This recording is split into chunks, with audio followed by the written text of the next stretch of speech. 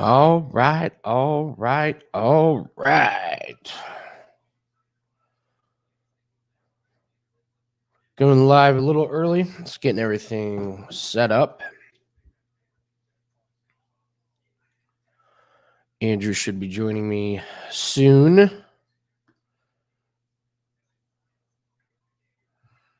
There it is. Early morning. Our West Coast people may not even be awake yet.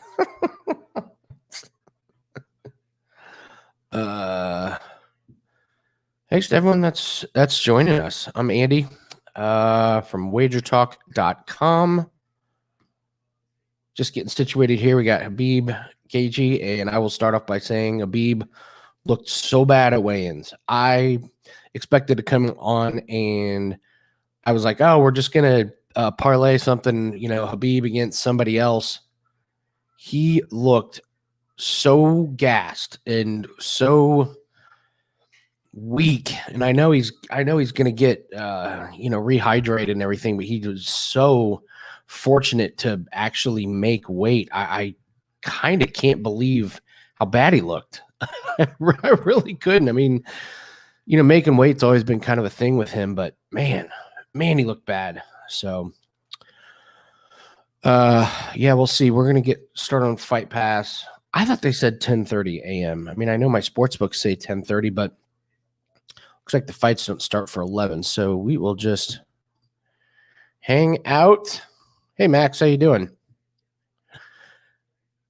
Max, first one in today. Thanks for joining us so early.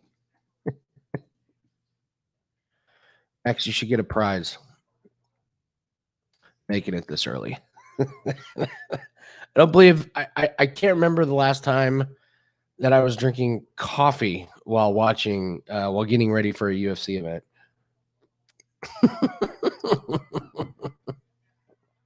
So Fight Pass prelims are going to be I'm actually pretty excited to watch this Miranda Maverick Jojua fight. Two submission specialists. I'm excited to see Miranda Maverick. She looks like a beast. Jojua is obviously going to be going for the armbar, so that could be a pretty entertaining match to get us started. And then we got the Alvarez Yakovlev. I think that's probably I'll just call it Alexander. Joel Alvarez and Alexander fight. Not a good matchup for Alexander. Alvarez is a big favorite and for good reason. So a lot going on today. Should be interesting. Got Big Ten football starting off. I'm in Big Ten country, so I'm sure I'll have a bunch of that stuff going on. So we can talk that. We got Formula One qualifying, which I believe is over now. See if Hamilton killed everybody again. Yes, he did. Lewis Hamilton on the pole again. Somebody was talking about because I mean, earlier this week I was like, well, I just want to figure out who I'm going to parlay Khabib against or Khabib with, and someone was like, Lewis Hamilton to win the race. Now I'm thinking, not getting near Khabib, not in the slightest. Yeah, Max, for sure. I don't know if you listen to our podcast, Bump and Run Sports. But the guy I do that podcast with, KJ, he's a huge Ohio State fan. And he was telling me take Ohio State in the first half. I don't handicap college football, but he's really good at Ohio State. Like he can tell you when they're going to win, when they're going to lose. He's really good at betting. He's a huge unapologetic fan, but he's also when he's betting, he's really, really good at it. He was telling me that Nebraska's struggling to figure out which quarterback they're going to start or stick with, and he was going just the talent. And as we saw last night with Wisconsin and Illinois, man, just talent is going to win out a lot. I mean, it's just going to be with no practice and everything. It's whoever's got the biggest, fastest, strongest guys. I know that's kind of obvious, but it was pretty obvious last night with Wisconsin and Illinois. So, that what, Max, that is exactly what he was saying. He goes, they need style points. They have to lay an ass whooping on everyone to kind of, because they're playing catch up. They're kind of out of sight, out of mind right now. So if you want to catch up with Clemson, you're gonna have to win these games by 40, 50 points. That is one of the reasons why he said he wanted to do that. So for sure, absolutely. All right, let's get Fight Pass ready to go. I'm going to start looking at some of the lines here for our first couple fights, see if there's anything. Let's see. Miranda Maverick, she's at minus 420. Holy cow. I think that line's a little out of whack. I mean, whenever you get these armbar specialists, they can pull a armbar out of nowhere. So plus 310 that's a lot. Let's see, to go the distance. No is minus 159. You do not see that in a women's fight very often. So, Indy Capper, what is up, man? What is up? Oh, there he is. There's my guy. We got a special guest today joining us. There he is, Andrew McInnes. What's up, Andy? How's it going, man? I woke up feeling dangerous, man. Ready to roll. Ready to rock. Feeling dangerous, huh?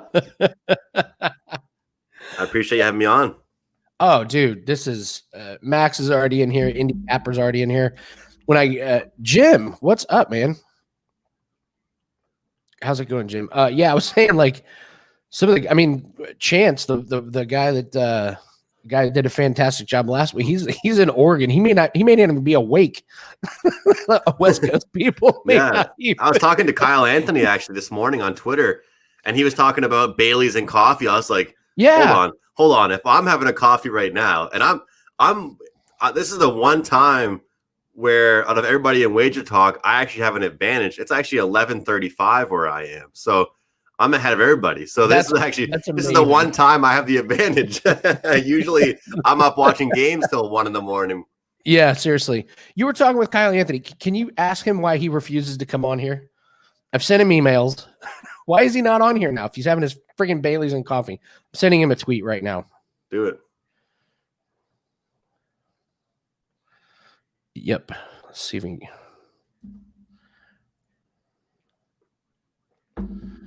How was your night last night? It was good. I didn't have any props or anything going. I mean, mid-major Matt, man, he called that Walker Bueller. Yeah. I completely forgot to put it in. I mean, that one wasn't even close. I think, what did he say? 7? Mm-hmm. I think Bueller struck out 10. So, hey, Zach, what's going on? I watched that new Borat movie last night. Oh my God, it's so funny. Did you hear about it? I'm telling you, man. Like, I heard about it. It's the kind of funny that I'm not going to tell anybody about it because that just would make me look bad. But the jokes, as long as nobody's offended by that humor, then it's well. If you watch hilarious. the first one, you know what you're getting into. Exactly. So also, Andy, I wanted to say because I've been wanting to do an in-game show for so long, and I love doing these shows, and I hope we can continue to do them, whether it's for UFC or other shows, because it seems like you're interested. That I wore this sweater yesterday on the show, but I never was able to show it. This is the Barstool Positive Vibes Only. So that's what we're gonna have all afternoon today. That's awesome. Positive Vibes Only. It's got the Barstool logo. So that's great. There's certain types of people when they bet, and you and I have never had a beer together or coffee and watched a game. But I'll tell you one thing with me. Out of all my friends, we've got a couple guys that are like they give up on their bets at halftime. I could be down 25 and have a team -7, and I think that I have a chance to win, so it's the positive vibes only. I'm glad to hear that because I'm the positive one of my group. But like my text thread with my guys, that they're always, well, that bet's over. And then but also the other, like they'll flip it. Like it'll be the first quarter of a football game and they'll be like, oh, the other team's quarterback, he looks bad. So this game's a lock. It's like, yeah, I think you muted here. Unmute Mike. I think you muted yourself. Yeah. There we go. So it'll swing both ways. They'll like count a bet as a win way too early and count a bet as a loss. I mean, you don't want to do either of those. Yeah, I mean, last week, I don't know if you saw it. We were tweeting trying to get Scott Van Pelt to put it on Bad Beats. There was a bet on the board: Rory McIlroy versus John Rahm, and McIlroy had a 6-shot lead going into the 14th hole on Sunday, and he lost. He went bogey, double bogey, bogey, double bogey. Rahm birdies the last hole, and McIlroy 3 putts from 30 feet to lose by 1. Wow. Yeah. So, all right. Fight passes up. Andrew, did you catch weigh-ins? I watched like some of the I just watched some of the highlights on YouTube and stuff like that. And man, I was listening to Gabe Morency's show last night, and he was pretty passionate about the way Khabib looked. And he looked terrible. The more I look into it, the more, because like I'm not really a big headline guy. Like I hate looking for headlines and stuff like that. But when you do a podcast and stuff, sometimes you got to find them, and that's definitely one.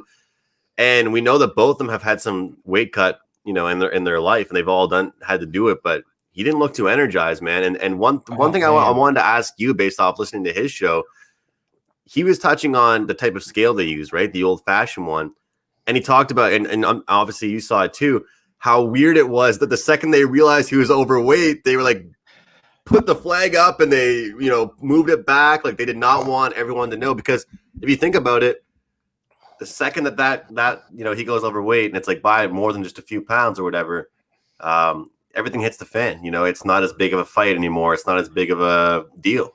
Yeah. I mean, I mean, even his arms look, I don't want to use the word scrawny because, he's obviously got muscle on him, but that did not look like the same guy. And I honestly didn't even really think about it because I just kind of look at the news and just keep an eye on it. And my buddy Nathan called me. He goes, "You have to look at what Khabib looks like at weigh-ins." I went and looked, and I was like, "Who is that guy?" Like who? I know a few people that took a shot on Gaethje and the UFC community.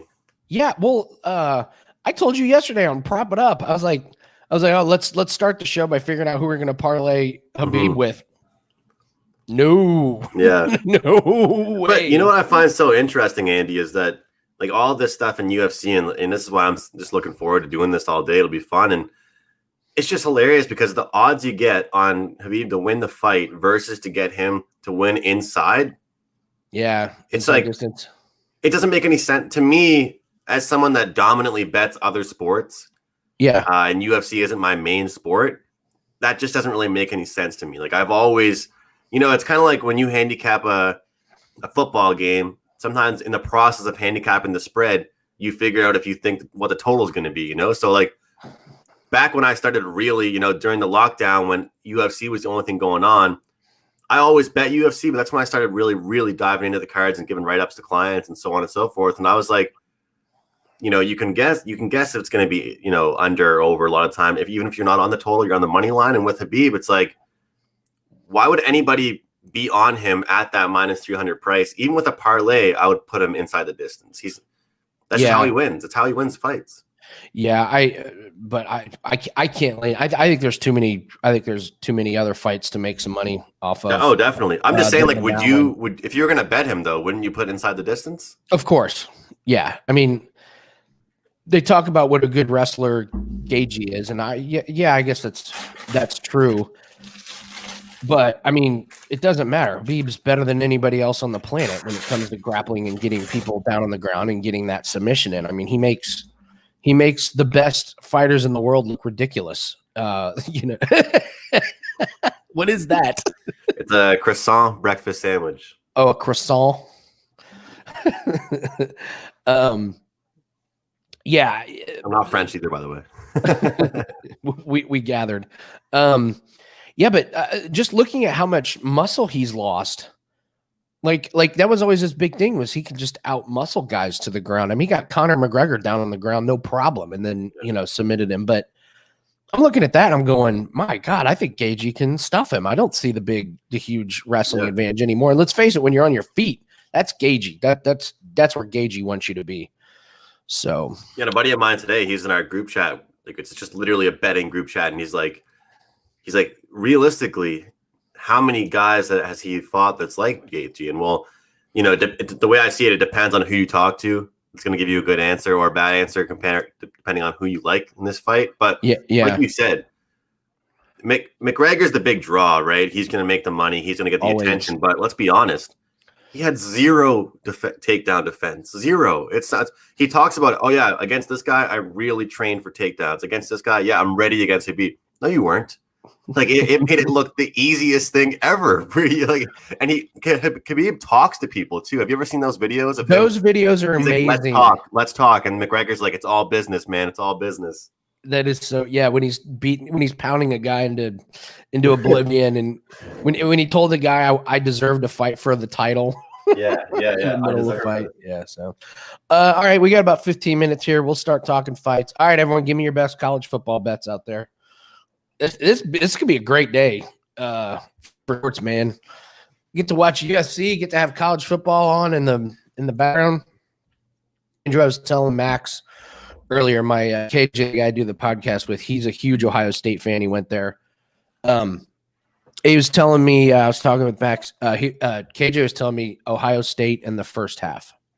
He was talking about just the sheer domination with talent and speed and power that Ohio State has over Nebraska. And I don't handicap college football. I don't either. Yeah, but he was saying, and he's good. Like over the years, he's really good. Like he predicted when Purdue was going to beat him last year or the year before. I can't remember what year it was. But yeah, he's like they have to keep up with Clemson. Like they are not going to. They are going to pile on the points. Like what number did you get, Andy? It was 13.5. I think I've seen 14.5 popping up. So he was like, it doesn't matter. I think he was saying Nebraska's saying that they have Ohio State first half minus 17. It's all the way up to 17. That's why I asked that question. That's why you asked the question. That's why you get the bets in early. I don't know, man. Total. I'll just take the team total. Yeah, there you go. Yeah, he was saying that Nebraska was talking about how they have two great quarterbacks, which is the kiss of death whenever you're like, oh, we got two great quarterbacks. Like it's like too bad they can't both be on the field at once. Yeah, right. Yes. That's great. You have two quarterbacks, but yeah, that's well, and we were joking. It was like, well, this guy, one of them completes 30% of his passes, and the other guy completes 40%. So if you just combine them, you get 70% completions. So Max has got OSU full game. Andy Cabber, you won't touch a team until they play a game. I get it, but I think if you're confident enough in your handicapping skills, getting them before the sports books season play a game, you potentially could get a pretty damn good number. So, let's see here. I lost a golf bet yesterday. Kisner over Spieth. Spieth, lucky fuck. I can't believe he didn't have one bogey yesterday. Wow. It's like chipped in from 15 feet. He hit like 3 putts over 15 feet. Hit it or anything, eh?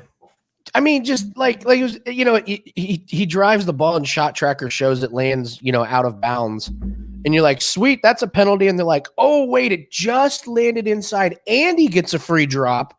And then he perfect sticks it right on the green. It was like, should have been a double bogey. How did he par that hole? So it was one of those days. So actually, my roommates are in the other room watching the golf right now. And if you hear any screaming, that's what it's about. And it was funny. I was doing a show with Dave Kogan and Marco, and it was a Thursday. It was first pitch on Thursday, the baseball show on Wager Talk. And Marco and Dave just hear a huge roar of celebration. And they're just like, I was like, sorry, guys. Like, I've got some guys in my house they're watching the golf. They're like, Andrew, it's Thursday. Why are they that excited for their matchup bets on a Thursday?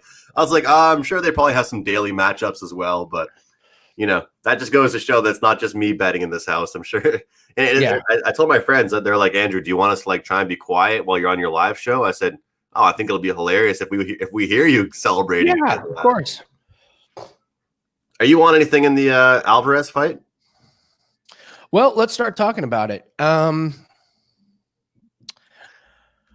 right, so the first one's on Fight Pass. See, here's the other running joke that we have on this, Andrew. Like, trying to find when the damn fights actually start and where you can find them at. A couple weeks ago, UFC had the wrong times up. Yes, I noticed that too. I'm looking at the SBR odds. It says 11:12 a.m. Eastern is the first fight. Oh, you know what? DraftKings just updated it. Like as I'm watching it, they just updated it. So it looks like Alvarez is going to be first at 11:15, and then the Joshua Maverick, Miranda Maverick fight 11:45, and then do we jump to ESPN or does it stay on Fight Pass? I don't know. After those two, after those, I think we go over to ESPN Plus. So I've got two. So I got a couple of bets on the early prelims. Just did some research and stuff on it like that. Nothing too strong, but I don't want to come on here and recommend any like big parlays or anything like that because I don't want that to be anything that we do. But I have like a 2-teamer, Alvarez inside the distance, and then the Maverick fight to stay inside to not go the distance. Pretty much. Oh, you like it to be finished early? Yeah. I mean, you got two submission specialists. I was saying I was pretty excited to watch Miranda Maverick. She's a fascinating one to research on YouTube. That's what's funny researching some of these people that have never fought in the UFC. Oh my God, Chance is up. Chance, you're awake. I know it's early out there. Hey, folks. Yeah, so all right, so you like Alvarez inside the distance. Yeah, he's got a big reach advantage, doesn't he? Where is it? They're both the same height, but his reach advantage is got a big reach. Where let's see, where is it? 3 inches. Hold on. Yeah, they both are at 6'3". Alvarez has a 3. So I got that at plus 120, and then in the Miranda Maverick fight under 2.5 minus 125, so plus 296 to start the day off. Wow, nearly a plus 300 on damn Alvarez inside the distance, and Miranda Maverick fight to go under. It's gonna be I think she gets a submission there, but we'll see. You think Joshua or Maverick? Because I got to say, Joshua looked pretty good at weigh-ins, better than I had. I guess anticipated.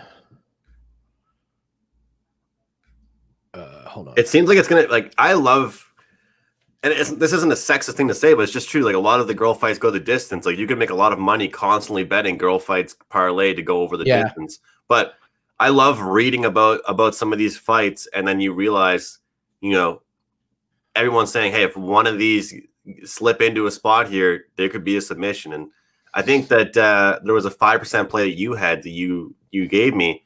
And it was a similar story, actually. We weren't really winning for most of the fight, and then it just like that. Yep. Yeah, I got a 4% play for clients, and after weigh-ins, I wish I would have put it at 5%. Yeah. Yes. I was like, damn it. It looks great. I got two 4% and 1 3. Oh, big news on the Prop It Up. Andrew, do you see what's happening with NBA? No. What's going on? So I did well with NBA props. And I was bummed because originally they had said, we're not going to start up until we have fans. Mm-hmm. Okay. So they were talking March, best case scenario.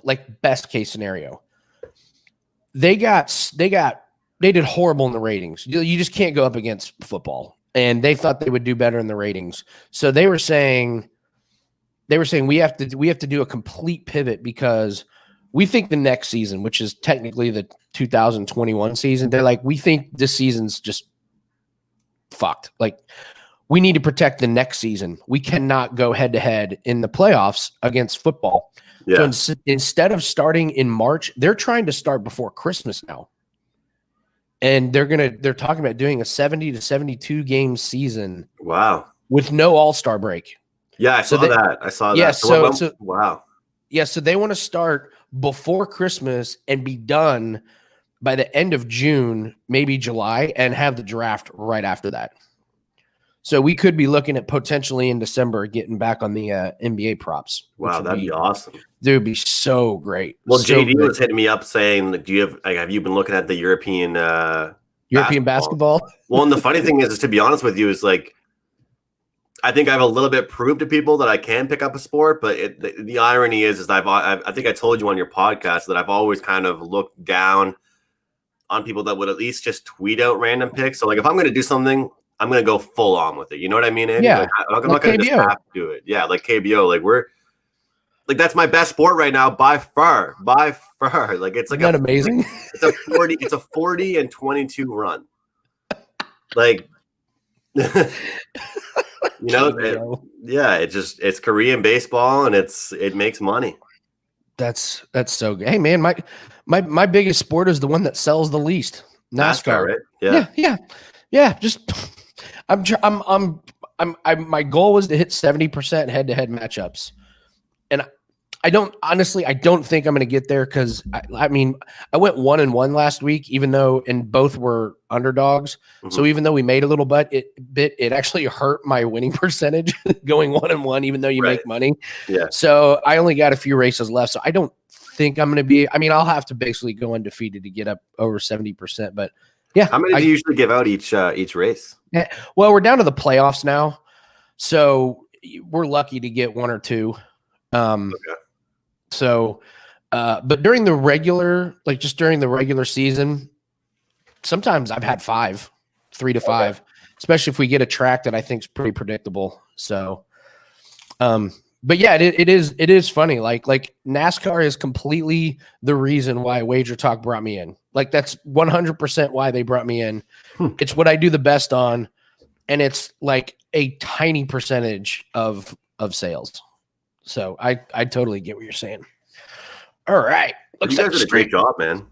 You guys really like you came in and people like all of a sudden I guarantee you a lot of people started following because of you guys. Yeah, we had a good fun. I was NASCAR. Yeah, it was we actually got Jason, what is up, man? Yeah, like we actually had a surprisingly good following for our NASCAR show. I didn't think like we had a very knowledgeable. It's like this. Everyone that follows this is very knowledgeable. And so the NASCAR one was, full of knowledgeable fans. And when we stopped doing it, I just thought nobody would care. And God damn, do we get people that are so mad about that we're not doing the NASCAR show anymore? That actually makes me upset for you guys. I feel bad. What's going on, Jason? Do you have a favorite driver? I mean, the cliche is, whatever one I bet on. Let's see, favorite driver. When I was a kid, Snacks Ramirez in the house. See, there's Jim. Need the NASCAR show back. Let's see, favorite driver. My favorite driver growing up was Michael Andretti. Because I grew up right outside the Indy 500 track, so I would go watch practice, and he had the blue and yellow Krakow car, which was awesome. Right now, my favorite driver.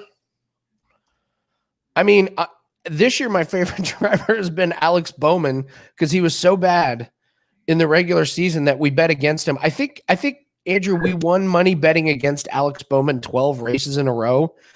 And now we're betting, and now that the playoffs started, he's all of a sudden a world beater. And I think we've won 4 races in a row betting on him.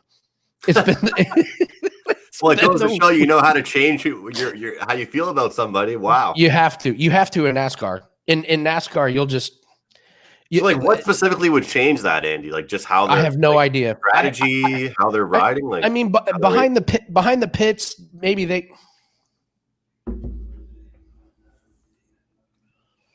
All right, I've got the Fight Pass all loaded up. Okay.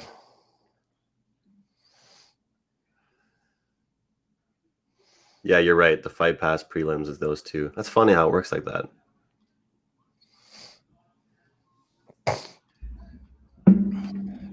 All right, hold on 1 second.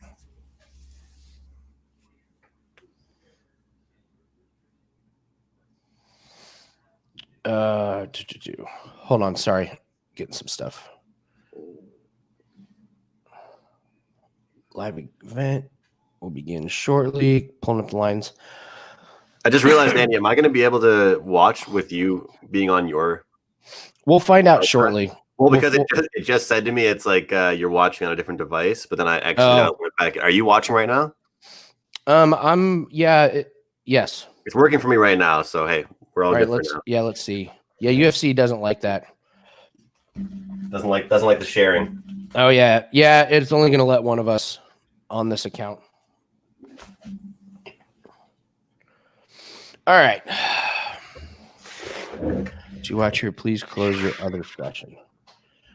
Yeah, can you watch yours somewhere else? Yep. Okay, so close out of yours. Sorry, guys, we're getting our fight pass. You don't have to be nice to me. You can tell me to get off. Yeah, I was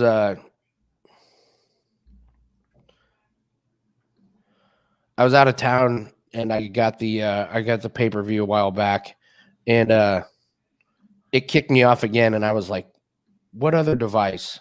Mm-hmm. And I sent a text, and like 4 people had my login. 4 of my friends had my login information, and one of them had it for years. He'd been using my ESPN Plus for years.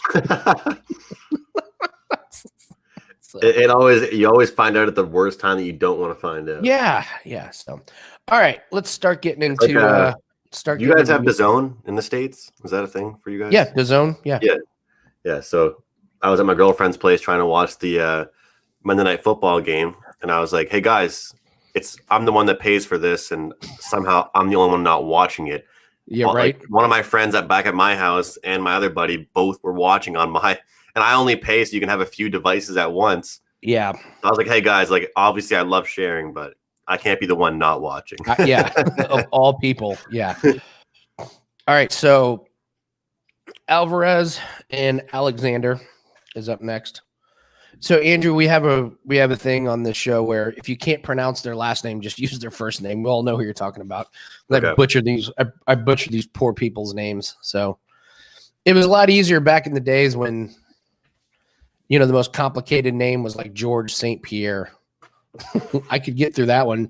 Now they have people from all over the world. As a Canadian, that's honestly hilarious to hear. That's funnier than you know. Yeah. Well, I'll tell you real quick. I do play-by-play, right? And do you really? I do play-by-play for volleyball and basketball, and I do a little bit of color commentary for hockey for 2 universities. And one of the universities, so pretty much there's like Western Canada, and then there's Ontario, and then there's the Quebec division. So because there weren't that many teams for men's volleyball around where I live, they combined with the Quebec, right? The French provinces or the French cities. So anyway, these guys would come to town and they'd play, because it's such a long distance to travel, they would play like 3 straight games. So Friday, Saturday, and Sunday. So it'd be good for me as the commentator, because by the time Saturday night hits or Sunday, at least I got the names down. But I'm telling you, like, I pride myself on always asking the coaches pronunciations, always having my notes prepared. And obviously I know the home team because I do all their games, right? Yeah. But you would have oh my God, like the embarrassment that you have if some of these guys' family members are watching them back home and the way I'm pronouncing their names, it is so far off. It is just horrible. Oh, yeah. I remember my roommate actually went on a date with a girl who played on one of the teams, and she said, your buddy's great at what he does, but not that great with the French names. Oh God. The way I see it is I can't pronounce your name, but if I can make money off you on the UFC, exactly. Yeah. Hey Corbin, yes, I'm feeling much better. Yeah, Andy, you never told me anything. You said it yesterday on the show. So last Friday I started to get sick. Woke up Saturday and felt terrible. Be safe. I quarantined, so I drug my mattress, pillows, sheets down to my office and lived in my office for like 5 days, trying to get the test results back. You got tested, eh? What's that? You got tested? Yeah, I did.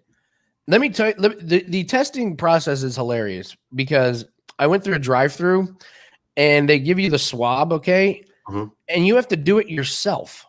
Like you have to jam that thing in your nose really and high. like 360 it. Like it's like torturing yourself. And so you do that, and now you're sneezing for the next 15 minutes because you so I've actually had my nose cauterized, and it's this exact same thing. They have to do the exact same thing. Yeah. They're literally burning the cells so that way you can't have a nose anymore. So I waited days and days and days for the results. I had no energy. I was sleeping for like 15 hours. Like I was just asleep. And so test results finally came in Thursday, and they were negative. I started feeling better. And the funny thing is, when you test negative for COVID, you're like, great, I didn't have COVID. But then you're like, well, wait, what did I have? Why did I feel so bad for 5 days? So yes, I am feeling better. I didn't eat for a couple days. So, but yes, I'm feeling good. Yes. Yeah. So, Andrew Corbin is in England, I believe. So he loves this time. he loves the fight starting this time. So, well, I didn't even put 2 and 2 together that the reasons why this fight was the way it is, yeah, because of the beep, right? Time zones for him. Chance, you bring up a really good point. Why do they show the outside octagon if they're never going to fight in it? It's a great point. Why is it there? You're the TV guy, Andy. You know about the B-roll. I mean, it's. I guess it's there for looks, and I guess they use it for some kind of. I guess they use it for training or something. But yeah, why don't they fight outside? I don't know. All right, so we're looking at Dubai, and they really wanted to go, obviously, but you can't. It takes a lot of special privilege to actually be able to go there and get tested and stuff. But you have family there? Yeah. You have family in Dubai? Yeah, my cousin and her husband moved there. There's a fun fact. I actually, even more fun fact, I was going to go there right before March. No shit, you were going to go to Dubai. I texted my cousin. I was like, hey, just wanted to see if I should, book my flight. It was with my girlfriend too. It was going to be a trip of a lifetime. And she goes, and she's like super fun and like usually like would be like, yeah, go ahead. And the second that she said to me, no, like this virus could get really bad, I wouldn't book your flight. I was like, damn, this is going to get really bad, because she's the kind of person that would always say, come on. So yeah, but they went to a UFC event in the Middle East, and they said it was amazing. I think a lot of sports go there. Yeah, of course. Dude, the Formula One track is bonkers. Oh, that'd be awesome to go there. Oh, man, it would be amazing. So, all right, we got our first fight getting ready to start. Andrew likes Alvarez on the inside distance. Let's start off with a winner. Yeah, because I am a team player, I am going to tail you on that one. All right. If I'm not mistaken, though, I think you and I are on a few plays today together. Yep. All right.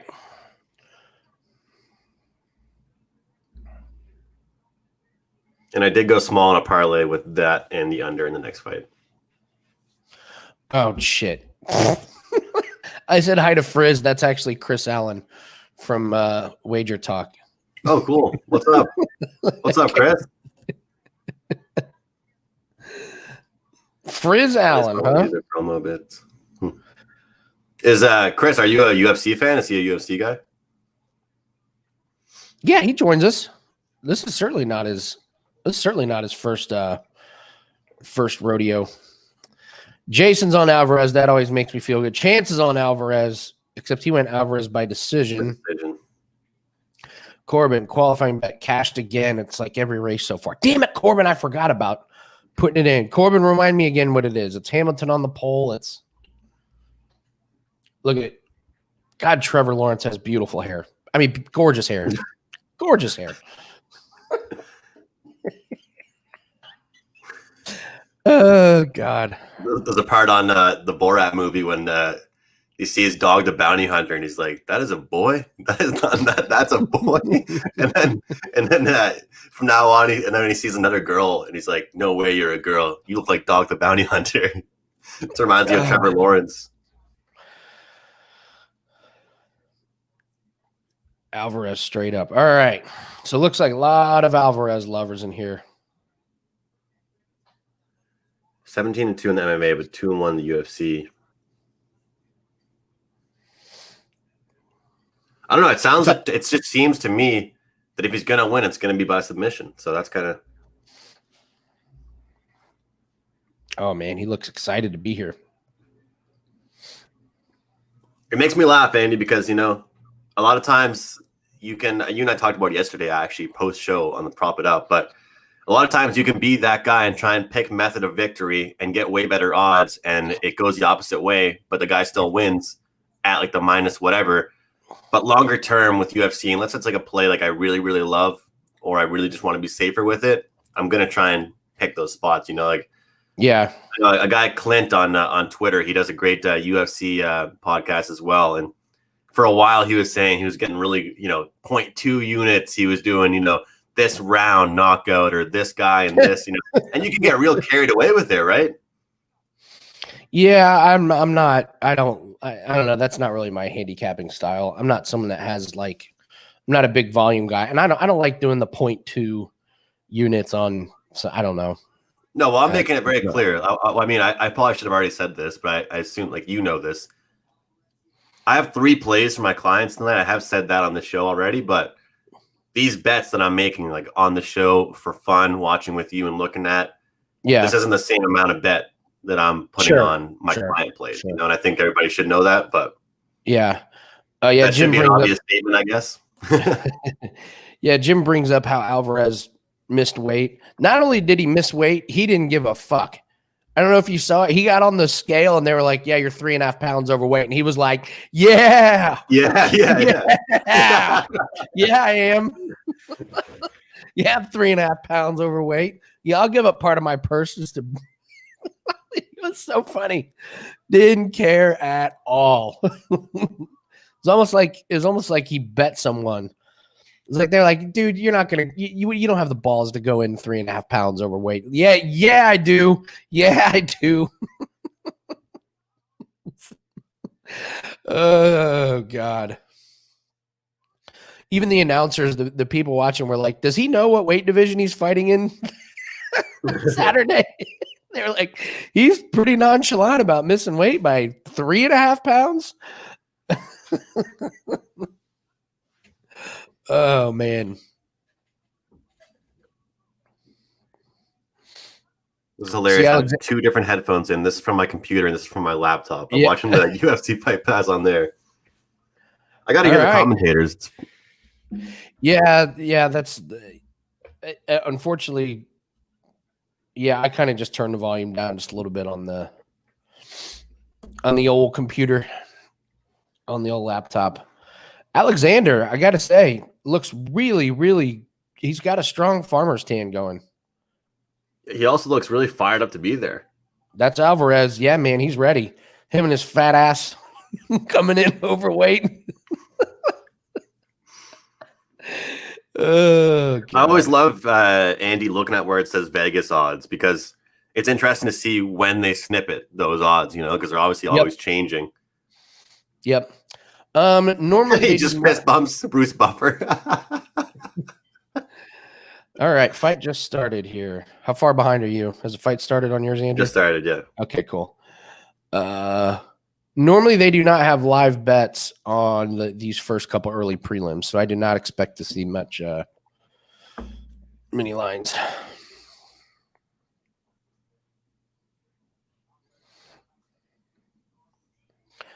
I guess you have to let these fights go. I'm surprised they let him fight being that overweight. I know you're giving up a chunk of your purse, but seriously. The guy has to agree too, right? The opponent. Yeah, but what's he gonna say? No. What's he gonna turn down a payday? Back and said, hey man, that's not professional of you. Yeah, but then they still got to go fight a guy that didn't get close to making his weight. Yeah. Oh.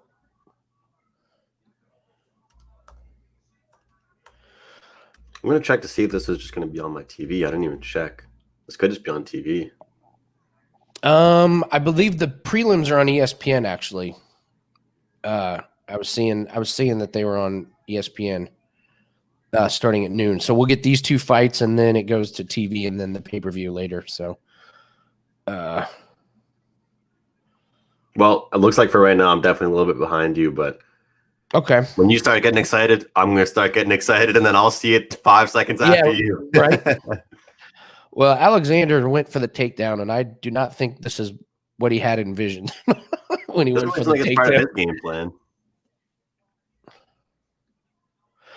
There, he finally got his head out.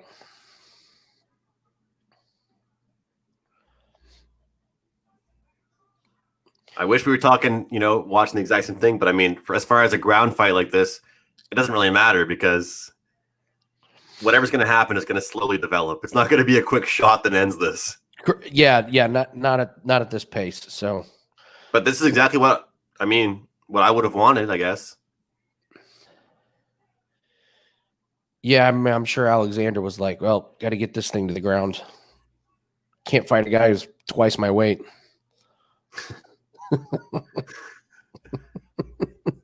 Not on the feet. Although he's not doing anything with it. And we do have this. I wonder what ref we have. I wonder if we're getting the ref that. Well, he's lost. Yakovlev has lost by submission 4 times. Well, Alvarez is working on a submission here. He's got 2 minutes to work this thing.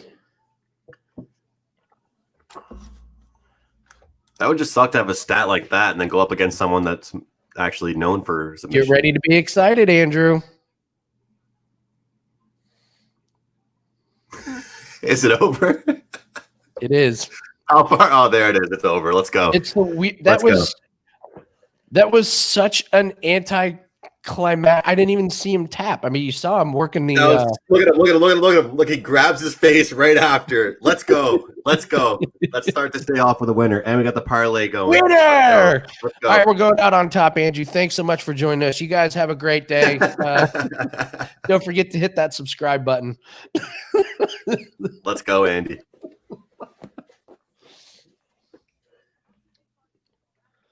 I knew he was working the armbar. Where did he? Might have been a verbal tap. Yeah, armbar. Let's see. Oh yeah, there it is. Yeah, there was the tap. It was a very small little. Yeah, I gotta believe if my arm was getting ready. Hey, Michael, what's up, Michael? Michael, why didn't you say hi earlier? Let's go, Chris.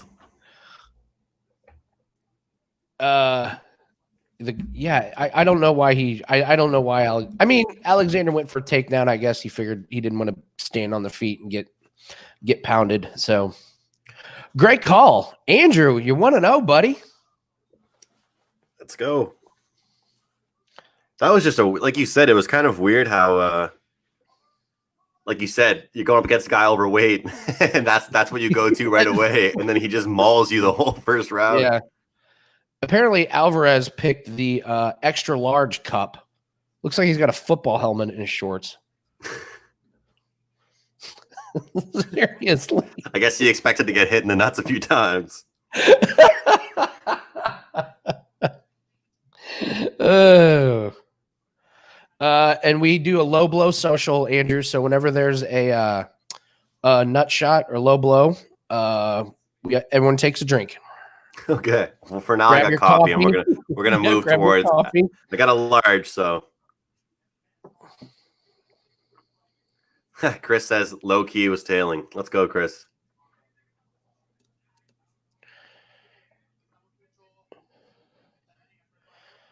Uh, 16 wins by submission. So why would I take him on the money line? You're right.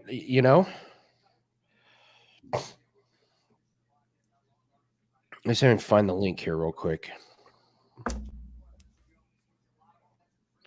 Copy link.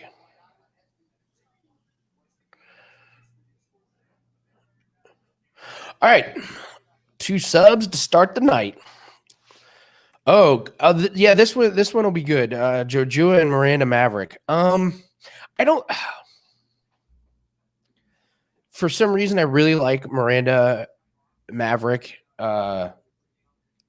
which is why I'm probably not going to bet on this one, because I feel like I like her so much that I'm going to talk myself into a bet that I'm not intellectually thinking about. Does that make sense? You know? Yeah. I understand. So, but I know, I mean, I would say that not to go the distance is definitely the play in this one. So if I can start off this day, my first time being on this show with you, with a plus 296 cash, I'll take that. That was a plus 125. That was a plus money. And then we got I got minus 125 on the under 2.5 rounds with this next one. Oh, that one. See, that one's already minus 150.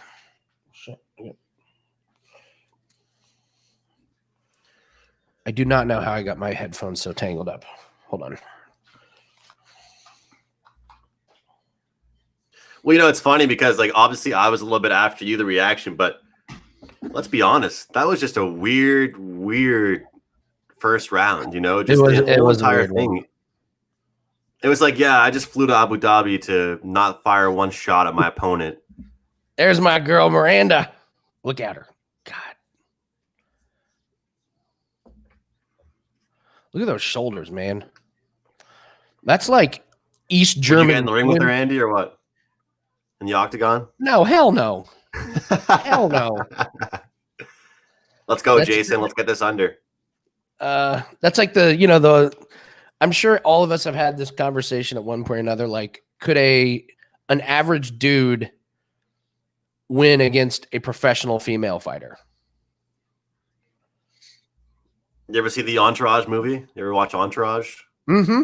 Yep. When Turtle goes in and he fights Ronda Rousey. Ronda Rousey, yep. It's like, if you can last this long in the octagon, I'll go on a date with you. He just breaks his arm.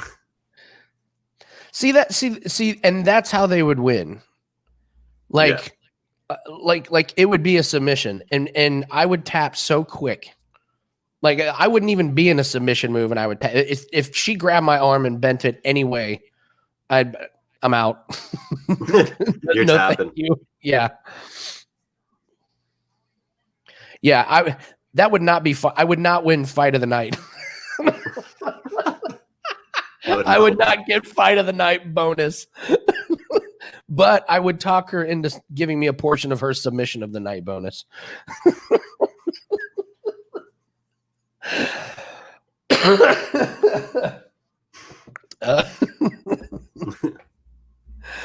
Oh God.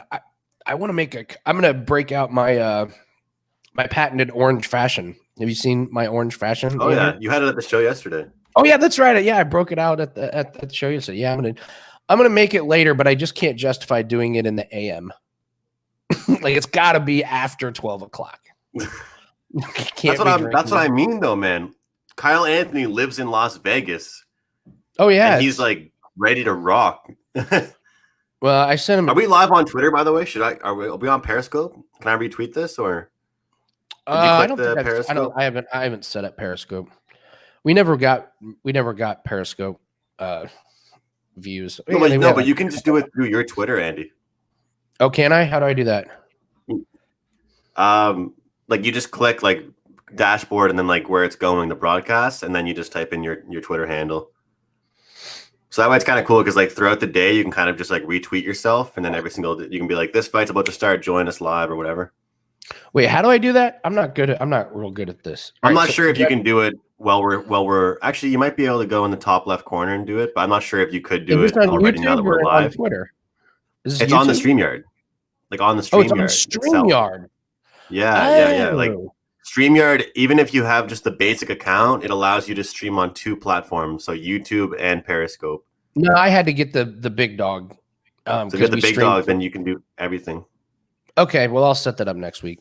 I think it's only the second or third time we're using my account. So, Corbin says you better have a salad this week. Listen, you told me that would happen. Corbin, don't think there isn't a salad in the fridge waiting for me. There is absolutely a salad. It's a good one too. Fresh. When I told everybody I was live streaming for like 6 hours, they were just like, "Yeah, what are you going to eat? Like, are you going to be able to leave the room? I was like, I'm pretty sure that the guy I'm co-hosting with is going to let me leave the room to get food. Well, when we were trying to decide on a name, they were talking about people in the room wanted us to name it Punches and Pee Breaks. To the surprise of no one, Johnny Detroit put the kibosh on that one.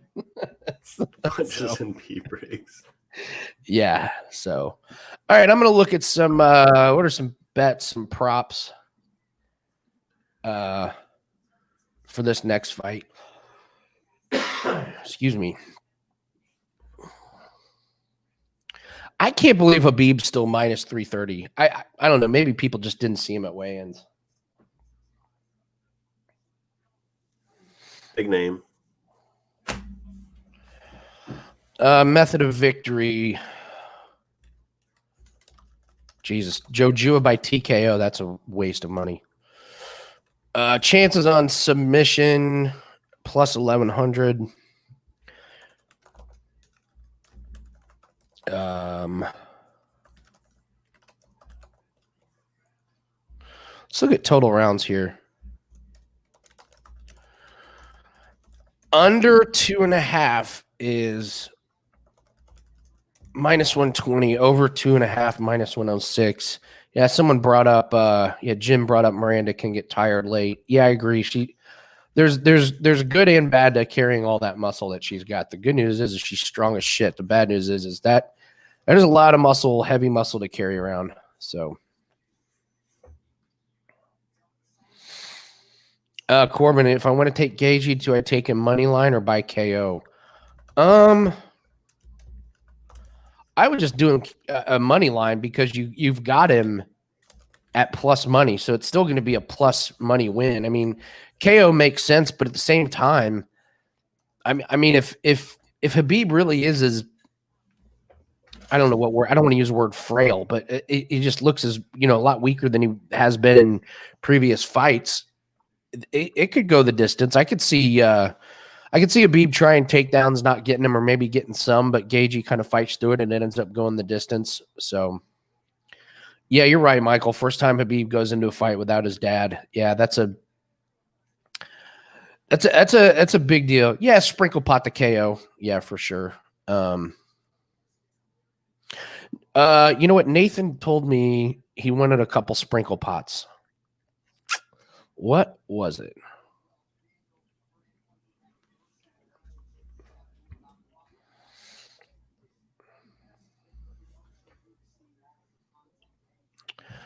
Let's see here. Am I looking at this right? What's going on? Alex Oliveira started off at minus 150. Now he's plus 116.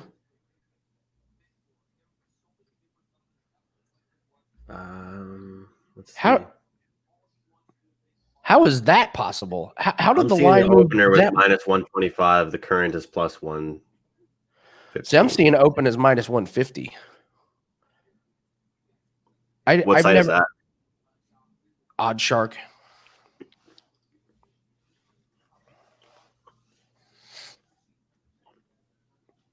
Makes no sense to me. I don't get that one. No, I know he came in heavy, but as we just saw, I pulled my bet this morning. Wow.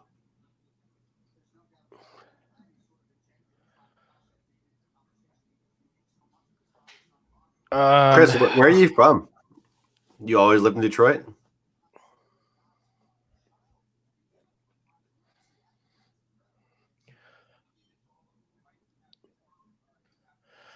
All right, let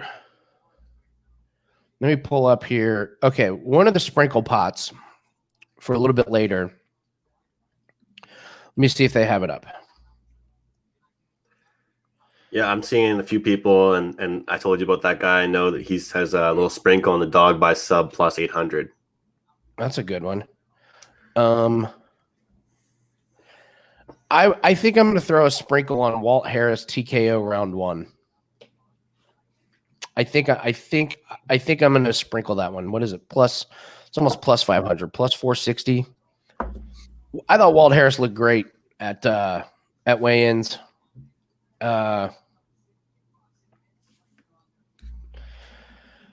And Walt Harris, if he wins, that's how he wins. That's what I mean. And I can't believe they didn't stop the fight against Overeem last time. I mean, Walt Harris knocked him into oblivion, and Overeem just weathered the storm. Harris got, he exhausted himself. I was on Walt Harris, actually. I was too.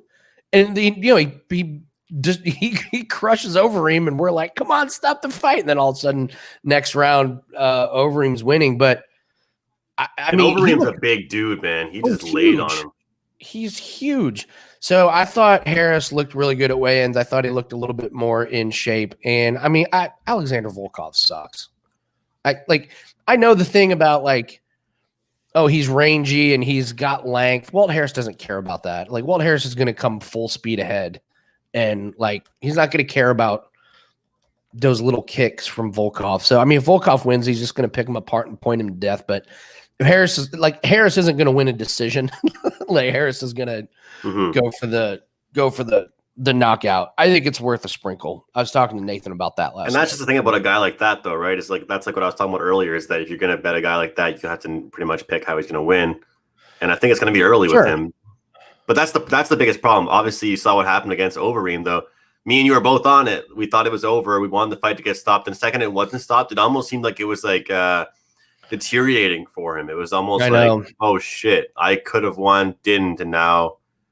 Yeah, and it was his first fight back after the layoff and the personal tragedy. So, all right, here we go. I love watching the video packages beforehand. Nathan and I think you can learn so much from some of these video packages. Were you saying that? I think I heard you say it before, but just how they approach it, right? Yeah, because if they show highlights and you have no highlights, or they show the same one over and over and over again because you didn't have enough highlights in your fighting career to put together a montage, that's a bad sign. Yeah. Or if they're you don't finish anybody. Mm-hmm. So all they show is you fighting somebody. There's nobody tapping out. There's they don't have any footage of you knocking anyone out. So I like watching some of these. I mean, most professional handicappers would say that's the most ridiculous. Yes, haircuts. We're 2-0 on haircut bets. We've made 2 bets based on haircuts. Yeah.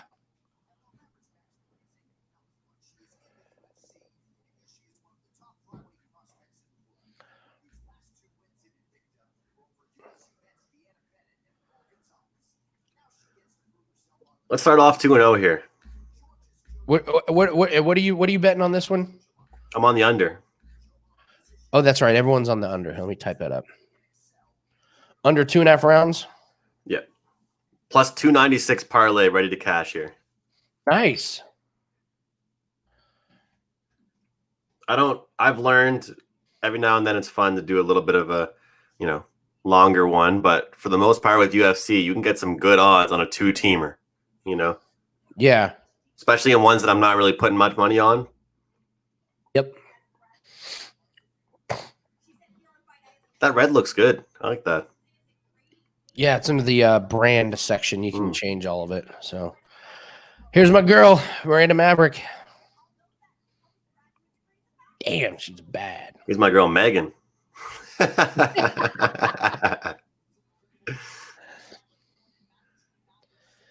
Did you ever read that thing, that article that Ronda Rousey talked about, that in one of Ronda Rousey's fights where she was a headliner, the ring girl made more money than Rousey? No way. Yes, and they talked about what crazy amounts of money the ring girls make. What is it? What kind of money are they making? Well, here, I'll look it up after this. I'll look it up after this one, but yeah. All right, so you have the under 2.5 rounds. All right, you know what? This is a team sport. So I'm with you. And everyone in the room is, so I'm going to feel like a schmo if I don't. And she is thick. Look at those shoulders and arms, man. That is like. I just love the way you said that. Man. What? Man, she's thick.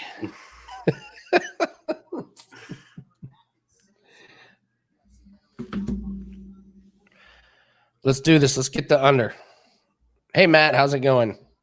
Yeah, I think I'm going to have it on the other fights on my TV. So at least I'm going to be on the same page as you then. Yeah, and then, now the pay-per-view, you got to get ESPN Plus. Yeah. Or hack it.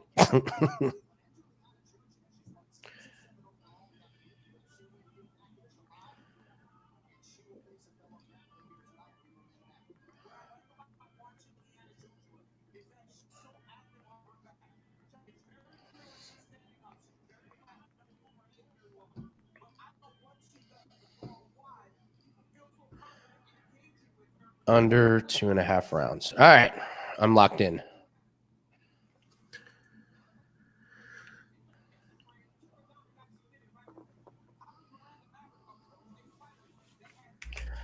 Well, it's not getting off to a good start for Jojua because her headphones are tangled up in her hair. I actually remember the first time I watched your show, you guys were like, yeah, that person's got some really weird tattoos. Yep, bet.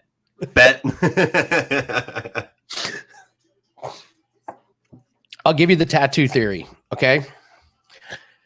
If a guy has really faded tattoos, it means he probably hasn't gotten a big payday in a while, which means he probably hasn't won, because whenever fighters win and they get a good payday, they freshen up their tattoos or they get a new one. So if you see a guy with really faded tattoos, he's a fade because he probably hasn't won in a while. That's the tattoo theory. Okay. You have to understand the Bayern Munich game. I like that. Are you a soccer fan at all, Andy? I played for 25 years. Oh yeah, I think you told me that before. It's weird. I play, but I don't bet it. I don't watch it. So jail tats are good. Yes, Indy Capper, jail tats are good. Oh yeah, yes, we've bet on shorts before. Yellow shorts. You have to remember, Andrew, the whole idea of this show came up because me and my buddy would go out to Hooters and get shit-faced and bet on fights. We did this for like 10 years. So over the years, we've accumulated all these ridiculous rules. Yeah. So you kind of have to remember that's where these definitely. Gun smuggler names help. Yep. Oh, if you don't, this is why I do my client plays during the week, and the other plays are just ones that didn't make the card because I told you I was at, Canadian Thanksgiving was last week. Yeah. And I'm at dinner and the dinner ends and my girlfriend's brother just pulls out a smartphone and just starts streaming the UFC event. I was like, okay, this is pretty sweet. So I get my phone out and I was like, okay, let's start betting on these. So we bet on the, that sweet knockout with the leg kick, right? Oh yeah, Buckley. Yeah, I had the under in that one. No research. We did just said those guys look scary, and then so I'm getting up to go get pie, and he just starts losing it, and he goes, Andrew, you're bet one. So all of a sudden, I go from Andy trying to not let anybody know I bet on these fights. He lets the whole entire house know because he screams about it. I still haven't found a knockout better than that one. I researched and looked. That was insane. I can't find one. All right, here we go. All right, somebody beat the shit out of somebody early here. She's smiling. You could tell that's dangerous when someone smiles like that. Yeah. All right, fight just started about 15 seconds in.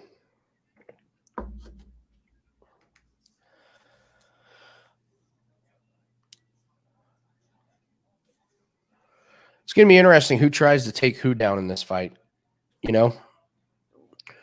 And sometimes when you have two grapplers, they get nervous about taking the other one down. Yeah. That's the only problem. I've actually had sometimes a bad luck with unders with two guys, with people like this, because they both don't want to get in that situation, like you said. Well, Miranda is not looking very good. Well, I'm definitely way behind you, but I'm not going to let that affect the fun that I have. I'm just going to watch the fight. I don't want to ruin the fun by not by feeling discouraged, having to look at you to see what you're reacting like. No, you're all good, man. I will say, though, Andy, I love fights like this. It's just the same as watching football or basketball when you have a total wager. You don't care what happens. Somebody knock the other person out. Somebody submit somebody. Somebody tap, somebody knock. Yeah. These girls are not scared to strike, man. No. I think they've already maximized their strikes per round, each of them. Yeah, seriously. Yeah.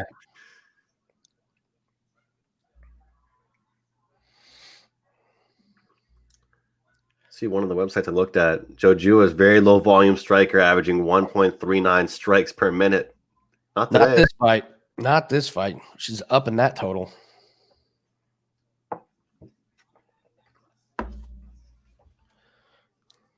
What's your guys' fun theory on fighters that make noises?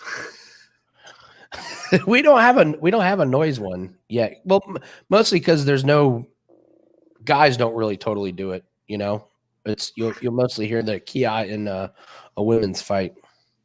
Dog wears a skirt. Auto bet.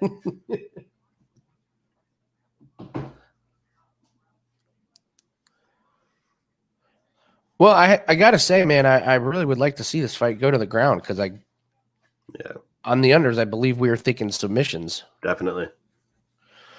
Matt says if you yell at your punches as you throw them, they hit harder. Facts. Yeah.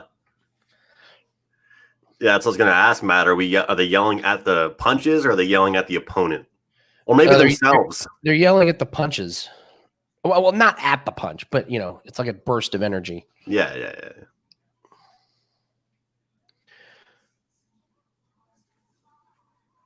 Man, they are really, really hitting each other hard. Not a lot of defense being thrown here.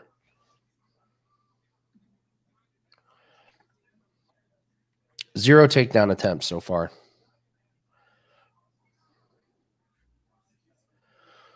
Oh, they have live lines for this?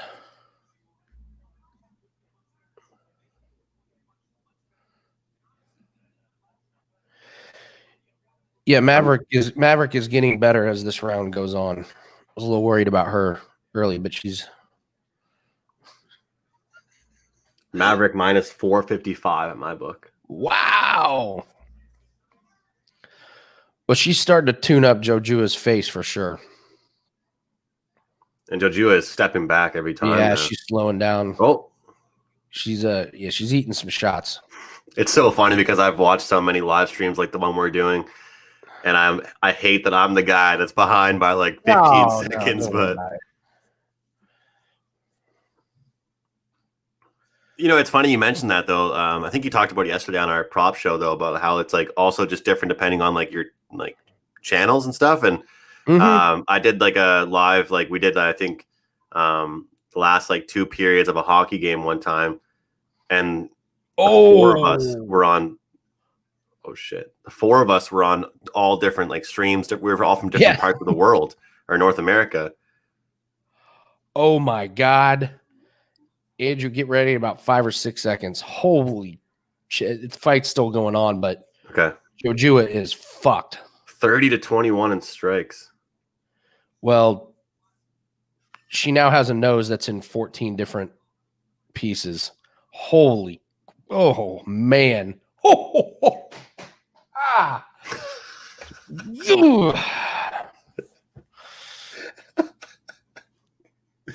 This is just Matt, her nose her nose looks broke. Yeah, it's broke.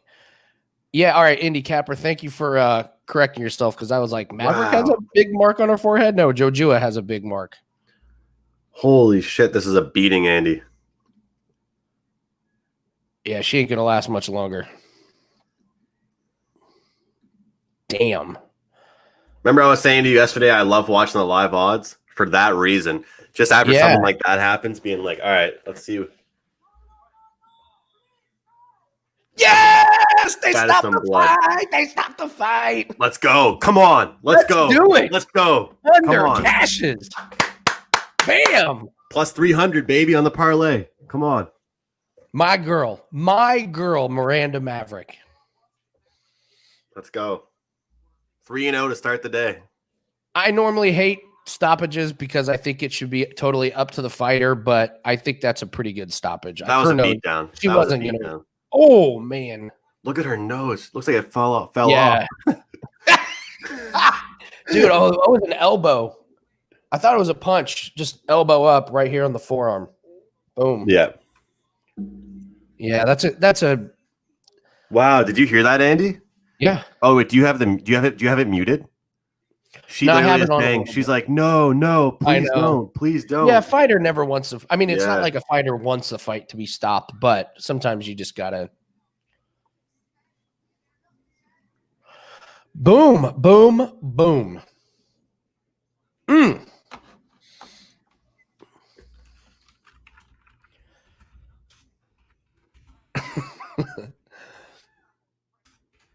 Man, early prelims 2-0. See, this is what cracks me up about, like, when some people are like, man, it's bullshit. We have to pay, like, to watch the fights. And it was like, you can make up your year-long subscription in a bet. like you just in these two, you could have paid for Fight Pass, ESPN Plus, and like 3 pay-per-views. I just don't usually mind, just because as long as I'm watching with a bunch of people that aren't ahead like you are, then it doesn't really matter. You know what I mean? But for baseball, for hockey, NBA. No, Miranda, we love you. No, Miranda, we love you. I heart Miranda. She just yells, "Yep, another one, another one."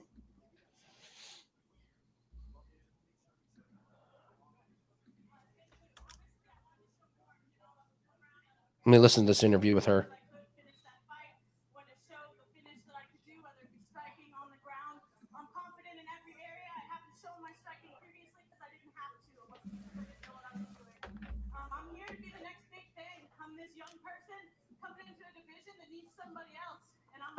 That was a bad cut, Andy. Woo! That's great.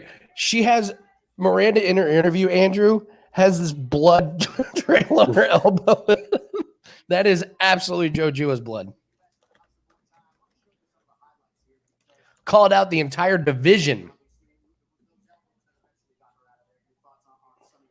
Called out the entire division. Said, I want to be the next big thing. I love how she said, love this girl. She wanted to do better, too. I love seeing that. The better. You just pounded a girl into oblivion. What do you mean better?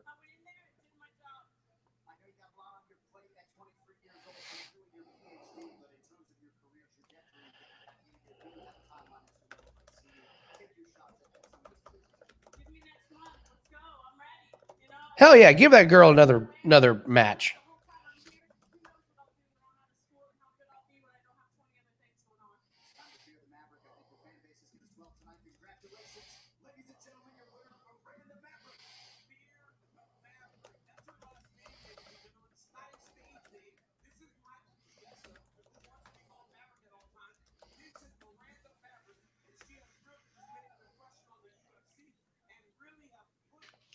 All right. Does Young get the KO? Okay.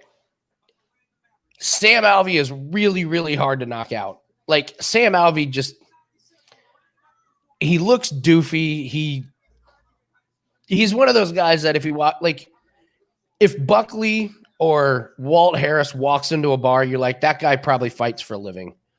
Like, if Sam Alvey walks into a bar, you're like, that guy's a teacher. You know what's hilarious? I swear to God, I've had that exact same joke said to me numerous times. It's like, wait, that guy's a fighter? Yeah. So, and Sam Alvey's walking out, and my buddies and I are watching. We're like, oh no, we're on that guy. Yeah. Over 1.5 rounds might be a good play. All right, yes, Corbin, I know Sam Alvey is really bad. I didn't say he was great. I just said he's better than how he looks. and he can muddy up a fight. Like he can push this. He can push people up against a fence and roll around, and he'll lose the round, but it'll go longer. So here, let me look up the odds on this.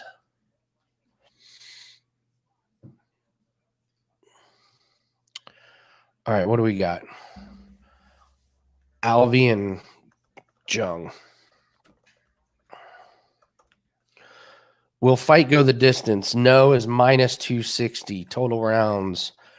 Under 2.5 is minus 192. All right, let's look at.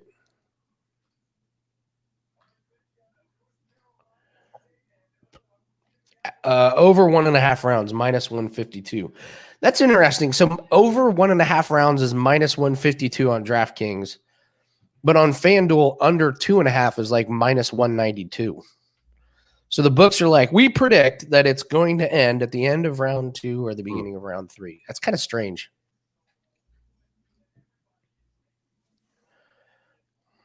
Smiling Sam. Old smiling Sam Alvey. There's a talking about Whitaker, Cannonier. I don't know. I'm pretty surprised Cannonier is such a big favorite. I guess everyone's worried about the amount of punishment Whitaker's taking. I get it, though. I'm on him. On who? Cannonier? Yeah. Yeah. It's the right play. I mean, I guess I'm surprised the odds are what they are with a guy who's the number 1 seed. They grew, though, no? See what they're at.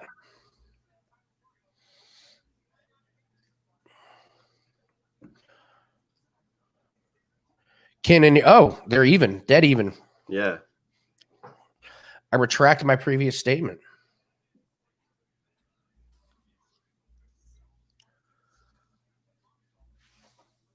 Over 1.5 rounds. Ali said he has to finish the fight, which means it's going the distance.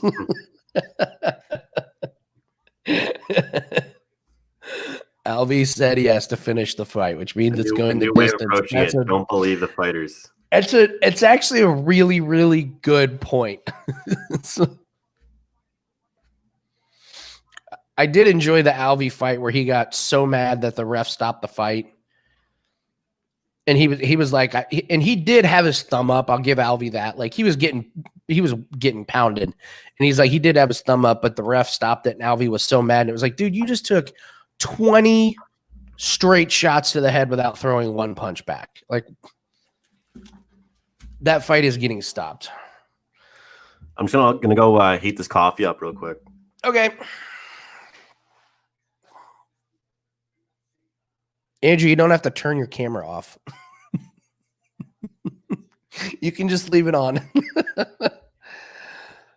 I got 9 minutes before I can have a whiskey, Paul. I'm going to stick to my guns. I'm not having it in the AM. But I want to. I'm interested to watch that Wood versus Casey Kenny. I think that's going to be a really, really good one. The other guy I sneakily kind of like is Ty. Here's another name that I'm Ty Tuivasa. Like Tuivasa can push this guy up against the cage and lean on him the whole fight. I mean, the whole fight. Not part of the fight, the whole fight. And dude will let him do it.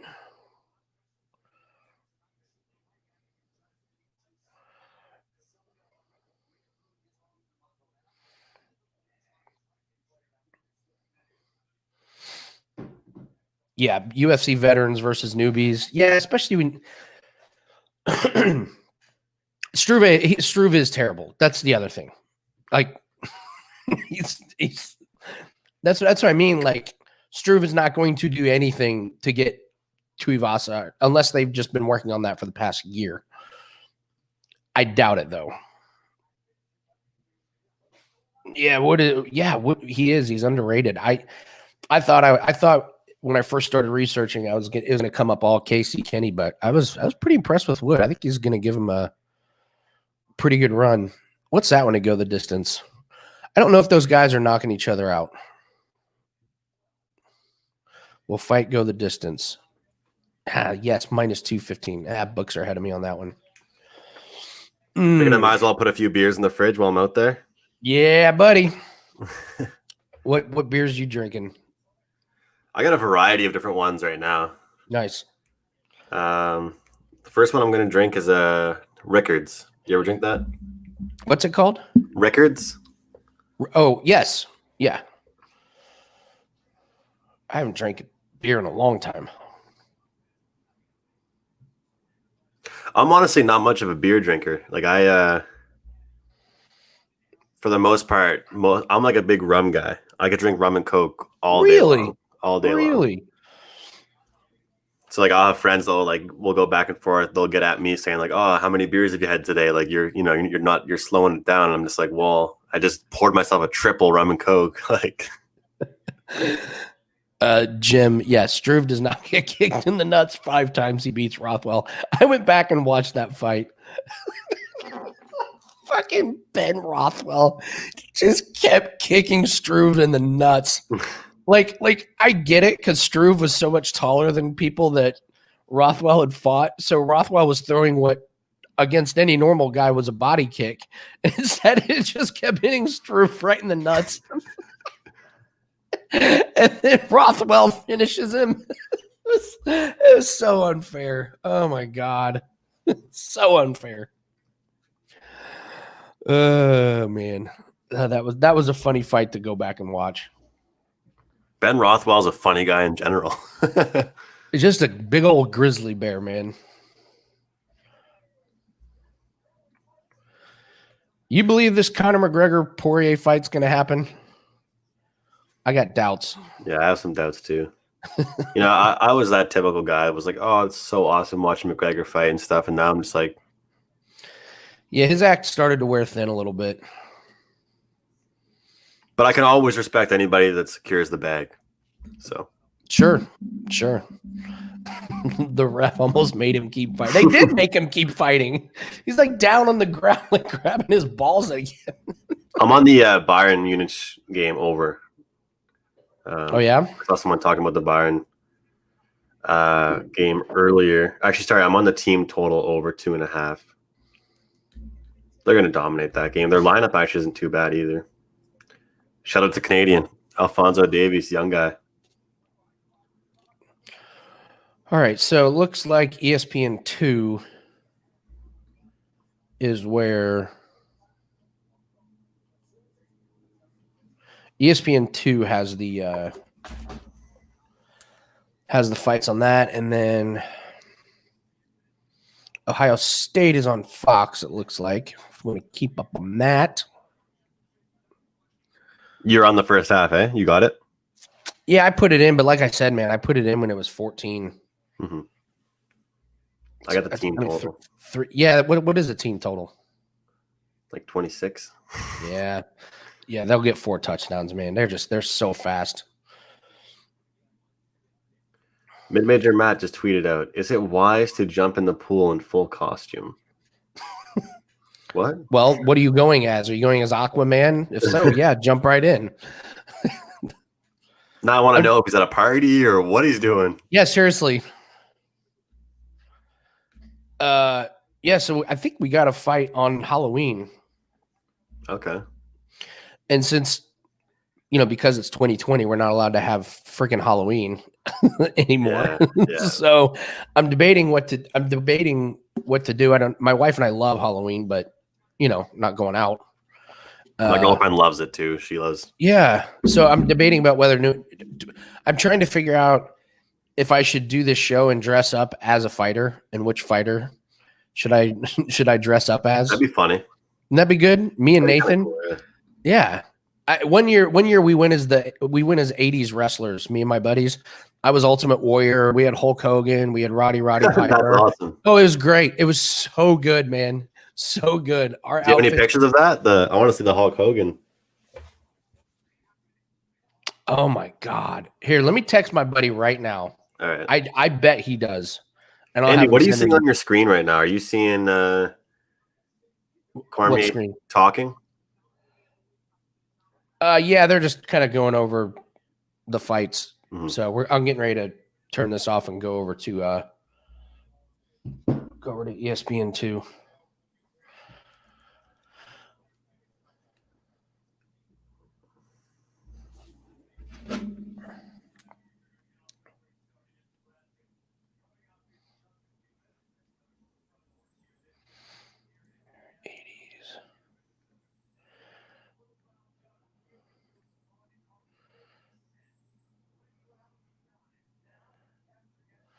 Yeah, so we went to we did that, and then Andrew, one year we did our best costumes that we've ever done.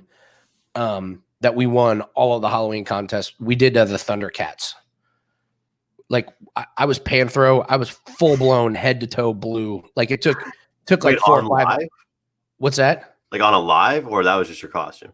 No, that was our costume. We went out and we won every Halloween. We won thousands of dollars that year. Like we won every. We had Chitara. We had this girl dressed up as Chitara. I was Panthro. I mean, you're wearing nothing but underwear. And we had Lion-O and we had Snarf. And we won everything. It was so fucking fun. We did that, and then we did Teenage Mutant Ninja Turtles, and I was Shredder. I still have the Shredder helmet. I may have to go get it and show you. I'm gonna try and find it. I got this horrible loaner phone, so I don't even know if I'll be able to see. But I want to show you what I was. You can call it a lazy costume, but I got kind of dressed up for it. I always like to find excuses to still look good, but to not have to try too hard. So I went as Clark Kent.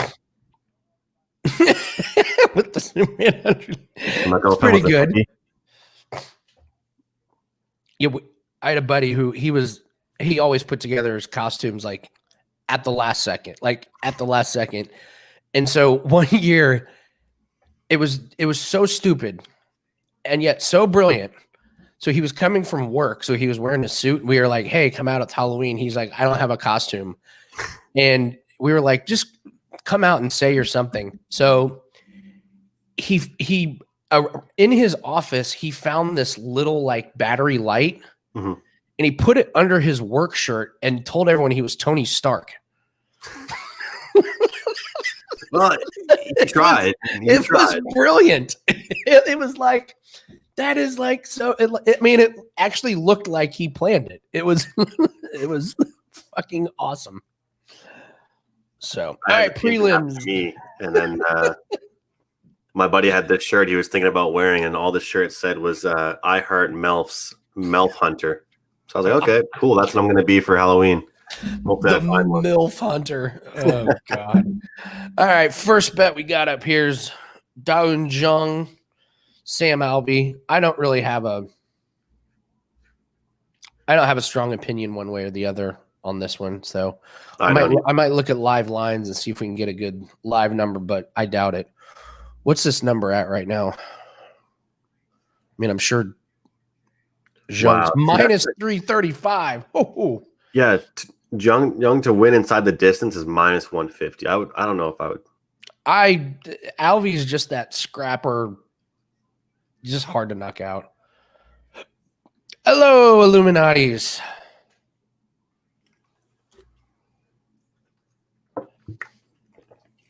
So how long are you planning on, like, are we going to be on, like, look, this is crazy. We've already been online for an hour and 33 minutes. Mm-hmm. Time does fly, but we're going to be on here for like 6 hours. Probably longer. Dude. Yeah, that's how this show works. Yeah, that's awesome, man. Dude, time flew by already. Yeah, but it's amazing, like, because people do ask me about that, like, how do you, like, why do you stay on for 6 hours? And I was like, well, first off, I'm watching them anyways. So really all I'm doing is turning on the camera. Like, it's not like this is something that I don't already do. And I got to say, man, since we started doing the show, it's amazing how much more research we do. And now it's like a paying job. Like, we're 2-0, man. We just made a day's wage. So, like, yeah, I mean, like, what else are you going to be doing? I have friends that are going to work 6 hours today, and I guarantee I've already made more than them. See? Snacks. Anyone taking a shot on Alvey? Da Jung Un is going to be taking a few shots on Alvey. You know how you were saying earlier that like sometimes like the scheduling is weird or the times of the fights. Like my book says that the Kenny fight is before this fight, but I don't think DraftKings has been really good the last few weeks. It's got Alvey versus Young, then Alex Oliveira versus Shavkat, then Casey Kennywood, then Struve. What are your thoughts on that one? Do you have anything in that one? What, Kennywood? Casey Kennywood, yeah. I would lean it to go the distance, but it's like minus 215, so I'm not going to bet that. I think they're really, really evenly matched. Like, I mean, I would take, if I had to, I would take Wood just because he's plus, he's plus money. So I think they're really even. So.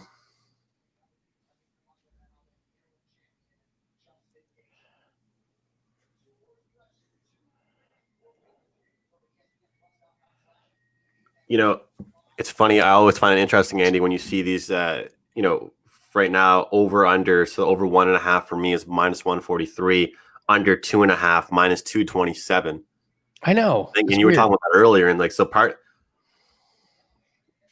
I think with a guy like Sam Alvey, based on what I've known about him, I feel like he could just survive. That's what I mean. I think he can take punishment, man. Yeah, that dude can take a punch. Well, it's funny. We talk about like how long you're on air, and exactly the same thing that I said. It was like, well, the only difference is I'm in this room instead of in a different room, and but I did tell. I was talking to people earlier today, and I said, yeah, I'm doing a UFC live show, and I've been wanting to do live shows, my whole career so far. I've never done one really, and they said, so what's going to make or break the fun? I was like, well, it's going to be fun. We're going to have laughs either way. And I said, but I'll tell you one thing, it's going to be a hell of a lot more fun if I have a good start. And here we are. Yeah. Here we are. Yeah. I'd still be having fun, but if I was 0-3, I'd be a little bit more antsy. Yeah, it's not as fun. Yeah. Oh, by the way, the other thing we do, Andrew, is we have our list. We have 2 lists that we compile. We have a list of if somebody wins a fight, but they look really bad doing it, like they get a BS decision. Yeah. And then we also have if somebody loses but looks really good in it. So we have a list of people to bet against next time and bet on next time. Haven't seen that. I mean, how they pronounce it? Dow. That standing guillotine was awesome from Park, and then he just smoked Mike Rodriguez.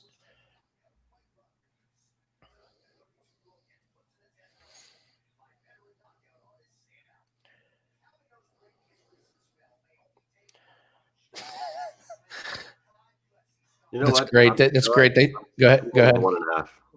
What's that? I'm going over 1.5. Oh, you are going over 1.5 rounds? Yeah, I'm not playing any side. I'm not playing the 2.5 number. What is it? What's the odds? I got minus 143. I'm not parlaying or anything like that. I'm just doing this, just small action here on over 1.5. Let's let this guy survive. It just seems like it's going to be, because those odds are way too bad at minus 325, obviously on the money line. I wouldn't even want to parlay that with anything. But even the odds for him to win inside the distance, Young, is minus 150. I'm not interested in that either. So my handicap is let's let Alvey show some pride here, survive, and then Alvey's fighting for his job. He loses this one, he's done. He loses this one, he ain't smiling Sam. He's retiring Sam. He's just retiring in the home. Yeah, retire. Yeah.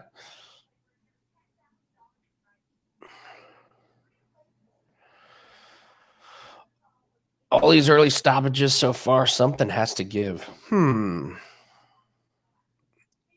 believe in that? Yeah, it's funny, Matt. I don't. I think it's always fun to believe in something like that, but I don't. Every fight's a new fight. I mean, I'm not going to sit here and as somebody that sells picks for a living and I pay my bills that way and say that that's how you should look at it. But from a fun entertainment, DGen aspect, absolutely, it's fun to look at it that way, but I would never make a bet based on that. However, I will say one fun thing, Andy, that I look at. Yeah. Which, again, this is just take this with a grain of salt, but it's just you look at sometimes I notice trends. I always look at this for the co-main and the main. A lot of times it's like if a co-main dog hits, the main dog is not going to hit. If the really? co-main fave, I've just noticed that. It just seems like it's 1-1.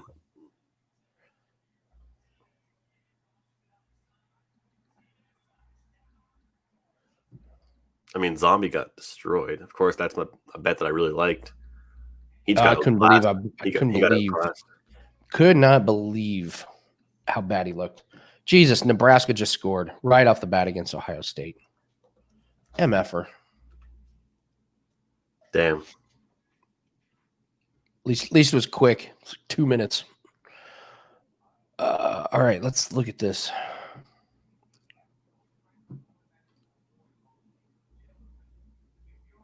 Hey, Scott. Welcome, Scott. Yes, I'm feeling better. Thank you. Lonely Octopus. Yeah, Lonely, you missed it, man. 2-0. 3-0. Oh, because of the parlay. You include the parlay. That's right. You did say the parlay.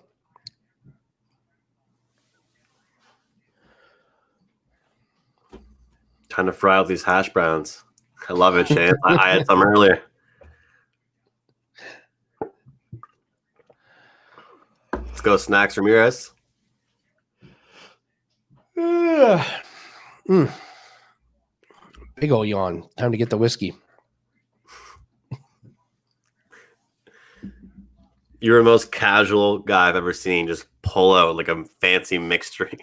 Just like, yeah, I just got some orange in this. It's 4:00 Eastern time on a Friday. You're just hosting a show on Wager Talk. Yeah.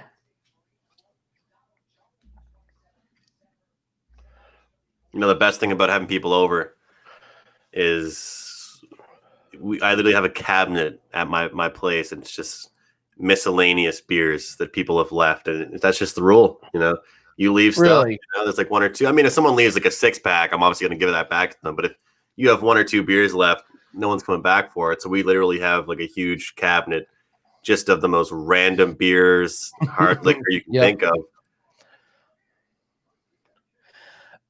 I gotta say, Albie looks way better.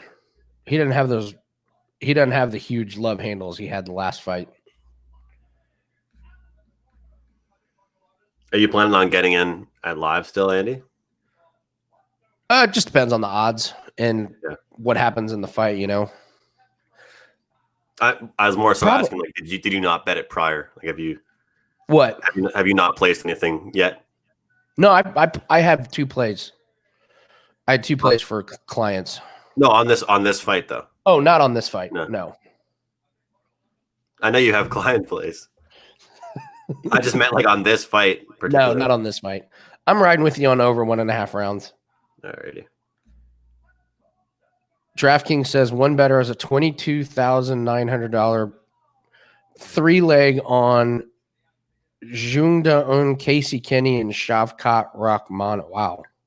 To pay $90,000. Whew. It's just like I'm always down for a fun little parlay, and I'm happy that Dave isn't on the show because there was a whole kerfuffle about parlays and stuff. And parlays obviously aren't great to do mathematically always, but I just have a hard time with a minus 345 even putting it into a parlay. To be honest with you, yeah. Resembles there's the line of the day so far. Sam Alvey's body resembles a bag of milk.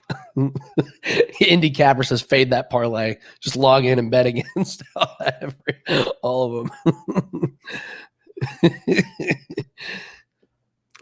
He kills me, Sam. He looks like if you just grab somebody off the street and was like, "Hey," that's what I say. He walks into a bar, you go, "Teacher."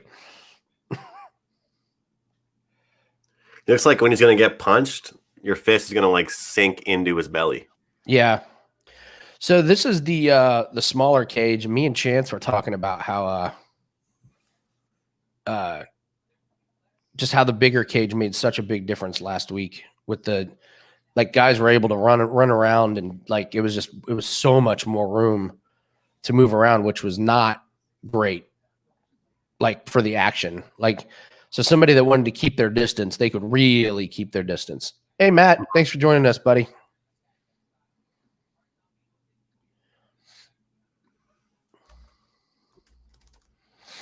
My goal is for everybody to leave here just fired up that they made some money. Fired up and rich. Jesus, Jung. Michael, Dave wanted to fight Andrew over Jung just threw one of the top 3 worst kicks I've ever seen. He missed Alvey by 4 feet, and he slipped and fell down. The only thing that would have made it worse is if he would have like hurt himself. Okay, the fight just started for me, so I feel like I'm literally gonna have to buy a new thing. Oh wow, yeah, you're 2 minutes behind. I gotta refresh. Is it not on TV? Yeah, just refresh it. No, this is on TV. I gotta get this set. I'm in my room right now. Like I have like a desk set up, like literally in my room, my house, and I actually just got like a new internet provider and cable, so I haven't actually set up the cable yet. Okay.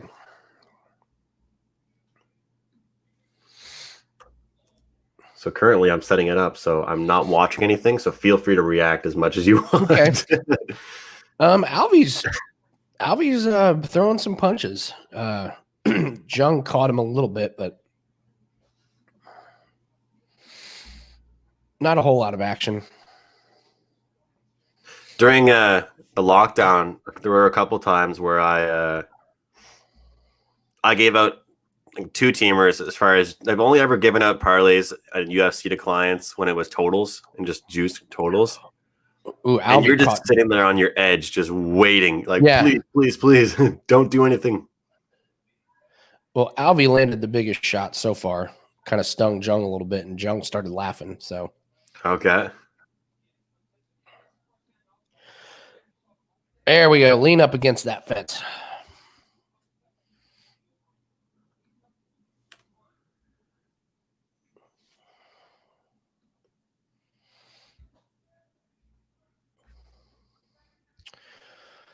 Yeah, a little bit of control up against the fence, but nothing crazy.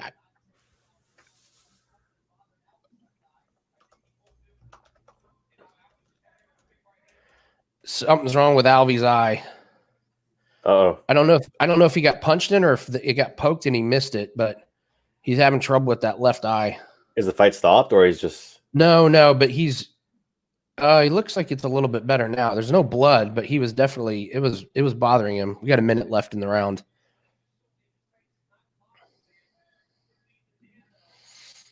Looks like he's okay.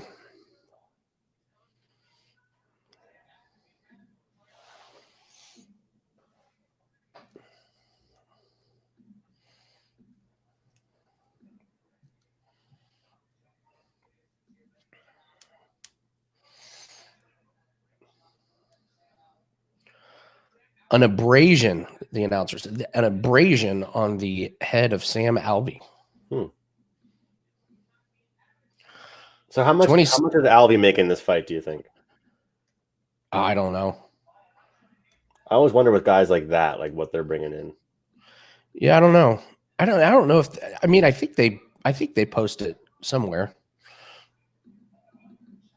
5 seconds left. Looks like we're gonna get out of this. Yeah, Alvey is definitely struggling with his left eye. Daun Jung is minus 715. Alvin's plus 425. Yikes.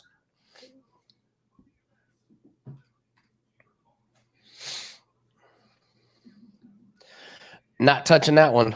Although I gotta say, it wouldn't surprise me if Alvey won that round.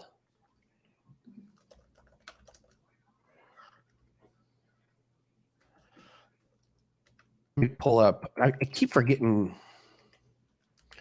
UFC, the website does a good job with live stats. I always forget to pull that up. Let's see these stats. Totals. Yeah, see, Alvey 28 strikes to 18 for Ong. Now, Alvey's strikes were a lot.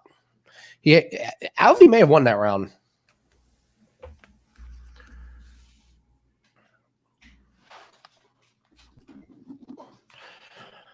All right, come on, Alvy. Make it through this. Make it through the next 2 minutes, 30 seconds with your bum ass eye.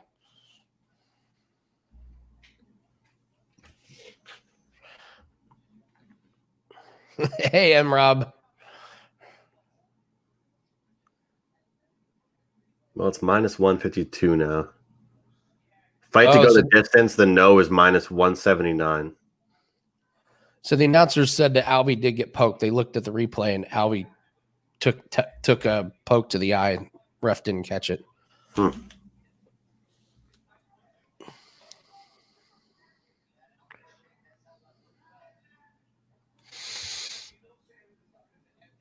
Well, I'd like to see a little bit more wrestling and push up against the cage as opposed to these guys throwing punches like they are right now to start. I just got a text from somebody. Only 3 things in life are given: death, taxes, and betting on Sam Alvey as a big dog. Why Sam Alvey? I guess my friend just thinks he's hilarious and just I don't ask. I don't know why. Oh, you're right, man. Betting the over rounds, man. This is nerve-wracking. Yeah.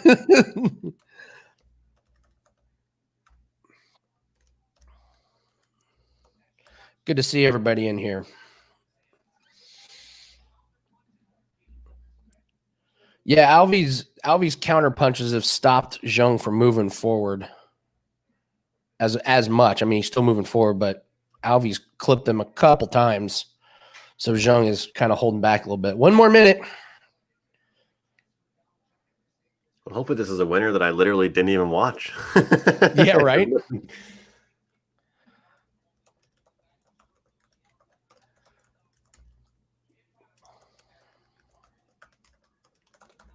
With the way that sports betting is going, Andy, is there like props for college, or is that too far fetched?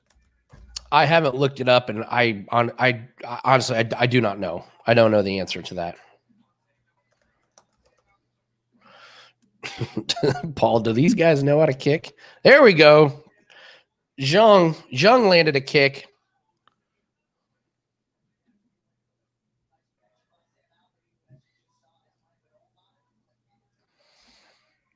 And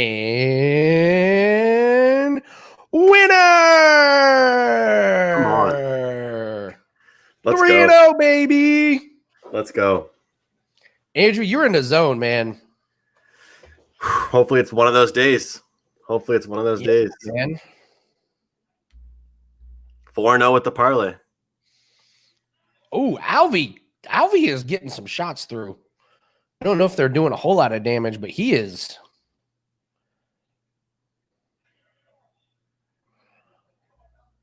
Yeah, what are the live lines? Because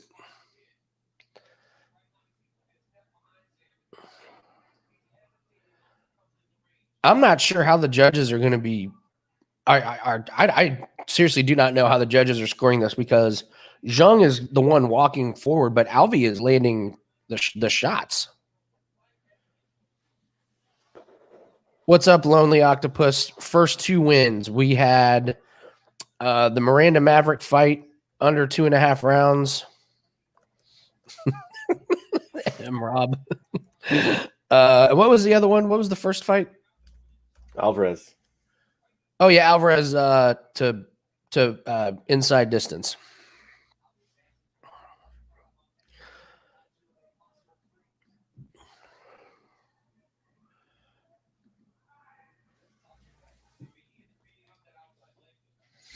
Hell of a start, Andy.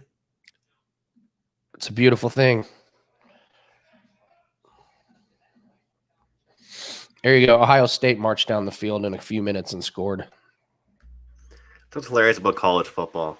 It's just like, yep, okay, that just happened. Now do that again 4 more times. Yeah, they're like, it's 5 minutes into the game. It's 7-7. Oh, Alvy just got his nose bloodied.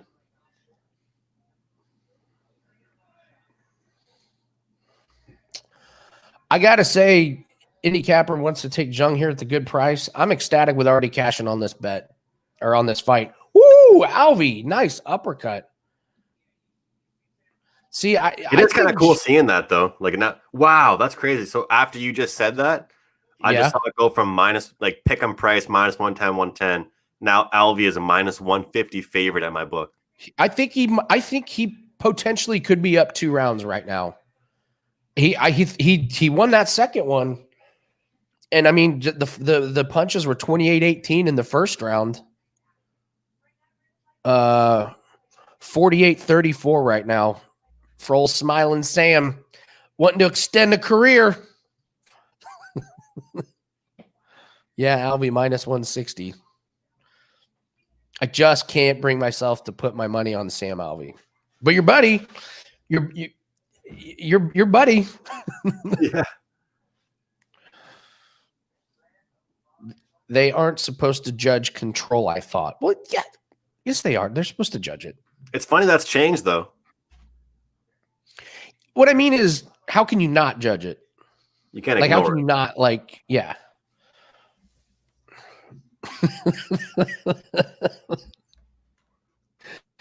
Yeah, we've lost some sketchy fights with judges on this show, Andrew. Like, sketchy. Yeah. Oh, my God. Yeah. We lost one. Nathan was so sure we won. After the bell rung at the 3rd round, he went and took a smoke break. He was like, well, that was an easy win. I'm going to smoke break. And I was like, cool, I'll hold it down. And then we lost. He came back and was like, wait, what? Yes, sir. I'll tell you, I'm happy I didn't play a side in this one. I'm not talking about the Kelly fight, Corbin. That one's out of sight. Yeah, we have Smiling Sam is now laying down, Sam. He got clocked. Yeah, he's not out, but Zhang took his back. Alvey got up. That's what I was saying about Sam Alvey, man. The dude is he can take a punch. He can take punishment. Sorry about this. I'm just trying to register for this. No, you're fine, man. Zhang is just leaning up on Alvey, and I'm happy it's not really the most. It is not the most exciting fight. No, it's no Miranda Maverick. I'll give you that. Can I buy a Miranda Maverick shirt or a jersey? Do they sell those? I just like her post-fight press. Yeah, she looks good. Alvey's face is a mess. Actually, yeah, his nose is bloodied up. The thing though here is, even if Zhang wins this round, he may be down. He may be down 2-0. But yeah, Jim brings up a good point. Alvey never wins a decision. Bad body language. It's true. Alvey coming back strong. Say what you want about Alvey, man. That dude is a gamer. Chance, I'm pulling for Zhang by decision. I'm just saying, Alvey is. This is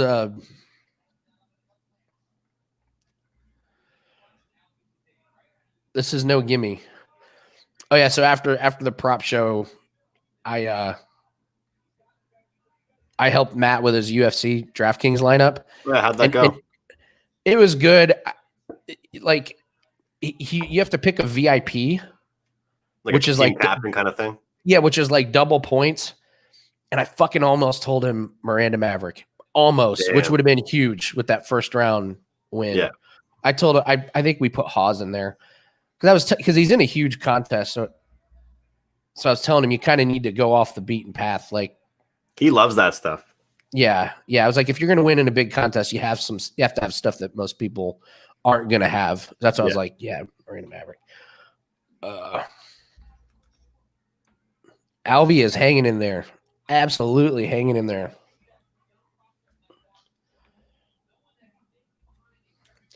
Is it just me, or is this month flown by?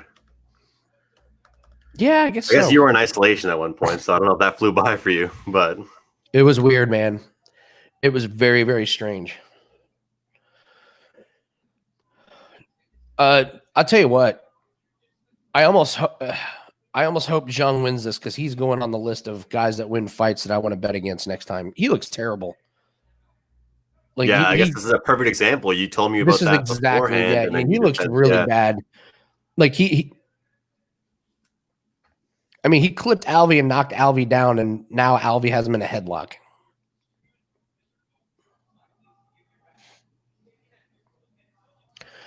And Zhang can't even take him down. He's trying to trip him, and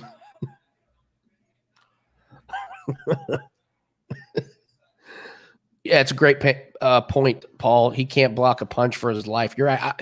You're right. I didn't even think about saying that, but yeah, Alvey is just connected over and over and over again.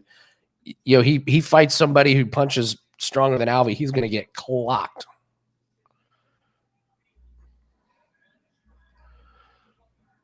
Dude's got uppercutted like 15 times. He really has.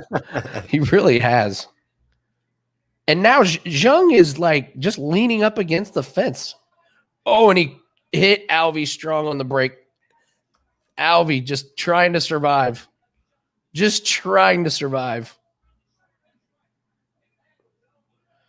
Only 15 seconds left.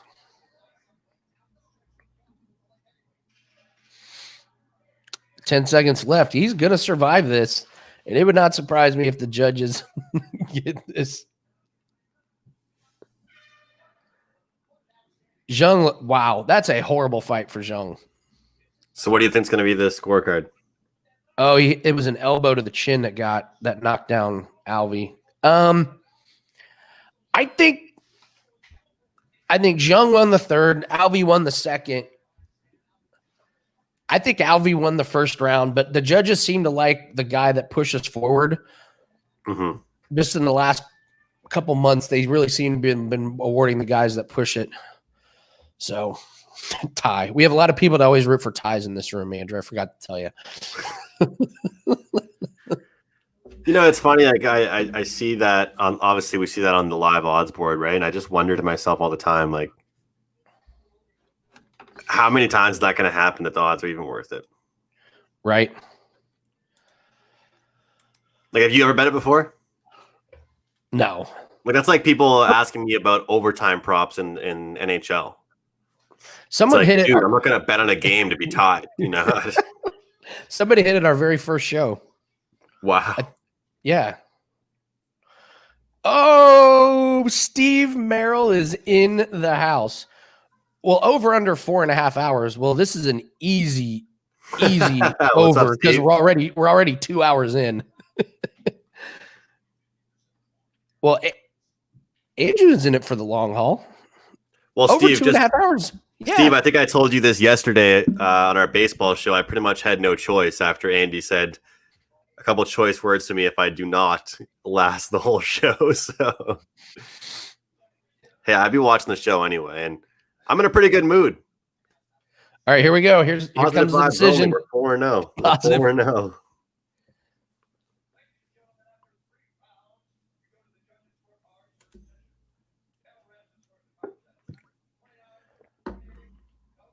Split decision. Here we go.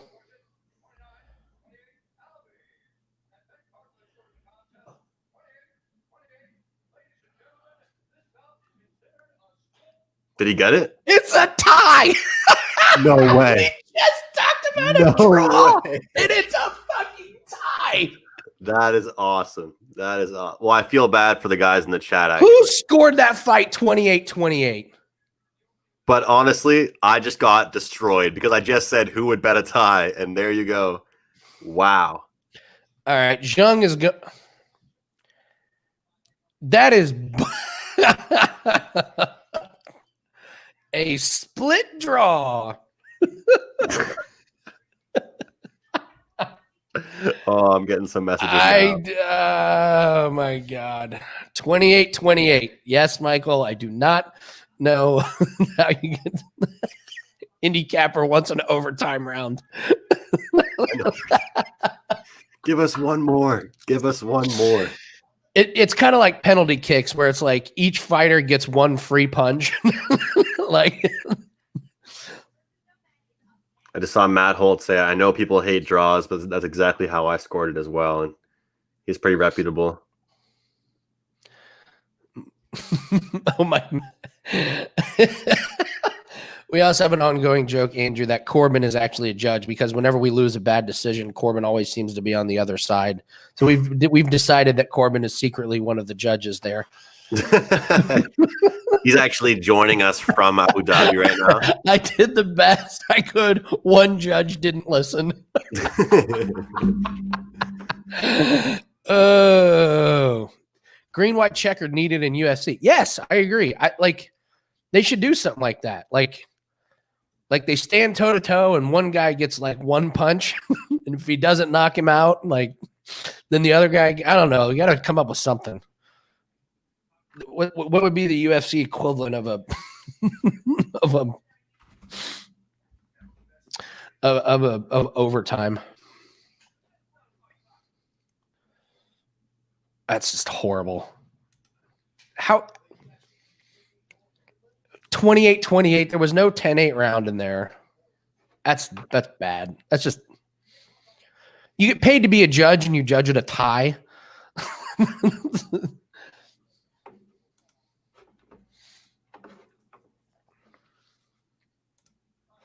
Yeah, they could go back to the old school days where they didn't have a time limit. Like the very first, like the ones like the first Ultimate Fighter, the first like Ultimate Fighting 1, it was just, you just fought till it was over. There were no rounds. It was just the fight could go 25, 40 minutes. But no, I did not want to watch any more of Alvey versus Zhang. I'd had enough of that fight. From what it sounds like, it wasn't too fun. It's terrible. I tried to mix up my background a little bit. We got an octagon, the Abu Dhabi octagon behind me. How does a tie work in UFC for parlays? Is it just a no bet? That is a complicated question. So it depends on your book, right? Yeah. So, well, the other thing is if your book offers you the odds on picking a fighter to win or a draw, and you play it with that, then you lose that one because you had the option to pick a draw. If your book doesn't offer the option for the draw, then it should just cancel out as a no bet, and then draw no bet, right? Yeah, but then your other bets in the parlay will still count. It's the parlay isn't dead. It's just that fight within the parlay is dead. Exactly. So if you had, so like a push, pretty much. When is Life in the Fast Lane coming back? As far as I know, it isn't. Let's go. I'm on Oklahoma 10-0. Start. All right, here we go. Alex Oliveira versus Rakhmonov. You mentioned you had a lean on this one, didn't you? Yeah, it's a client play. I'll tell you my thoughts after the fights go off the board. You like anything in this? I'm not on it particularly, so now I just kind of want to know you. So I'm just gonna wait and see what you say. So you've got. I had some notes here written down. I'll see what I had written down. I'll listen to you. Okay, so Shavkat's coming from Kazakhstan, and I watched some of his fights, and not totally impressed with him. But it's kind of hard to say because the guys he were fighting were such chumps. I mean, the guys who were fighting were really ridiculous. So this is by far his biggest step up. But, Rivera is just, he can gas out. He has at times. I think in 2019, he lost 3 fights in a row, but he's on a 2-fight winning streak. Do you have any theories as far as debuts go? Like, is there anything no, it just depends. It's sometimes they bring these. Sometimes they bring in these guys, and they want them to do good, so they'll put them up against a weak opponent. Yeah, and then other times they're like a sub fighter, and so they end up fighting someone that they really shouldn't. So it really depends on the matchup. Yeah, I don't know. And the other thing is, what league are they coming from? I mean, there are some leagues that are absolutely legit. Like there's some non-UFC leagues, like in other countries, that are full of stars, and they can come over and not be flustered at all, and they have a really good showing. I mean, that was Miranda Maverick's UFC debut. Like, she looks like she's been in the UFC for years.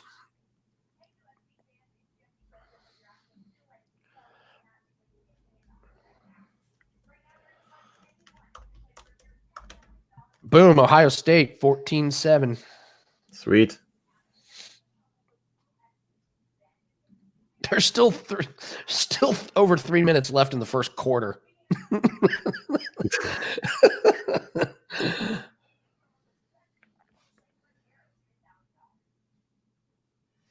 Oliveira's going to give him a vet lesson. Yeah, I mean, there's always the opportunity there's always the chance for that guy making his UFC debut, and all of a sudden he steps in and goes, oh my God, this guy's faster and stronger than anybody I've ever fought. And Indy Capper's got Rachmanov.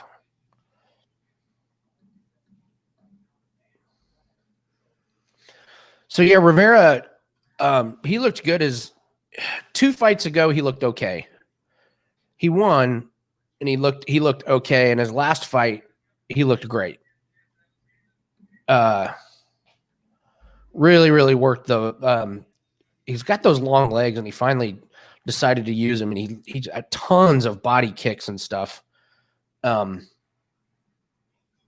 So I hadn't really seen him do that before. I believe Rogan was the announcer that said that was the best Rivera has ever looked. So everyone is on Rachmanov. And Rivera came in a little heavy. He missed weight, which obviously that didn't matter. Averaging 2.47 takedowns per every 15 minutes. What's that? Averaging 2.47 takedowns per every 15 minutes. His takedown accuracy is only 37%, while he defends them 61% of the time. Yeah, takedowns aren't his thing. Rachmanov's perfect 12-0 MMA career and will take his UFC debut. Yeah. Has a perfect finish rate, winning 7 times by TKO/KO and 5 times by submission. Yeah, I watched some of those fights. Grainy. the grainy YouTube ones.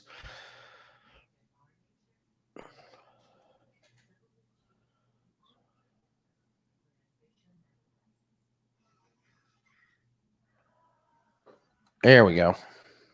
All right, fights are on.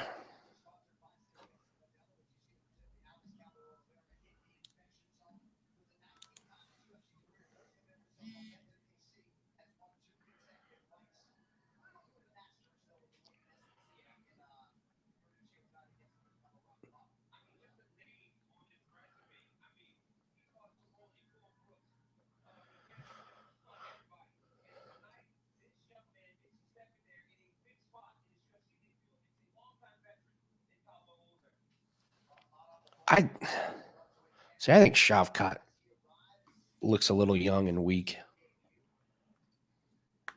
I don't know.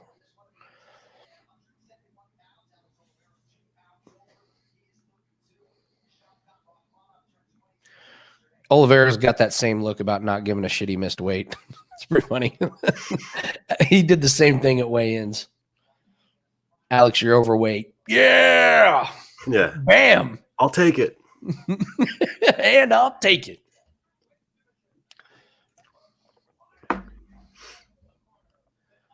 I feel more UFC with that background behind me now.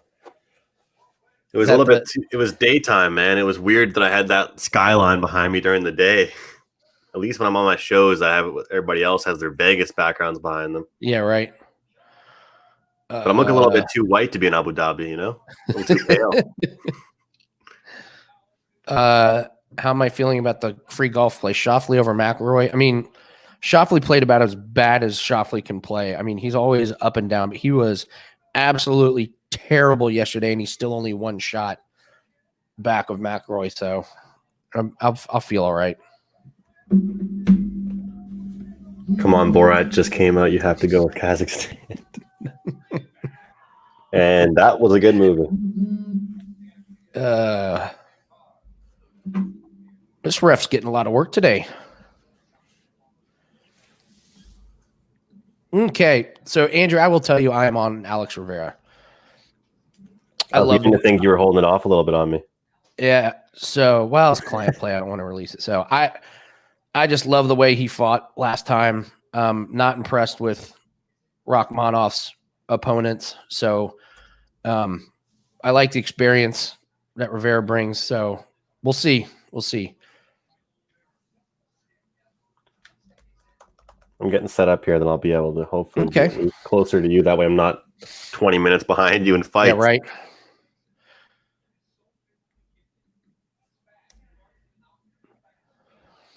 Yeah, chances with me.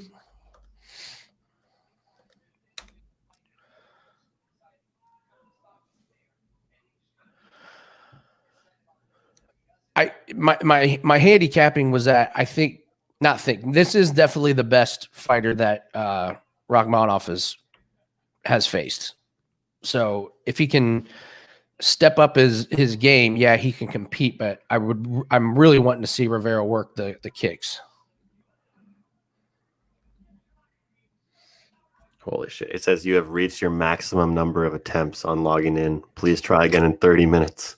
Oh, geez. I'm done with this. Just set up this provider like 4 days ago. I'm already having trouble with them.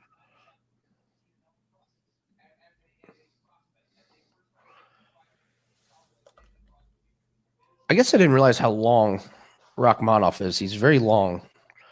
Not very. He doesn't look strong, though. That was the other thing. I was like, he really doesn't have a lot of muscle on him. Not that that's a, See, this is a good example, Andy, where I'm pumped. I'm pumped for the record, but I care about the Wager Talk clients just as much as you do. So I'm more pumped up for your client play than I was for any of my other picks, because that's how it works, Yeah, yeah. It's what we do. We want them to win.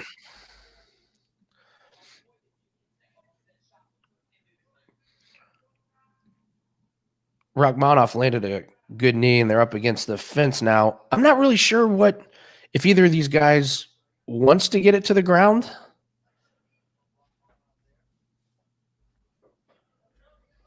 Let's see if people are saying. Rachmaninoff's cheating, grabbing the fence. Oliveira lies about his age the way Cuban baseball players lie about their age. Oliveira missing weight as a veteran, just here to do the job for a rookie. Brooklyn brawler.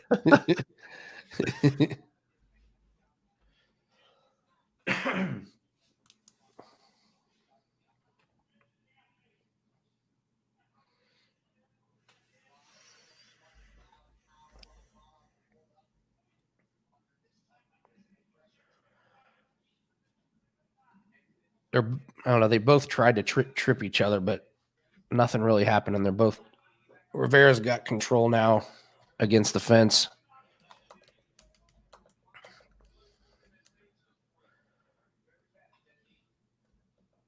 Yeah, that knee landed in Rivera's body, and Rivera, it seems like he's recovered.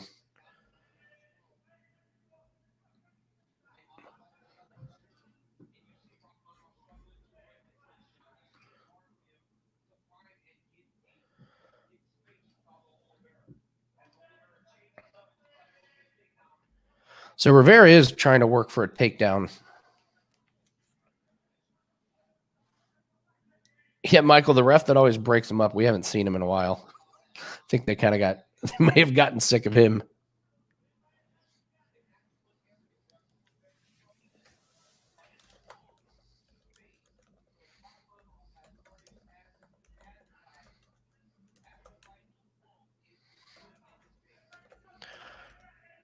Tough round to judge. Rachmaninoff landed the best single shot.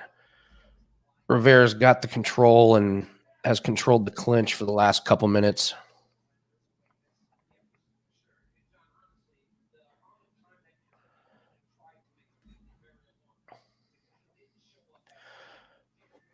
I would say a takedown from either guy at the end of the round might sway it, but they're not doing a whole lot.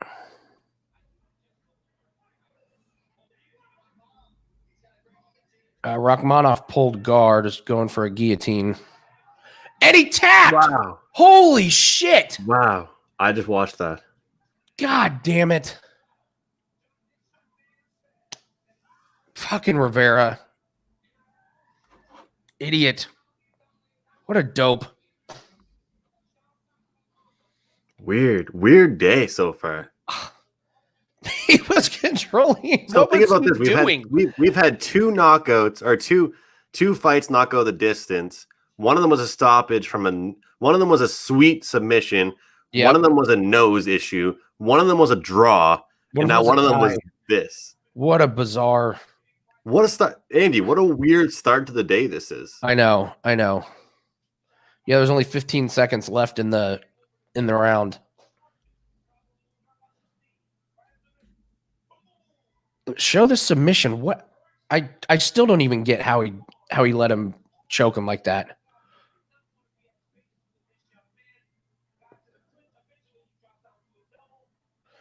That is just awful. That is awful on Rivera's part. Damn. Jesus. 15 seconds left and he tapped like a schmuck.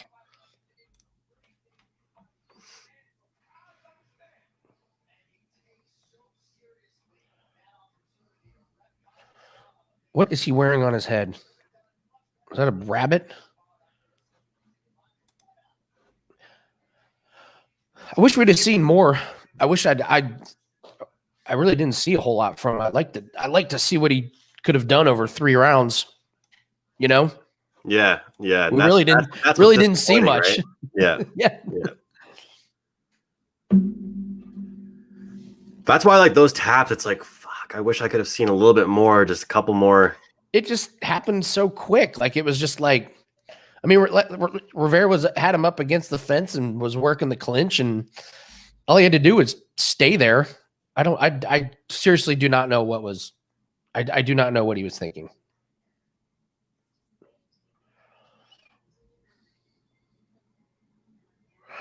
All right. What do we got next? Is this the Casey? Yeah. Pull up DraftKings here. FanDuel, you got to do better, man. I don't know why they don't have that. Oranges in your drink. Oh yeah, you know what? That was a quick finish. I'm gonna go make a drink. I'll be right back. All right.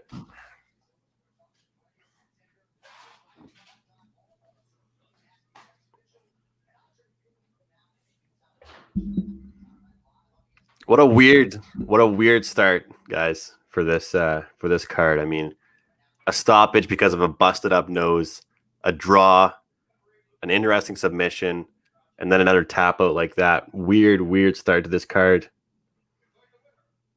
Crazy we've already been live for 2 hours and 22 minutes. You know, I've been looking forward to doing this live show with Andy, and time just flies by. So, you know, all of you guys out there in the chat, appreciate you guys for watching on behalf of Andy as well. Yeah, Chance, it seems like a lot of people are on wood. How are you feeling about the distance here, guys? I mean, obviously it's the price.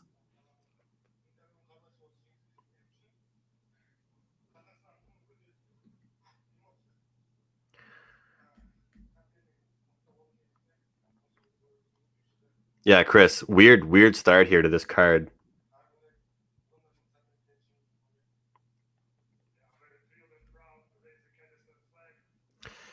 So Wood can finish though. 9 fights by TKO or KO and 5 fights by submission.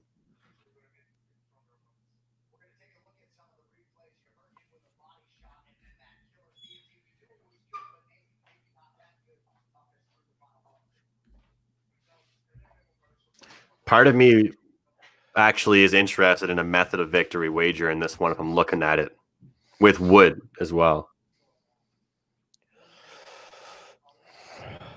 Boom. Cheers. Now I'm ready for a low blow. Let's get a low blow social in here.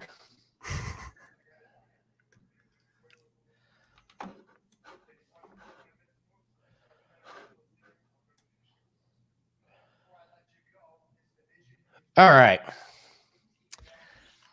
going to grab one too, Andy. Okay.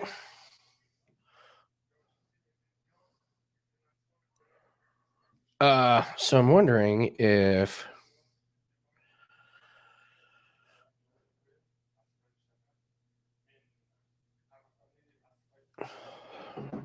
what's next week's card? I can't remember off the top of my head. Been too busy researching this one.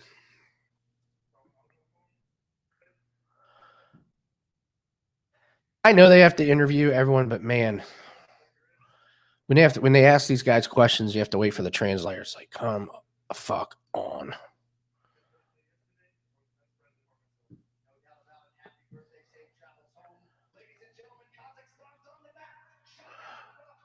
Fading Kenny on the quick turnaround. It is a quick turnaround now that you mention it. And it wasn't like, oh yeah, Silva's last hurrah. That's right. Yeah, like it wasn't like it was a quick. His last fight was a real quick one.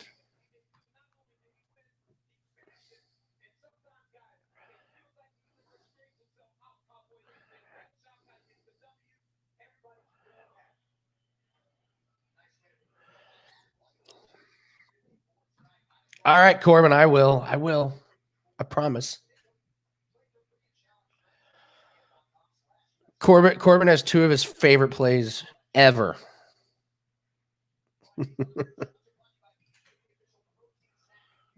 There he is.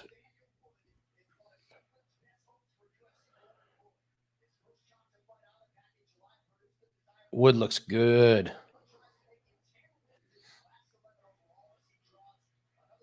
So does Kenny. This could be fight of the night. This could be a really, really good one.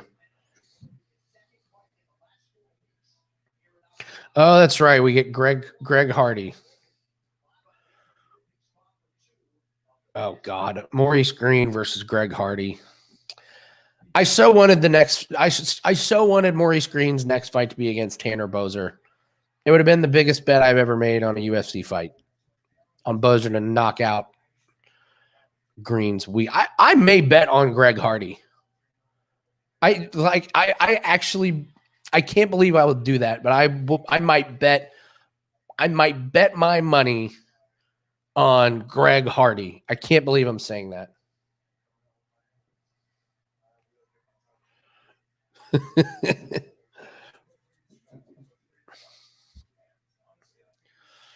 Yeah, man, Boser's awesome. Yeah, when Maurice Green said he wanted Boser and Boser was like, I'll fight him, me and Nathan were like, please book that fight.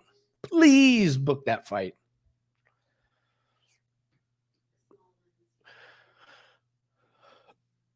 Mo Green. Oh, great. We get another Kevin Holland sighting.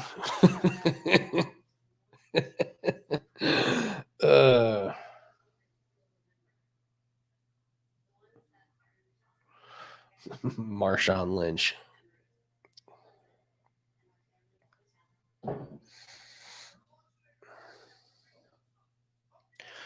Do you guys ever in the States get odds on fight of the night? I have not seen him. No. It may be on another sports book, but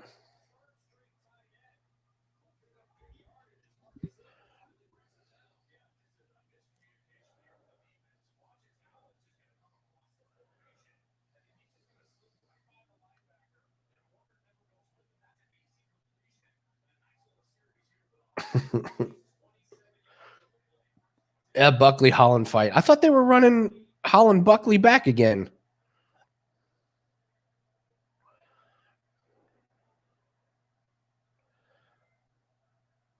Thought they said that.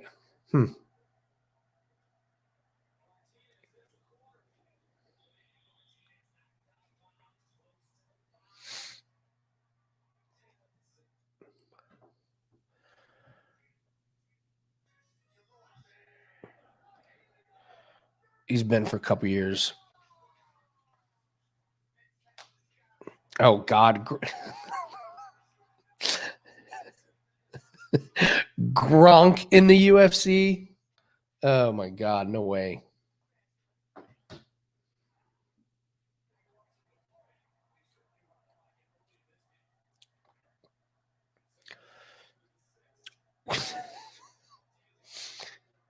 Why would you want to see Gronk in the UFC? How about Antonio Brown? One of the Buccaneers? Getting the band back together? Gronk would get killed. He would get hurt instantly.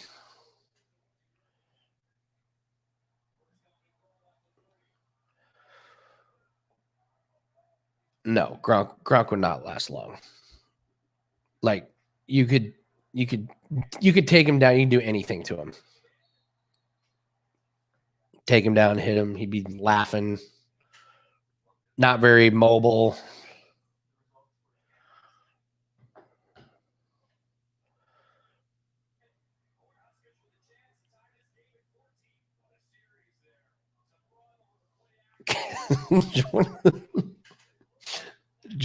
George Kittle would go the distance. He's younger. I'd put him in there. I don't know. We laugh about Gronk and Kittle and stuff. I mean, when Greg Hardy joined the UFC, I thought that was one of the biggest jokes I'd ever heard. And got to give Greg Hardy credit, man. Seems to have turned his life around. Seems to be doing pretty good. And he's a much better UFC fighter than I gave him credit for. His last fight that he took on such short notice was very impressive. So, like, what is the line on Maurice Green and Greg Hardy? Is that up yet?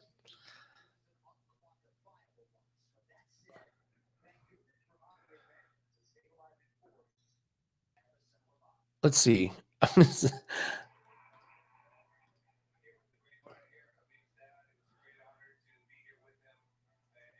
Gronk went to wrestling.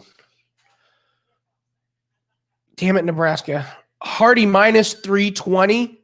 He's minus 320. Damn it. There he is, minus 320. Unbelievable. Oh, man.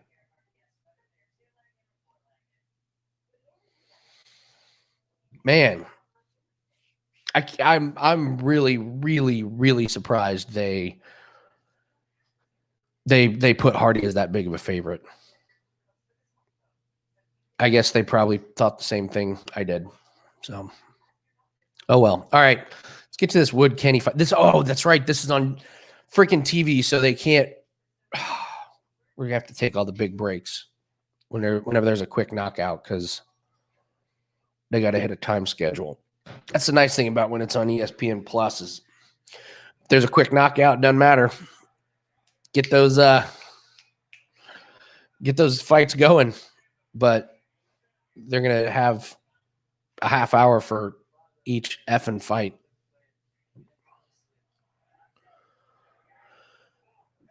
Yeah, we got another 15 minutes. Yeah, it's a break time for sure.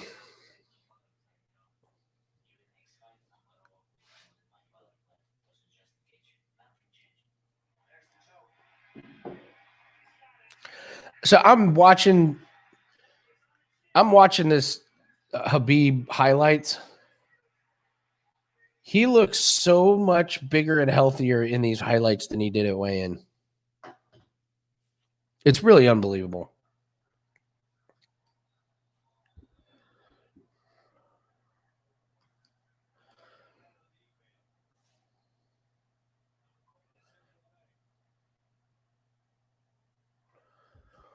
Oh, what else we got next? What's Kenny Wood?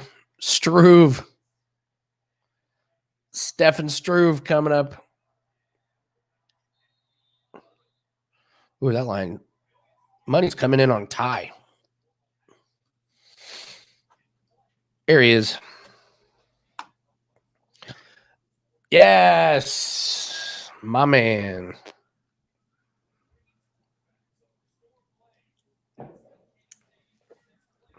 Let's get rowdy. This is the bad part about when the fights are on TV. They have to hit their exact times, so they won't start a fight early. Like when it's on ESPN Plus, they just roll through them. It's exclusive, right? Yeah, when there's a quick one, you're just like, oh my God. They got to get all their freaking commercials and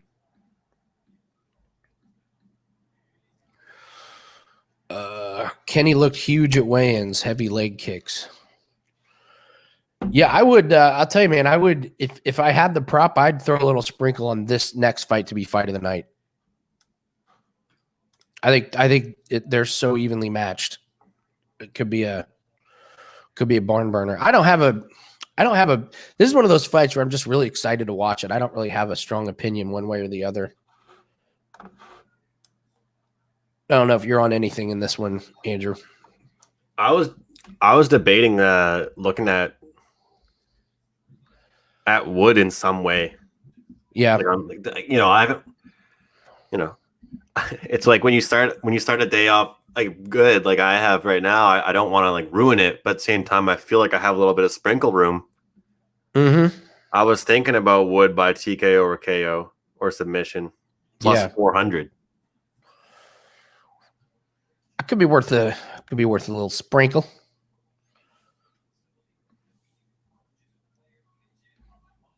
Well, like Wood. Less. Yeah. See, that's what worries me about the TKO is they're not 9 big. fights by TKO or KO and 5 fights by submission. More balanced fighter. That's if any grappling though, I'm just screwed. You know what I mean? And see, this is Matt brings up this point too. These guys are kind of small. Mm-hmm. Like they're not the heavyweights that can wind up and really, really pop them. Yeah. But at the same time, Matt, I think sometimes it can be the opposite because the big guys can take the hit. So if a little guy whacks a little guy, that guy's going down, you know? Mm-hmm. Yeah. Look what the Walt Harris example that you were mentioning earlier. Yeah. He does that to me and I'm dead. And good night, Andrew, you know? True.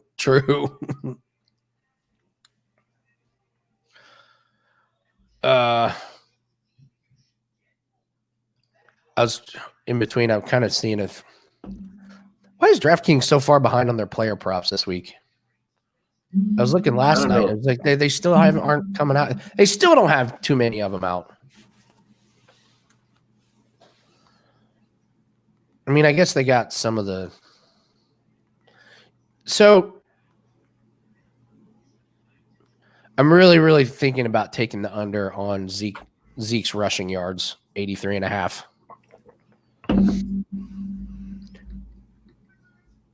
You know, I'm thinking about doing something that I wanted to do last week, but I just never got myself there, was with Andy Dalton, the completions over. I've been studying those a lot. Obviously, you heard me talking about it yesterday. This is a guy that played horribly. Well, think about how many times he's going to throw the ball. Like, you can have the worst completion percentage. That's why it's like, you know how Matt always talks about yards versus receptions? To me, this is an example of like completions versus yards. Yeah. Andy Dalton could have the worst game of his life again and still throw like 30 completions. I swear to God.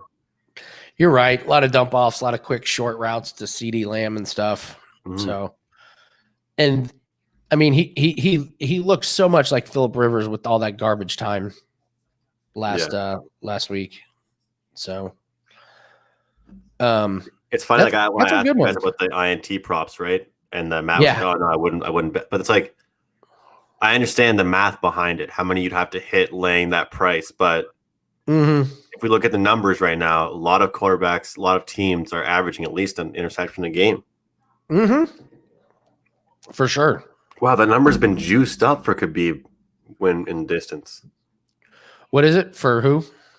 Khabib minus 160 now inside the distance. I almost want to wait and see what he looks like walking in or see him like walking up to the fight. See if he looks right. See if maybe he got more hydrated or got more just got more sustenance fluids. Have you ever been to a live weigh-in? Have you ever like been in the room doing weigh-ins? I've been. My cousin was in an MMA fight, but I've never actually been to like a big time professional one. But it is interesting. Yeah, they're hilarious because there are some guys that walk in that look like death because they haven't eaten or drank for like 3 days. Yeah. And then they get on the scale and you're like, God, that guy looks pale and skin and bones. And then the second they make weight and get off the scale, man, people are handing them protein drinks and all of a sudden overnight they're just like back to normal. So I don't know if that's what's going to happen with him, but. Hey, thanks, Chance. I thought I would just ditch the skyline at night, a little bit more better vibe to have a. All right, here we go. Fight's getting ready to start.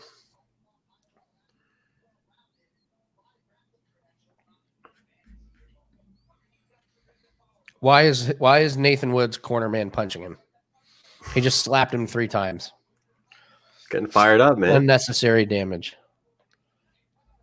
All right, Plus 400, little sprinkle time.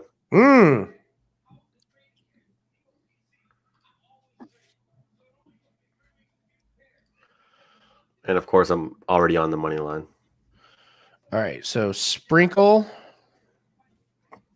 What is it? Plus sprinkle, 400 wood. Sprinkle wood. TKO, KO, disqualification or submission.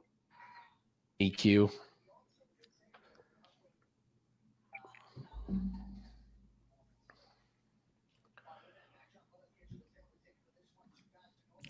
Very rarely, Lonely Octopus. Fighters never fight at the weight they weigh in at. It's rare. The big boys can, but like a lot of fighters in these middle ones will put on a lot of weight after.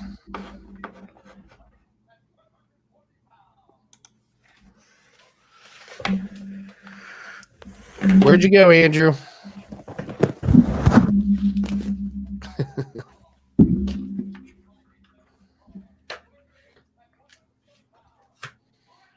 Oh, that's good, Michael. I saw previews for Fight Island Declassified.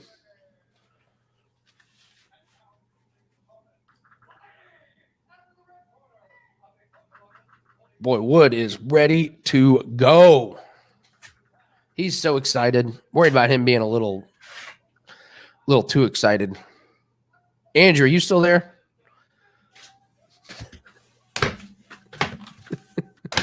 I'm here.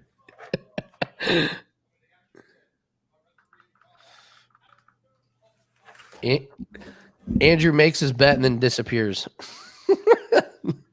Because it's frustrating the fact that I know that unless I figure this out for the rest of the day, you're going to be ahead of me. Okay. And that makes me mad. Well, don't forget the pay-per-views on ESPN Plus. Boy, Wood is just amped up for this. I mean, amped up.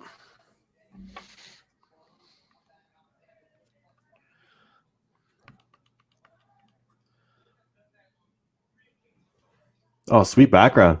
Isn't that pretty cool? I was going to ask you why you never do that. I don't know. Because it's easier. It's better. You're always up close and personal, man. Yeah. What is Andrew hiding from us? He is doing lines. Yeah, that's an everyday Saturday for me, buddy. Yo, these guys are throwing heavy kicks. Heavy kicks. Hey, so far, this is definitely shaping up for fight of the night, man. They are not wasting any time.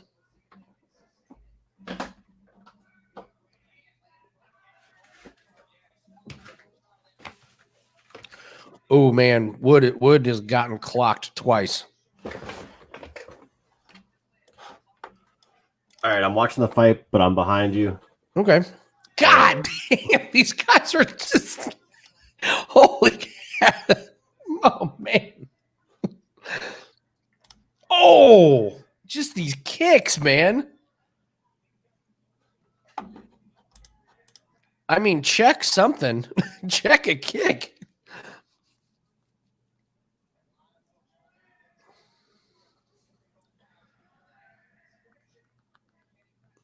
This is great. Both corners are doing the hey thing. Whenever someone lands a punch, they're going to be hoarse by the end of this. Like, hey, hey, hey, hey. It's like they're trying. Oh, nice spinning kick.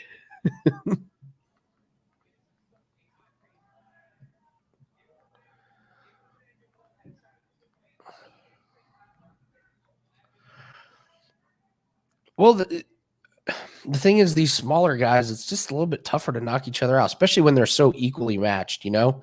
Because what happens is they're both doing damage to each other, which is taking away some knockout power, you know? Like, they're both chipping away at each other. Mm-hmm. Oh, man. Maybe not. This is a great fight. How is number 205 so juicy? These dudes are going in. Paul's comment. I like it. I like it. See, that's why I took a shot with this plus 400. Yeah, it certainly looks like someone's going to sleep. I want to see if someone gets gassed. It's one of my hidden talents, Andrew, is seeing when a guy is getting ready to get gassed. I don't know someone that's as into the live betting as you. It sounds like you really take a lot of read into it, eh? Like you. Yeah. We hit that one girl that was, she was like 6-1, and her opponent adrenaline dumped right at the end of the first round.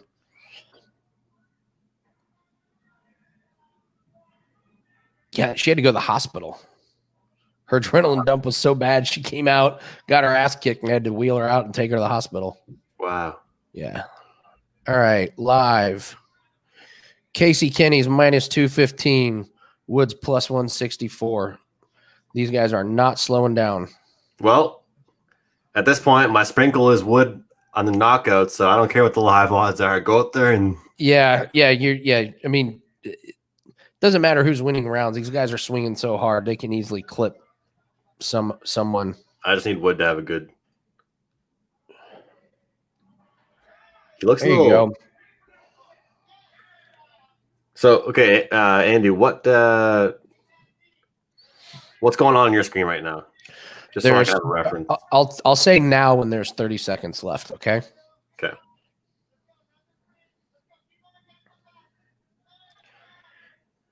And now there's 30 seconds.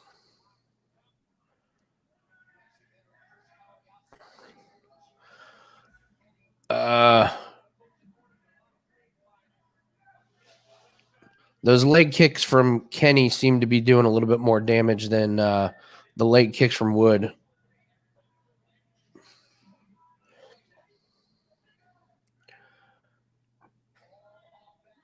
I love fights like this, though. This is great, man. This is great. What a great first round. Kenny's minus 265. I'd probably have to give that round to him, but man, anybody's going to clip somebody. Mm-hmm. What was Paul saying in the chat? What? About what the total was here? Well, it was like minus 215 to go over 2.5 rounds. Significant strikes, 48-48. I know that. I see that. I feel like Kenny's leg kicks did the most damage out of those.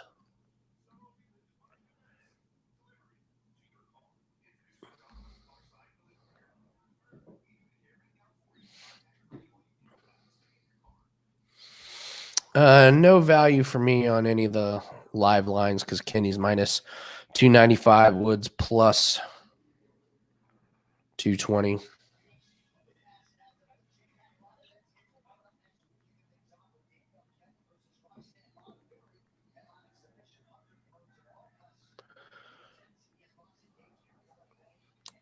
Submission Hunter Pro, Danielle Kelly versus Modafferi. Man, Modafferi looked great in her last fight. She looked really good. Let's see if there's a line on that. Any thought on the Lauren Murphy fight? I was looking at that. Well, she just picked. I mean, her opponent withdrew, so she's getting a woman on really short notice. So, I mean, Murphy should win, but with those short notice, man, you never know what you're going to get. But it's kind of the same thing as I was asking you about the whole debut thing, right? It's the unknowns that you don't really. Yeah.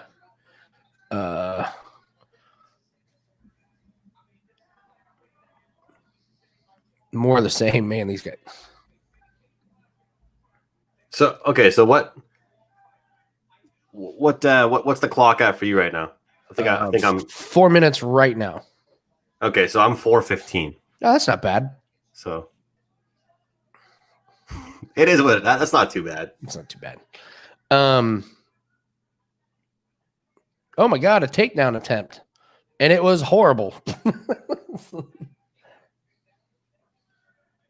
You know, I always wonder with these guys. Like, I always understand when people shave their head before. Like, he's constantly doing this. He's doing what I do when I'm on a show when my hair's too wet. I want as little as distractions as I can. Yeah, I don't know why they're slowing down a little bit. Kenny is slowing down a little bit more than Wood, I believe, though. Like I thought Kenny was a little bit quicker than Wood in the first round, but I think Kenny's slowing down a little bit. Wood looks like he's just a touch quicker.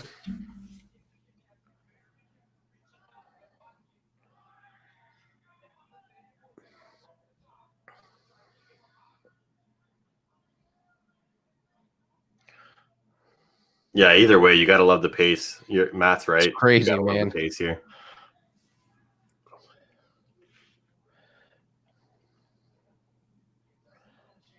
Someone's going to connect at some point, man. Somebody's. Yeah. I'm interested to see what the odds are after this round. Kenny's minus 186, so they're going towards Wood. I would have to agree. I think Wood is winning this round. I tell you what, he's buckled Casey's leg a couple times with some of those kicks, and Kenny is slowing down. He is really starting to slow his pace down.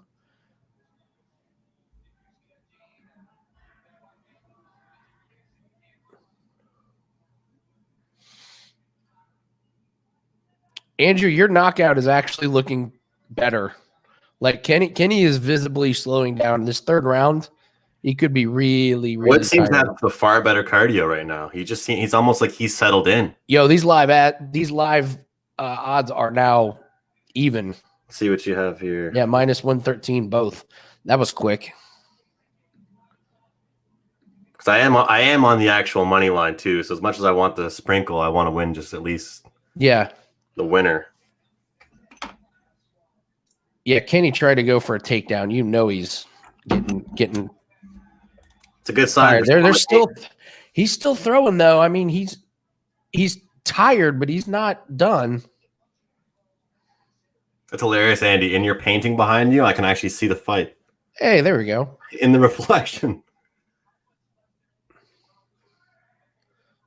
What a dodge. Ooh. See, the thing is, Kenny's throwing those desperation punches now almost. And the funny thing is, he was winning. Like, he was winning the fight. Wow, these odds are crazy. Kenny's back up to minus 146.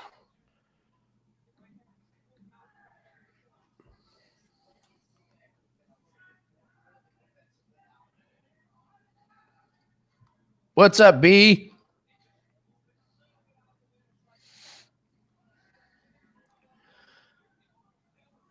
Kenny, it looks like he's kind of starting to get a little bit of his second wind, or he's just trying to finish this round strong.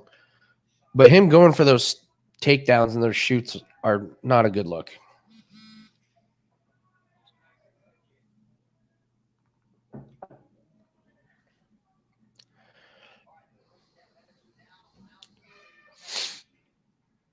Let's just say this fight's going to look a little bit different than the Struve, who's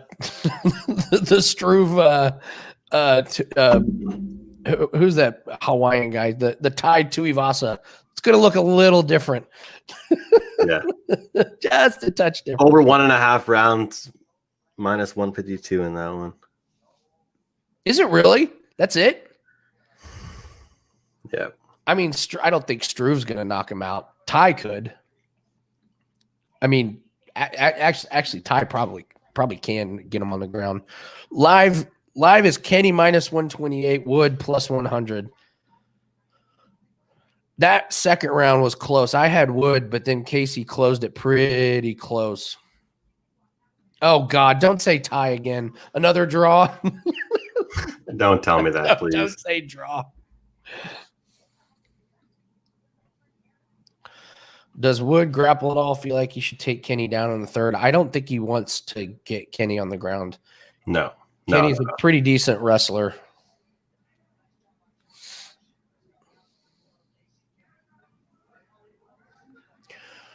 Oh, man, Wood just started off with 2 great leg kicks, and Kenny did nothing.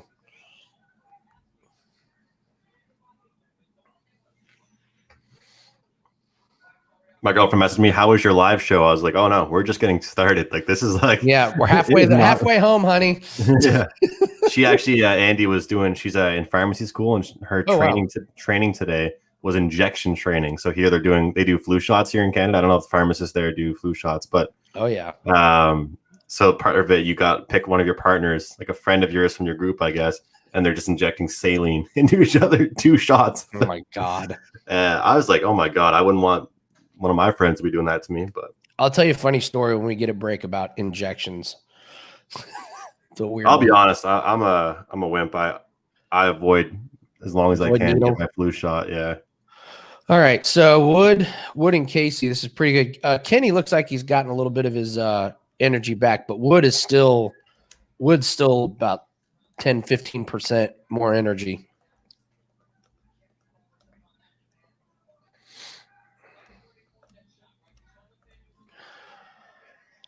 Does Wood know that you can hold your hands up and block punches? Does he know you can do that? I don't know. He just stands there and takes the shot to the face.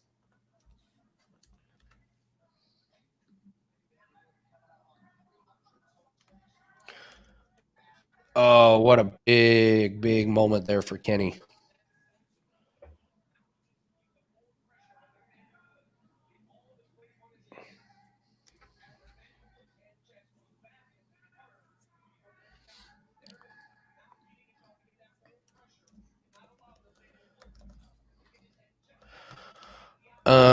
I'll tell you what, live betting MMA, Kenny's minus 166. I almost want to throw a little bit on him. I think with this, I'm not going to hate you if you live bet Kenny right now. And now he's got Woods back, and this is just eating so much energy out of him. Kenny's already a minus 215. Fuck, I missed it. I think Kenny's going to ride this out and steal this round with this. He is, man, on top of him. Damn. Yeah.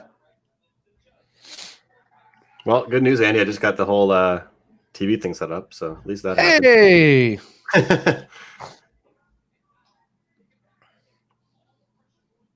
You know, it's funny because like I finally get a new cable thing, but it's cool because like this one, like the actual like on your computer setup is pretty sweet for it. So like no matter where I am, I could use it on my computer kind of thing.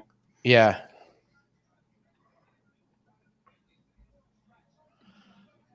So Kenny's just he finally broke it, but Kenny. Well, I guess he knew that's Kenny saved a lot of his energy there.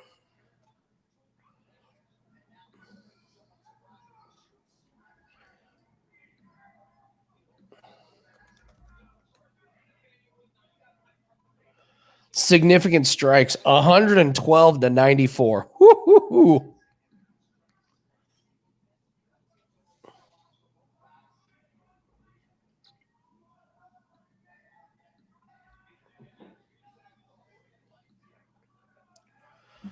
They're still throwing, but this is sweet. I'm finally on the same page as you. There we go. What's your time right now on your screen? 104. Okay, sweet. Kenny with another shot. Yeah, he's Kenny was the first one to get that kind of takedown moment.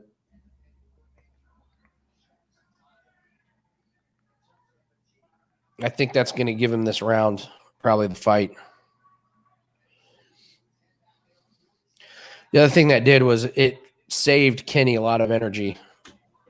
When he came out of that clinch, you could tell he had a little bit more energy.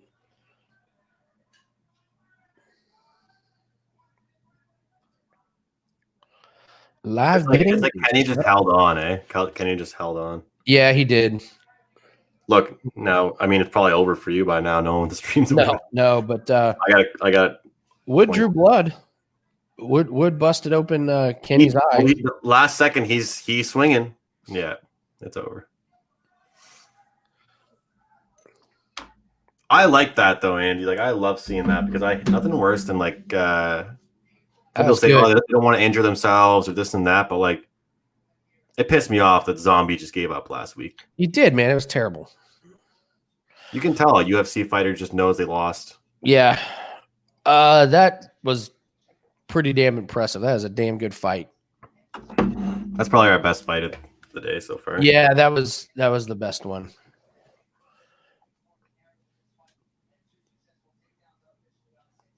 Whew.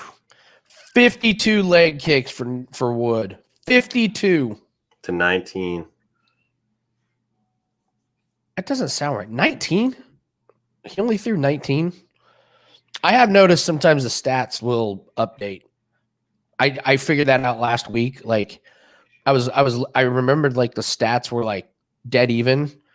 And then the next day I couldn't remember something. So I went and happened to end up on the stats page and they were completely different. It's like they completely stat corrected or.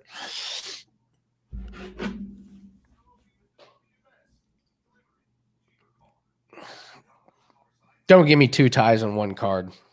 Of course, if you have a judge who's going to award a 28-28. If we see a tie here, Andy has to finish his drink. One gulp. I didn't miss much, you're saying? No, B, you kind of did miss much. Andrew got off to a rip-roaring start. 3-0 on the early prelims. I have a new favorite fighter, my girl, Miranda Maverick. She's mine. You can't have her. Here we go. Decision.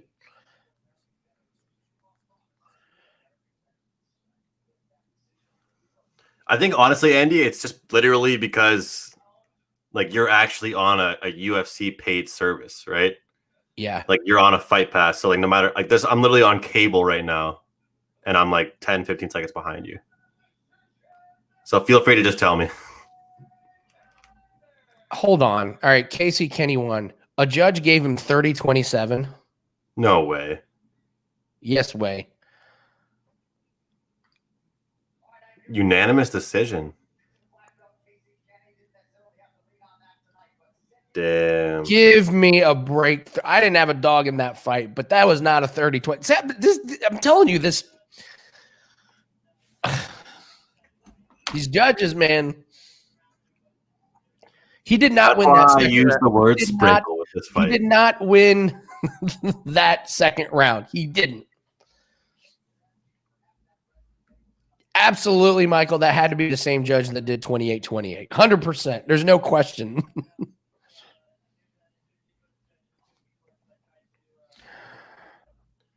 I don't like that over 1.5 in the next one, Andy. I do. I do. Because Ty, well, you know what Ty is going to do. Ty wants to clinch, push him up against the fence, try and wrestle and, ragdoll him. Struve is just a big, like, tall. He's going to try and strike from a distance. He's probably not going to knock him. He wins by TKO or KO. Who's that? Ty. It has all the makings for an extremely boring fight that goes 3 rounds. Like this fight could absolutely suck. Mm-hmm. So what are the odds on that? What'd you say? -152? Damn, what fight was he watching? Chris says. I mean, 2400 vision.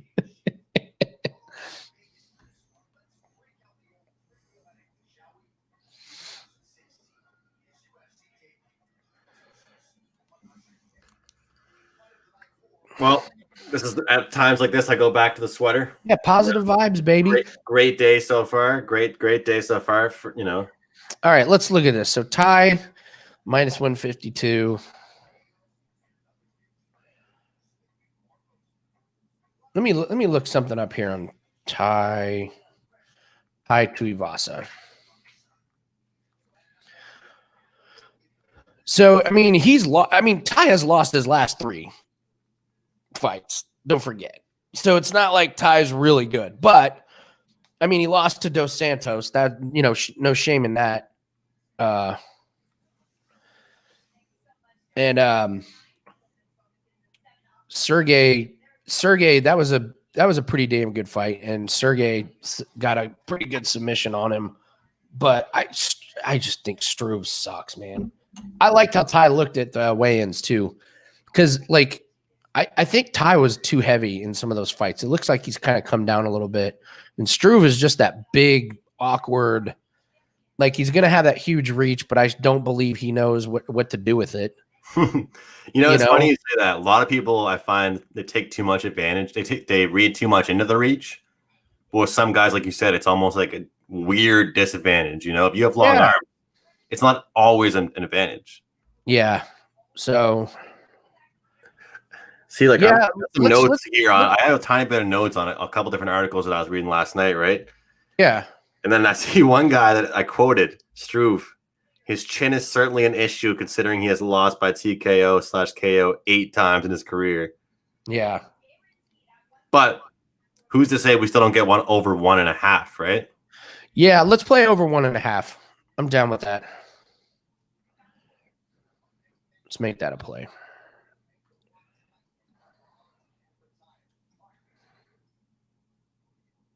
I'm going to, for the show's sake, just try and get some better numbers here. I'm going to mix that over 1.5 with Lauren Murphy. There you go. 149.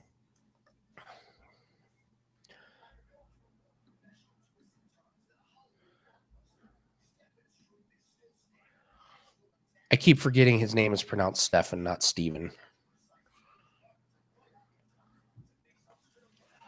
You can pronounce it however you want.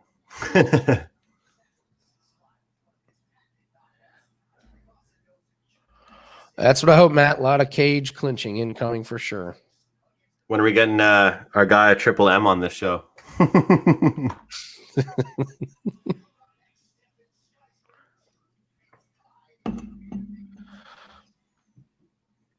All right, so watch UFC, Andy? What's that? Does the wife watch UFC? No. No. Okay, so you remember how I said we went as the 80s wrestlers? Yeah, you got the picture? My buddy found it. All right. I can't believe this. All right, you ready? Yeah, let's see it.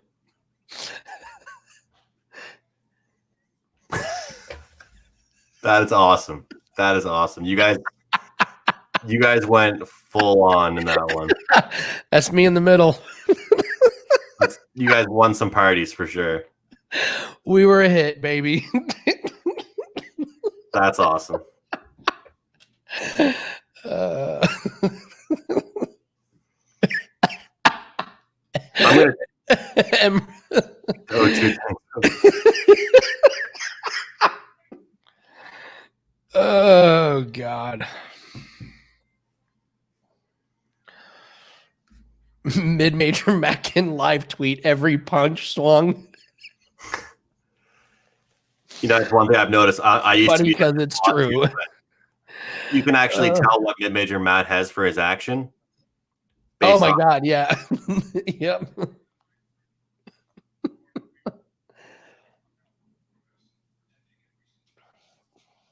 Oh my God. Don't let me forget to tell you the injection story. It takes a little minute, so I want to get to this fight, but I'm taking Ty. Yeah, okay. I'm with you. See, one of the reasons I really like this over 1.5 rounds is like Struve is so tall. It's like, and Ty is so much shorter. He's got to punch up, like, and he can't do those knees. He's probably not gonna hit a knee to the head unless Struve is way down. So,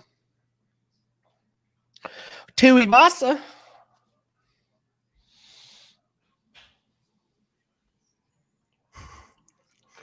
My buddy goes, I'm getting really fucked up tonight to celebrate 100% Khabib loss. See, that's just the thing, is that everybody wants to be against like the story, Like when I was listening to a podcast with a bookmaker, right? And it was the Floyd Mayweather versus McGregor boxing. Oh my God. So the sharps are laying down all the money they have on Floyd, and the recreational bettors are putting $50 on Conor to say, what the hell? But how many of those people are doing that? Are laying $50 on a losing ticket just for the fun of it, Yeah. I'm getting drunk with my buddies tonight. I'll put $50 on Conor. Yeah. And he gets dominated by a real professional, undefeated boxer. Like, who thought that McGregor was going to beat Mayweather? You know what? Gianni would be the right person to ask about that. I wonder if there's ever been a single event that more sharps across the board were on and made money off of than that fight. Yeah. Like there was not one sharp that was on McGregor. Not one. Like, and you just kept hearing stories, you know, insiders talking about how much money sharps and at a crazy price. Like sharps would never tell you to lay, what was it, minus 600 or something? Like sharps would never tell you to do that. And they were just laying whatever like they everything. Like that's an interesting question. I cannot remember an event, a fight, a game that more sharps were on than that one. All right, Bruce Buffer. Give me the hype. B, are you on Khabib? And if you are you concerned about the weigh-in? Won't be partying here if Khabib loses. Bam, bam.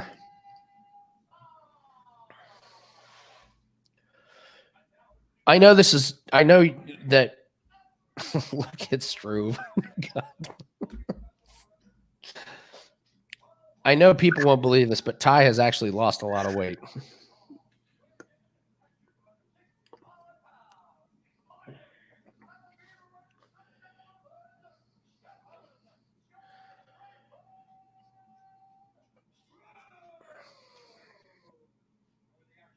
How are you a professional fighter that's 6'11" and you don't have one muscle on you? Like as a tall person, it's harder to build muscle, man. Yeah, but he does that for a living. How do you not accidentally have a pec? I know so many people that I grew up with that are like, I'm like 6'4"-ish, like 6'5", and I know so many people that are way shorter than me that would like chirp me for how lanky I am, and it's like, dude, it's easier for you to get big than it is for me because I'm longer limbs. But I agree with you; these guys are athletes. Yeah, M-Rob, you full set of quadruplets. M-Rob, you are savage against Ty.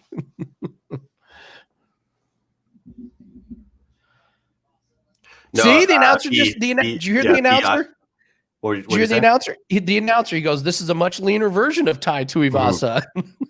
Yeah, B, I'm actually with you. I've been parlaying him as well, so I don't blame you for doing that. Come on, Ty, don't swing that hard, man.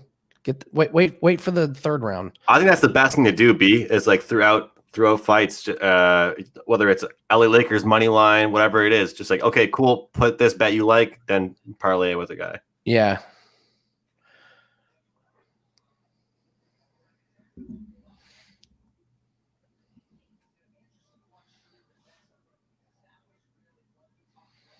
There we go. Lean up against that fence, Ty. Just keep it there. Isn't it amazing, like when you how your attitude on leaning up against the fence changes when you have like the over. yeah. When you don't have a bet, you're like, boring. Do something. When you have the over, you're like, that's such a smart veteran savvy move. I love it. Yeah. Smart fighter.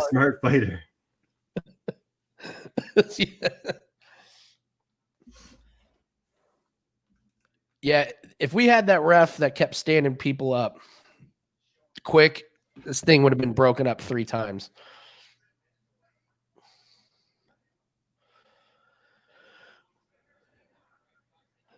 My friend asked me, he's like, Andrew, how does it make any sense you took Tuivasa and the over? I was like, I think that just fight settles in a little bit, but he thinks that if it goes over, it's not him winning.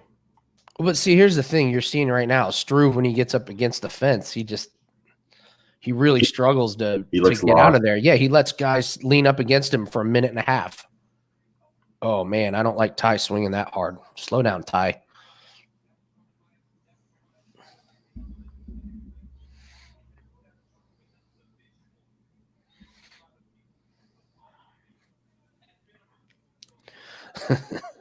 A full foot taller than the octagon.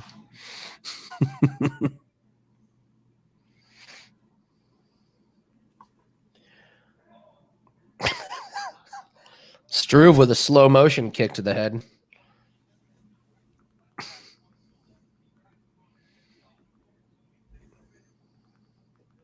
Yes, get up against that fence. That's what we like to see.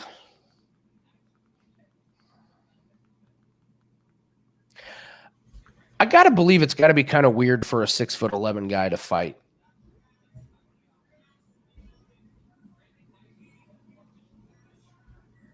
Yeah, I agree with Rob. You know, he said, yeah, you have an orca whale leaning against you too. You would do that. It's true. It's true. Well, you know, a very underrated part of UFC is like energy exertion, right? Why would he exert his energy trying to get this guy off him? Come on. I wouldn't. Rob, you are on fire.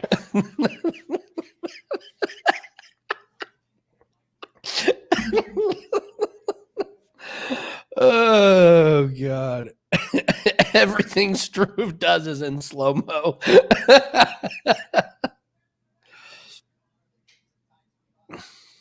Would you say, Andy, it's easier to punch down or up? Because I think it's harder for him to punch down. It's way easier to punch down, except Struve doesn't know how to do that. I mean, you're fighting gravity. It takes a little bit off. Yeah, but I mean, it exposes you. Like if you're down like this and you go down versus when you go up, you know?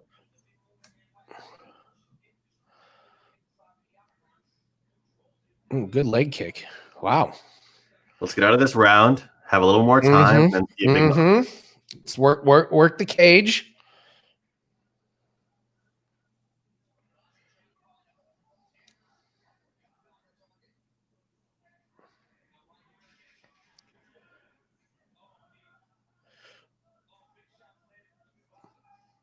No! Survive!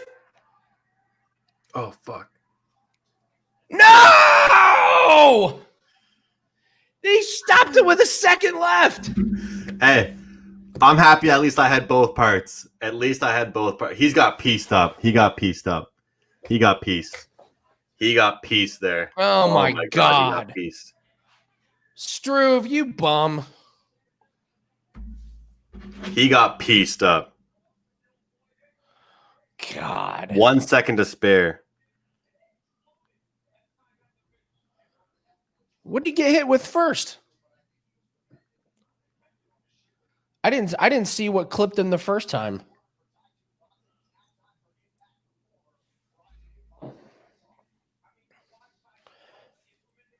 Let's see. All right, so he throws him down. He didn't get hit.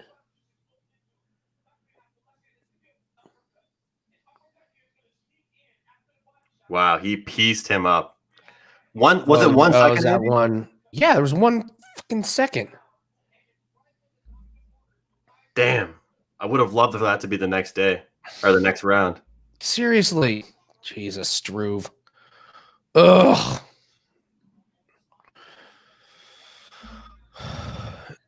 Yeah, Chris, I gotta agree with you. God, that sucked.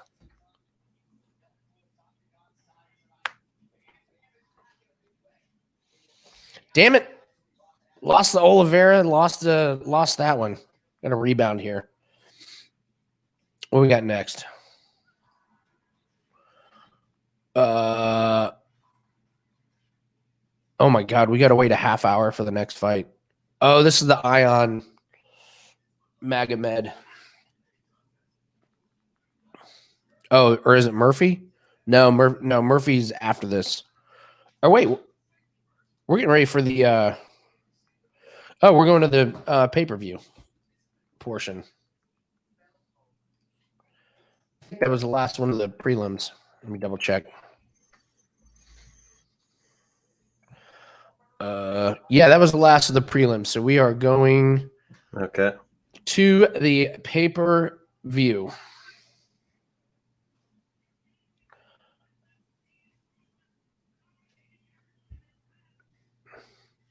So while we have this break, let me tell you my injection story.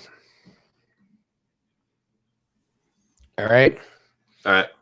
So I've told this story before, and people that I've just met in the last 5 years find this hard to believe. I played on the 5th ranked trampoline dodgeball team in the world at one point. Like trampoline dodgeball. Yeah, we were on like Fox Sports 1 and ESPN. Yeah, we made it to played and refereed some interesting sporting events. Yeah, they used to have the national championships in Vegas. So you go out there for a week-long Vegas bender, and then during the day you go play in the national championships for trampoline dodgeball. It was freaking wild. So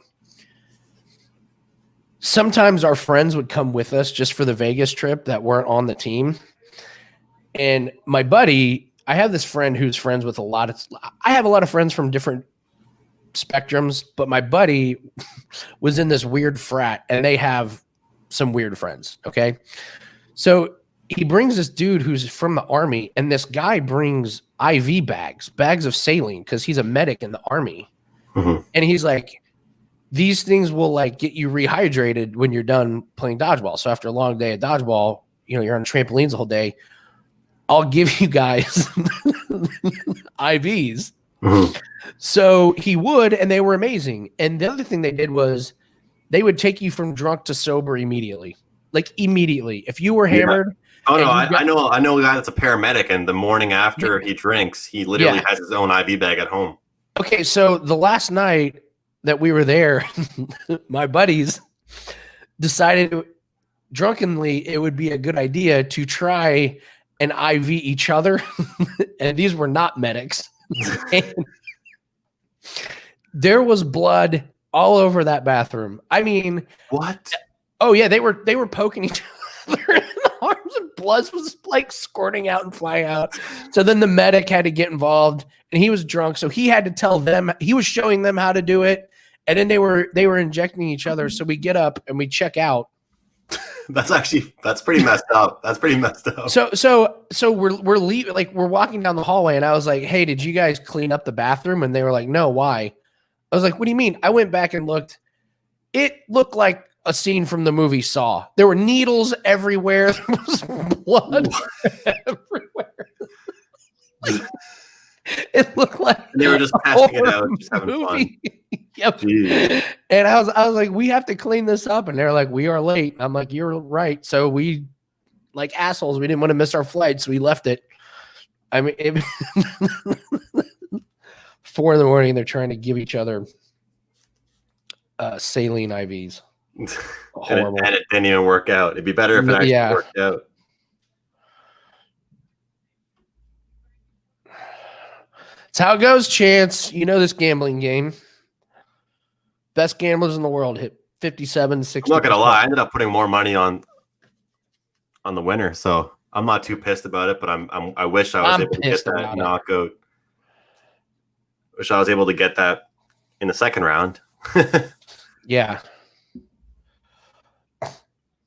Let's toss on the Syracuse game. Murphy about to take care of business. What's Murphy at? What's her odds? They got to be astronomical.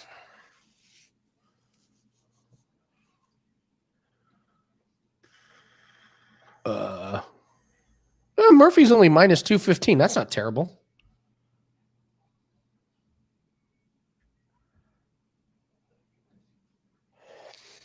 Okay, buying pay-per-view.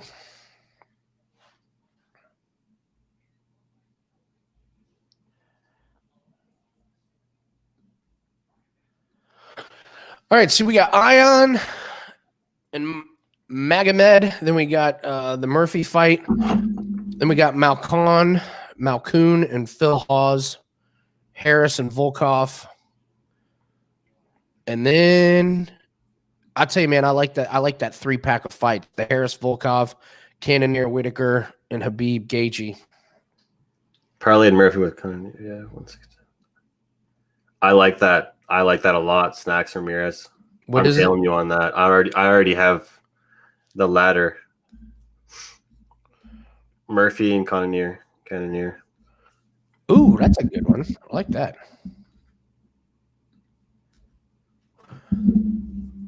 What is that? Murphy and Cannonier? That's you know what? That's a solid one. That's good enough to get its own banner.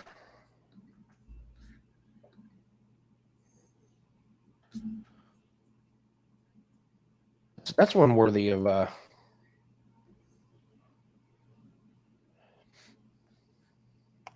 See, this is an example for me with the Lauren Murphy fight where we talked about the unknowns, where I'm seeing minus like 215 now, 210, and the Murphy by decision is minus 120, where I think this obviously is depending on who you'd ask, but I'm just gonna play the money line on Murphy.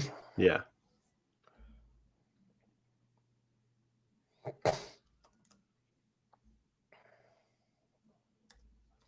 What the hell? They did this shit again. This has happened to me. What happened to you? Oh, where ESPN Plus gets mixed up.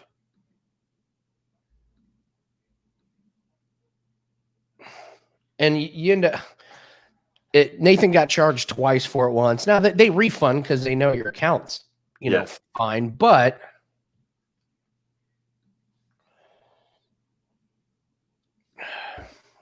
pull this up again. And now it's doing it to me. I ordered it, and then on a different window, it's like, buy it now. I just bought it.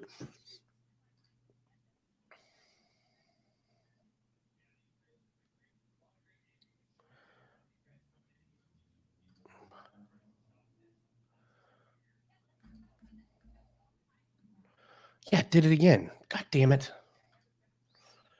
The good news is I will give ESPN this. Their help line is fantastic. You call, you always talk to somebody, and they fix you immediately. I'll give them that. Of course, they probably do it because they screw it up so many times.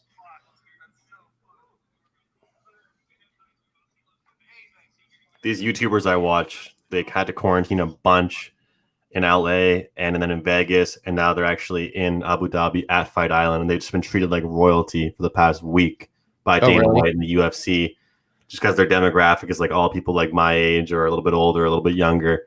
That the promotion that Dana White would do all for them would just their YouTube videos and their vlogging and all that kind of stuff, which it's awesome. It's back and forth. So I don't know if you heard them talking about them on that last fight.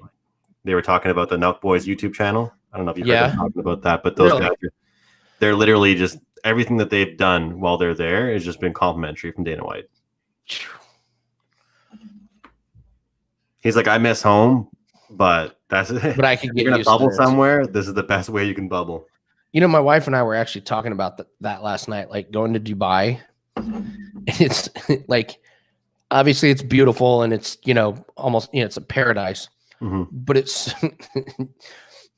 let's face it, they built it with slaves and it's just like so corrupt and so dirty. So my wife and I were having the discussion, would I actually enjoy it? Like while I was there, or would that be in the back of my head? Like, this is like the dirtiest, corrupt city. Well, I mean, this is the thing people don't realize, based off what like my cousin has told me, and her husband is like, and he's Canadian as well, and like he's just said like he moved there as an accountant for an oil company, and he's just like, it's way more westernized than anybody knows. Like people have no idea. Like when I said, oh yeah, my cousin's moving to the Middle East in Abu Dhabi, it's like, she's not moving to like some really hardcore, like she goes out in like yoga pants and like a tank top, and like it's not like they're like anyone's like, it's like looking at her wrong. Like it's like you don't really have to follow the religious stuff like that. It's a little bit different. The only thing is like the drinking. It's like you drink in your home or you drink at a hotel. There's no bars. You drink at a hotel or you drink at your home. Really? The only places you can actually go out for a drink is at a hotel. You can't go to a restaurant and be like, hey, can I get like a double vodka? Like, no kidding. Yeah, but hotels, for some reason, because hotels are considered like international where people would stay, they're allowed to have them. So I worked in a hotel my younger days. I did room service at a hotel here in Indianapolis. It's the Conrad. Like, it's the one where everyone stays. Okay. Dude, some of the shit I saw from how can I put this without getting in too much trouble? Let's just say there were some very high up royalty that stayed there. Yeah. And the things that went on in the presidential suite did not exactly fit into their religious beliefs. Exactly. Let's just say they do as I say, not as I do. All right, so what do we say? We're saying we're parlaying Murphy and Cannonier. I like that one. What does that pay? Plus 181. Hey, that's good. It's not a bad price. No.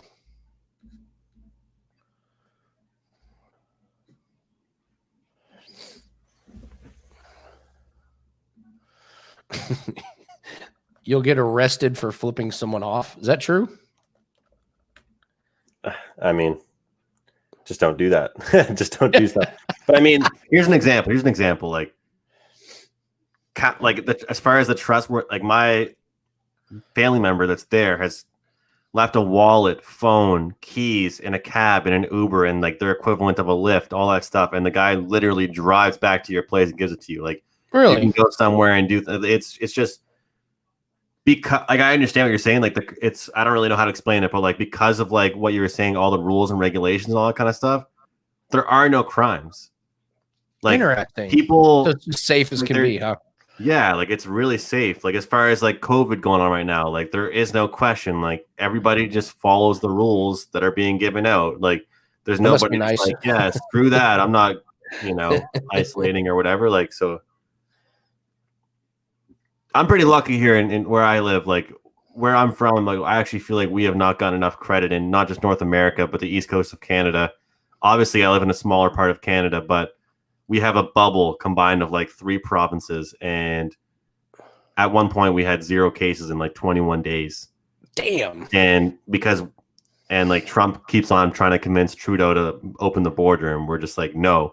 And then like our state, I don't blame you guys. The equivalent would be like state governor, right? So our it's called our premier. That's what we have it called. So our provincial premiers, they kind of decide the rules for all of us in our provinces, and they combine together these 3 that all link together and say like, yes, screw it. Like we're not letting anybody else come in.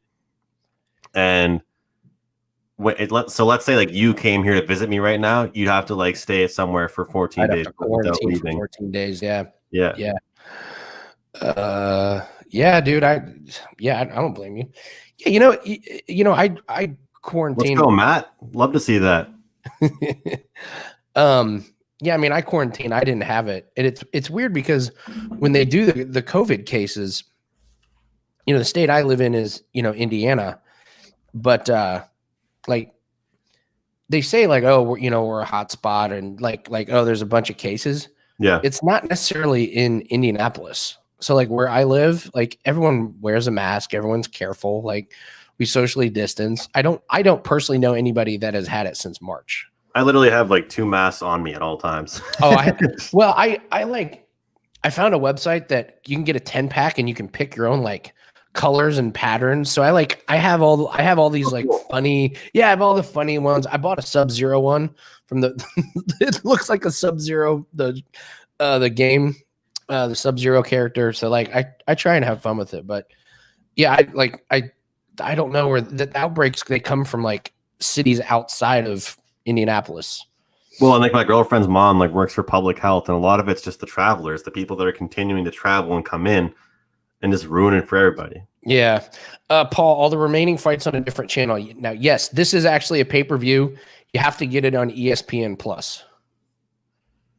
Here, hold on one second.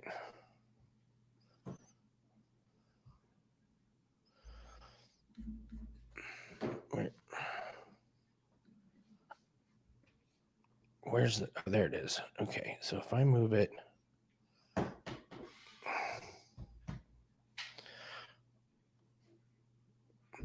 so the last live feed we did on Wager Talks YouTube channel, Andrew, was the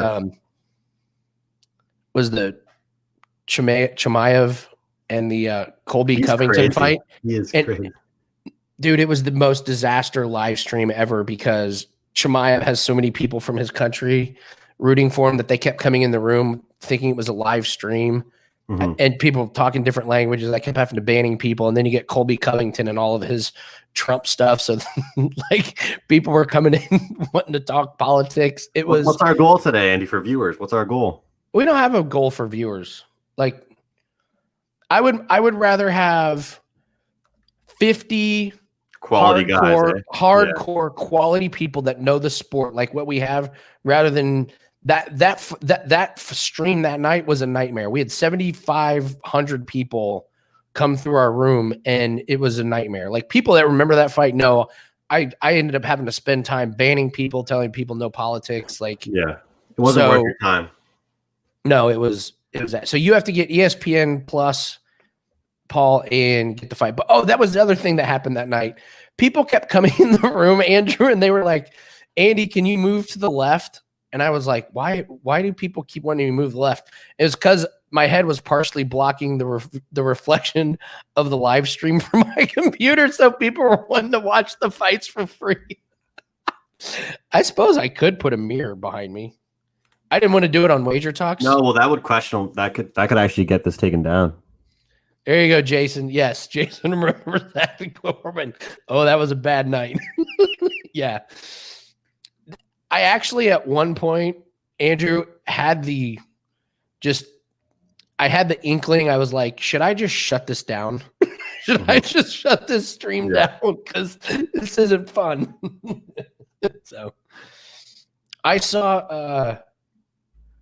a couple ways that people get around showing the live stream, and I don't want to do that because I don't want to get booted or anything, especially with Wager Talk attached to our names. Somebody put the live stream in the corner and they put it at like 50% opacity. So it was like it's a vague outline of the fighters, so it can't get detected. And then the other one was somebody did a pay-per-view on Twitch. The loopholes. Yeah, somebody did a pay-per-view on Twitch, except they put themselves in the corner, like a real small, like in the corner of the screen. Yeah. And they were holding a controller like this, just doing this the whole time. That way it got deemed that they were playing a video game. No way. Yes, wow. Yes. That's kind of cool. It was pretty funny. But how would that even, like, obviously the people that do the work to detect that stuff, wouldn't they know, or it's just like good acting? I don't know, man. I don't know how they got away with it, but they did. My brother showed it to me. So funny. So funny. All right, what do we got next? Oh, Ion. Yes. Oh, yes, the crazy stoppage. This is the one that this is a rematch because Ion tried to fake that he was hurt, which is one of the dumbest things it was one of the dumbest theories or strategies I've seen. Yeah, so I'm tailing you on this if you have anything. I don't have anything on this fight.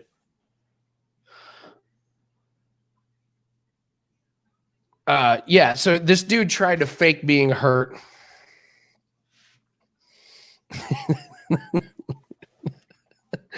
Showing the fights and pretending to play the game. No. Yeah, so Ion pretended to be hurt and the ref stopped it. So he was like, "Oh no, I'm so hurt." And then right as the ref stops it, he gets up and he starts swinging and nobody knew what to do, but the ref was like, "Maybe don't fake being hurt." Yeah. So maybe just possibly maybe you should do that.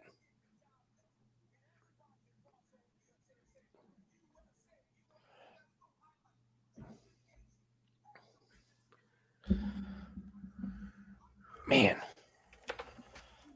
All right. Lonely Octopus got the over.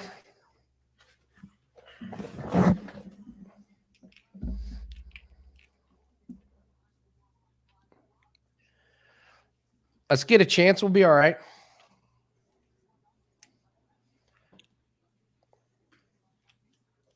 It's a marathon, not a sprint.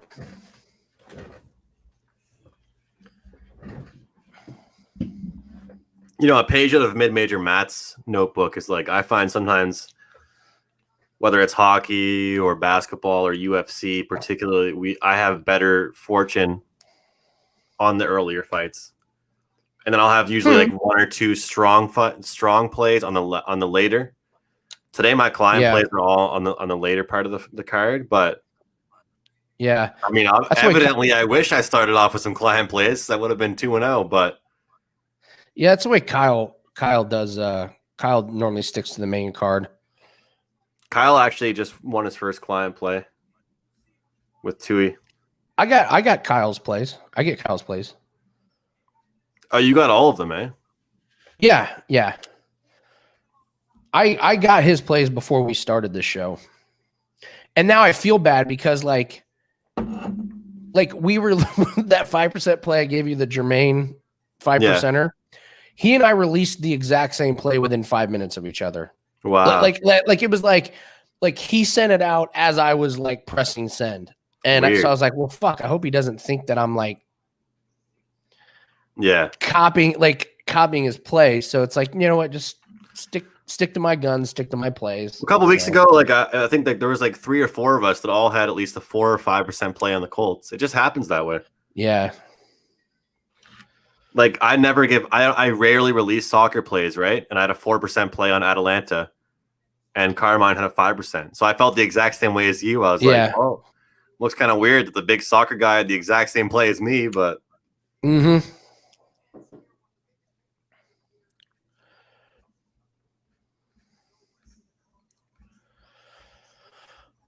All right.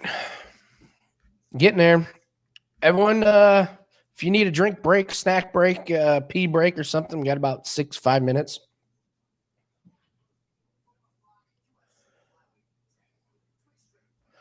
Is Murphy fighting next? Or are they just doing the video packages? I guess they're just doing the video packages.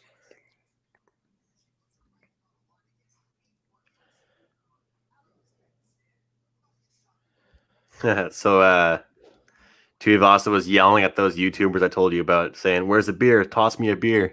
After his fight was over, he's saying, "Give me a beer." He wanted to chug one for the UFC camera. Yeah, Nathan and I want to.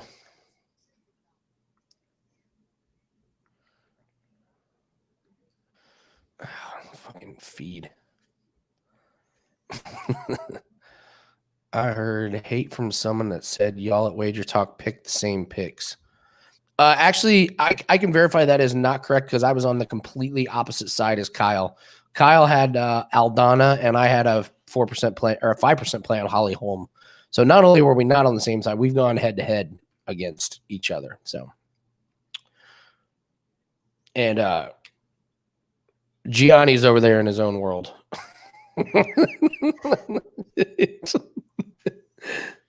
Well, Yanni like strictly bets value. Like he not strictly, but a lot of the time. No, it's strictly.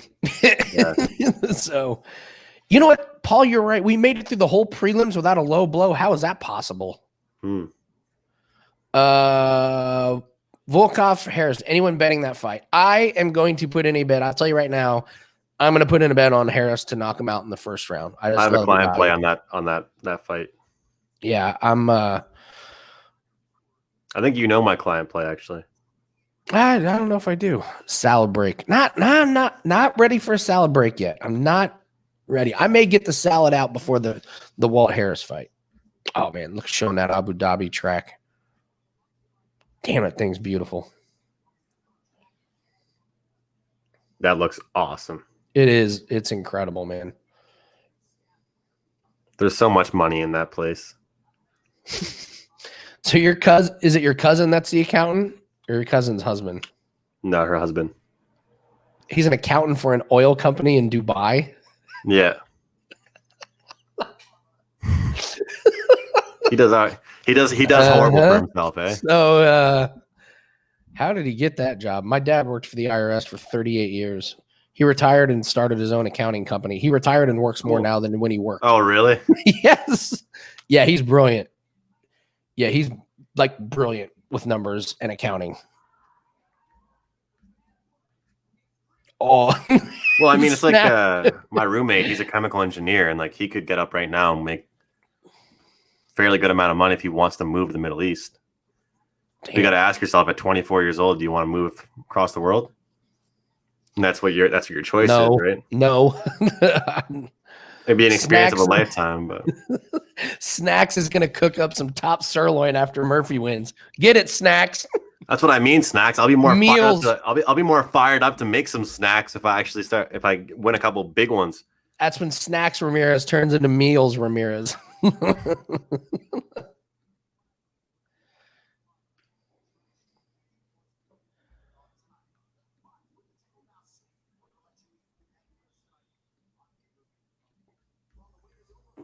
With the table now set, we're gonna let you eat. I like that. I'm gonna use that when I do play by play.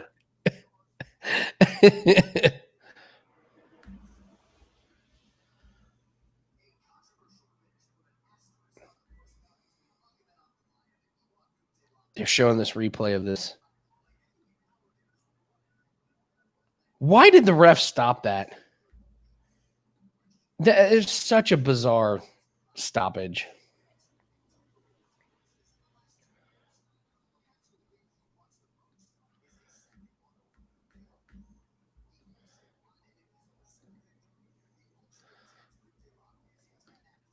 I had steak last night. B's got steak. Ramirez has steak. I had steak last night. I'm doing the whole 30 diet with my wife. Steak midday. Steak midday.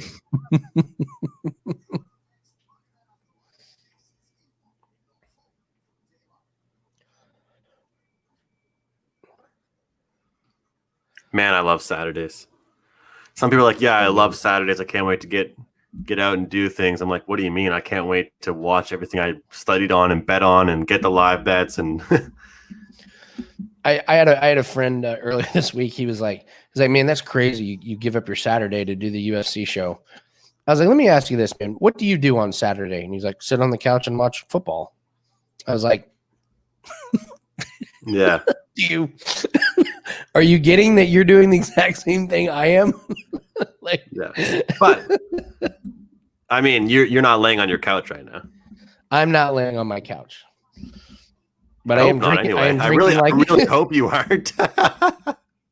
No, but I did a free golf video, and off to the side you can see my bed that I moved down to my office. Mm-hmm. Like I forgot to crop it out.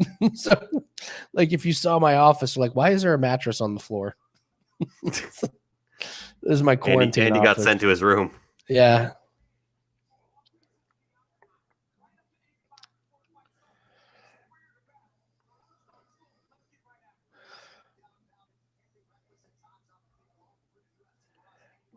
It looks like Ohio State full game might have been the play. They're getting gashed on the running running game. My Ohio State buddy's been texting me. He's like, our D line is just terrible. Oklahoma. Today. I'm feeling good about. I got them -6.5 and saw the bed. Always bet a Dagestani. Words to live by, B. Words to live by.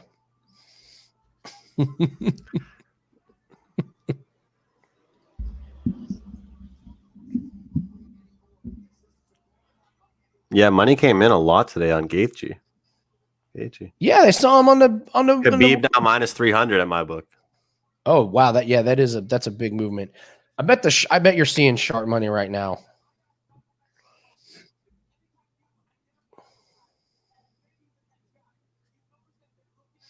First arms smuggler fight. Yeah, both these guys could be arms dealers. For sure.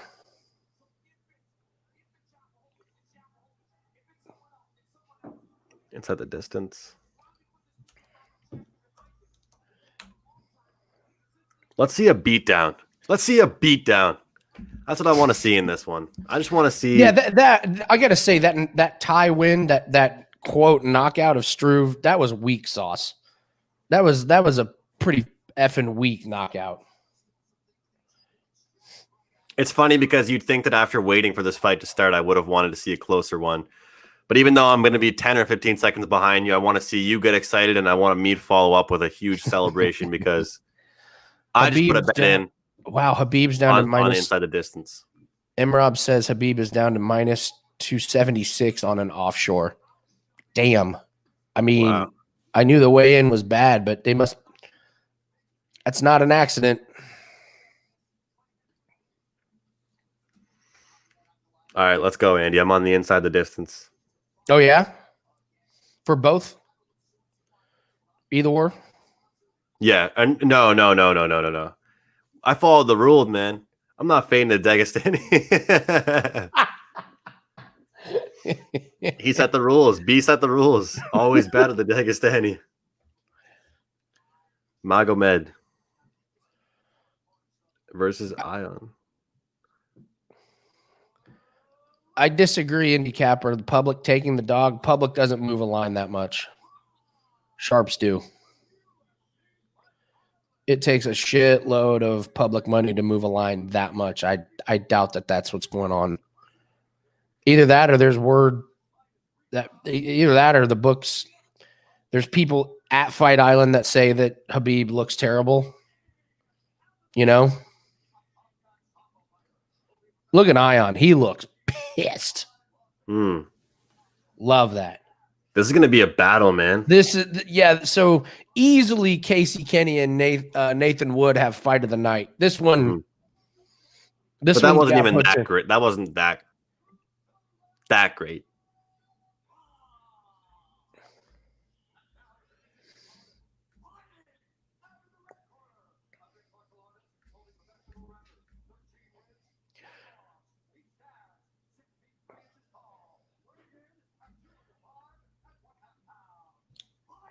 Let's get a battle here.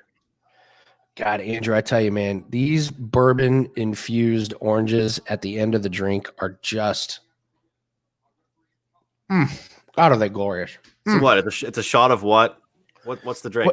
It's an old-fashioned. It's bourbon with bitters, a couple ice cubes, and then I take an orange, break up the orange, because normally an old-fashioned has the orange peel. Yeah. Instead of the orange peel, I put a full orange, break it apart, put in there. When you get done, you got these bourbon-infused oranges. Yeah, you were saying that yesterday. It must be good. It's so good. All right, here we go.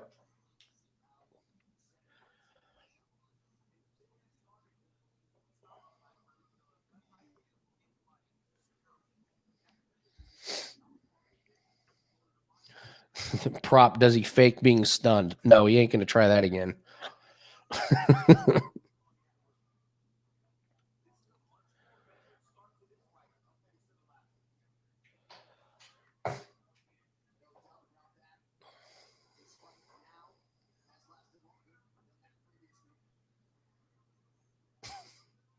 That's crazy.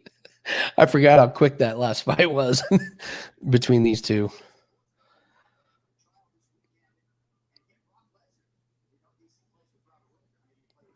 I mean, yeah, to Indy Capper's point, what the public likes to bet dogs. Like to your point, Andy, about it moves. I get that. But the public does like the dog, does like to bet dogs. So I know what you mean. It would take a hell of a lot of public money to move it that much. That's a ton of public money. That's why I said I don't think it's public money. But I think Indy Capper moving that line would make people think twice again. Holy shit. Jeez. These guys, someone's going to sleep. That looks like.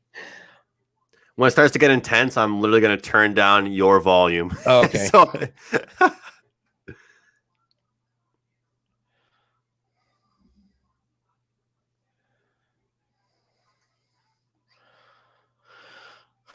Cutelaba looks way better in this one than he did in the previous These kicks fight. are intense. Yeah.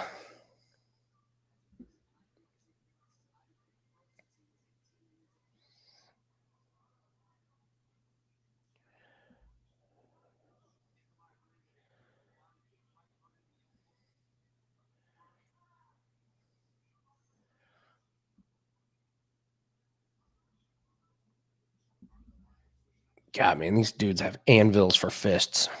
Jesus, man.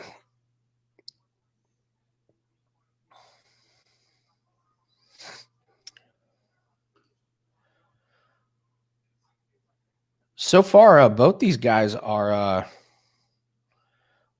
being pretty cautious. This is a pretty pretty patient fight by both of them.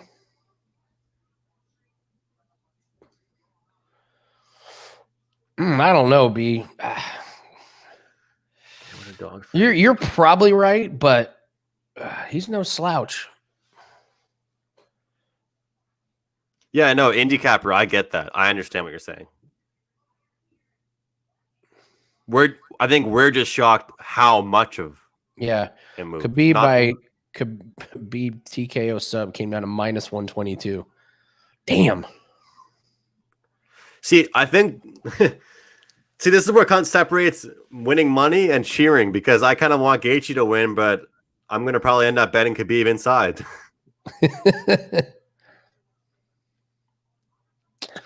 So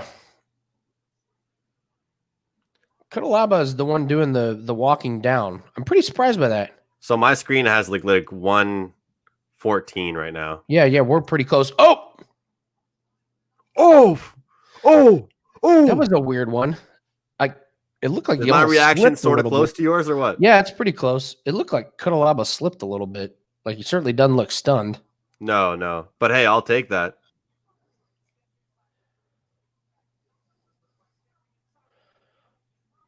Is that a welt under Oh boy. Come on. Wow. Let's go. Good night. Wow. Come on. Damn. Yes. He caught him. Caught him hard. Wow. I mean, I got to be honest. I thought Cutelaba was winning that round. I guess that's why he was -400. Let's go, Andy. So that first punch caught him a little bit, but it didn't. Which one? What did he get him with? Oh, he caught him. He caught him right on the right side of the head, which stunned him for a half second, which let him get that left. Yeah, that's what it was. So he caught him on the right side, just by the ear, which stopped him a little bit, and then he came with the left. He went like this right away. He knew it was over. Yeah.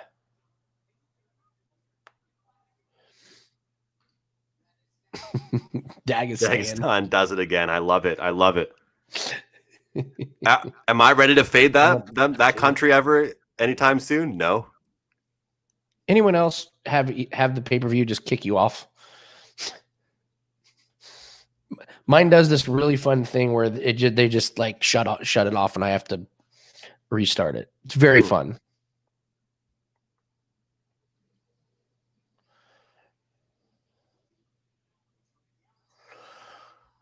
Good performance.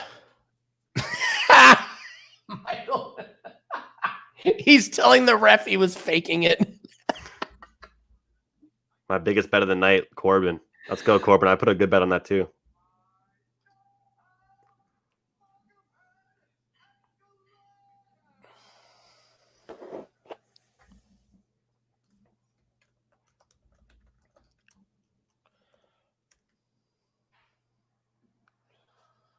That dude's going to get a big fight next. Magomed, he's 11th right now. He's going to fight. What do you think, man? Third or they'll give him a big time guy.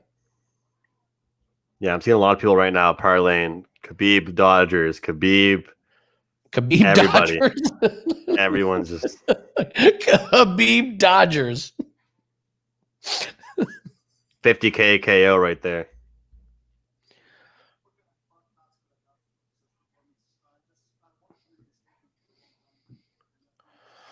All right, so who we got next here? Oh, this is the Murphy fight, yeah.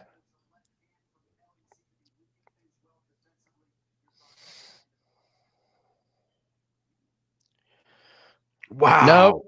Oh my God. I just watched that left hand catch. Yeah, so you see it started with the right.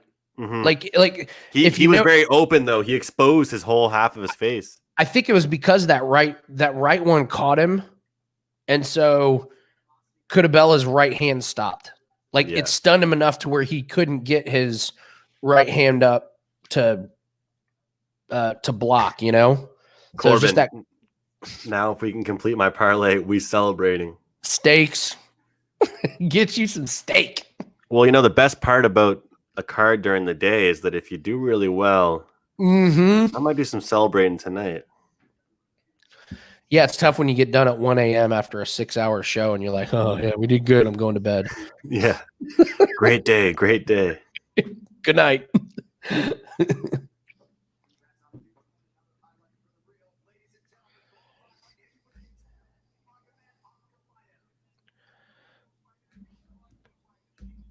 I believe we all are on Murphy. All right, I'm refilling here, Andy. All right, go ahead. Get your refill. I'll take it. I'll refill when you get back.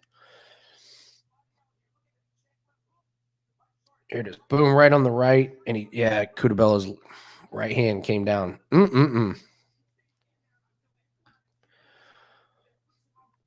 It's all right, Chance. You're all right, buddy. Get you some of that Bills team total over 13.5. That was the play I gave out on Prop It Up yesterday. Team total 13.5 points in the first half.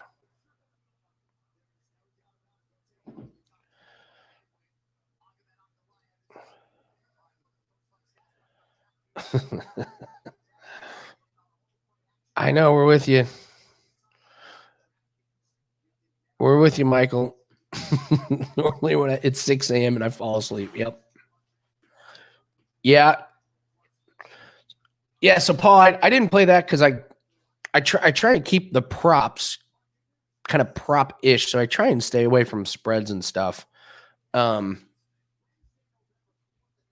So I kind of count like those first half team totals as props.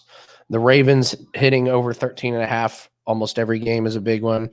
And the Jets are just so bad. And I know they're getting Donald back, but they've given up a minimum of 17 points in the first half of every game this year. So that's why I'm taking Bills.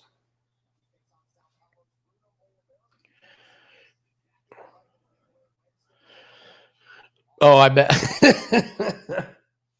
Lots of Bills picks in Survivor this week. Yep. That's going to be a tall order. Oh, is it really, Chance? That's why you got to get it when I give it out. I don't want to say your boy is moving lines, but when the books heard old Andy Lang was on the Bills 13.5, they were like, oh, that's a sharp play.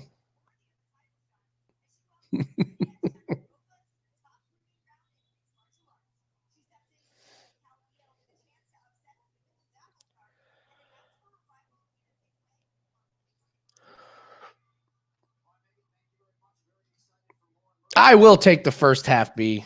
Thank you. I will take it. Yes, I will have the first half.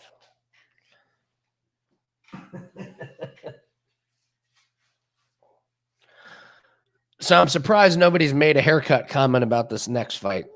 Lauren Murphy's opponent.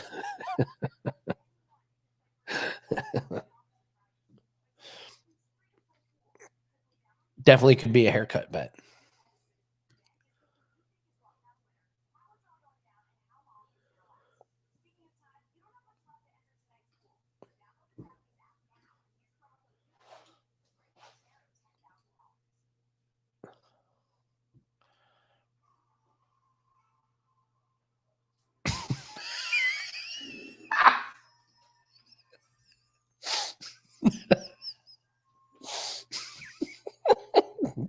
Paul.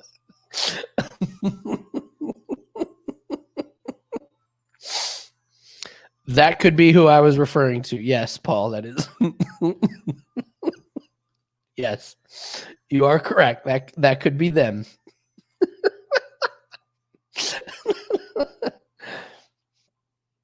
Oh, God.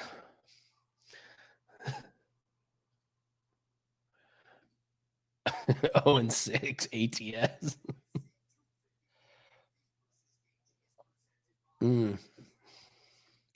What's Murphy at? Minus, I mean, I think the play is Murphy. I think Murphy walks through this person. I know we always say that surprises can happen with short notice, but doesn't really feel like I think surprises happen with short notice fights because in a guy's fight you can get a knockout or something, but with the women's fight, knockouts are so hard to come by. And based on what I've seen from Lilia, I don't really think she's in the running for a knockout. God, Uriah Hall versus Anderson Silva. That's a bad fight. That's just a bad fight.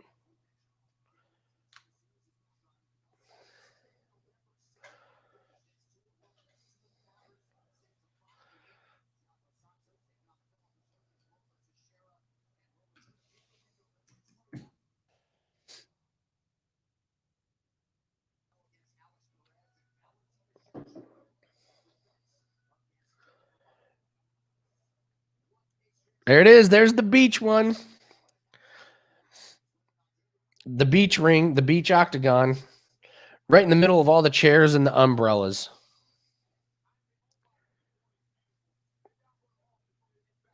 God, look at that water. Damn.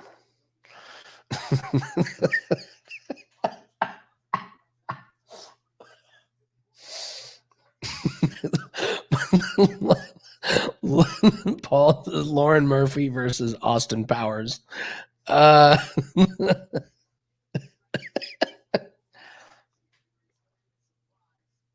I was going to say Paul McCartney back in the day. Lauren Murphy versus old school Paul McCartney.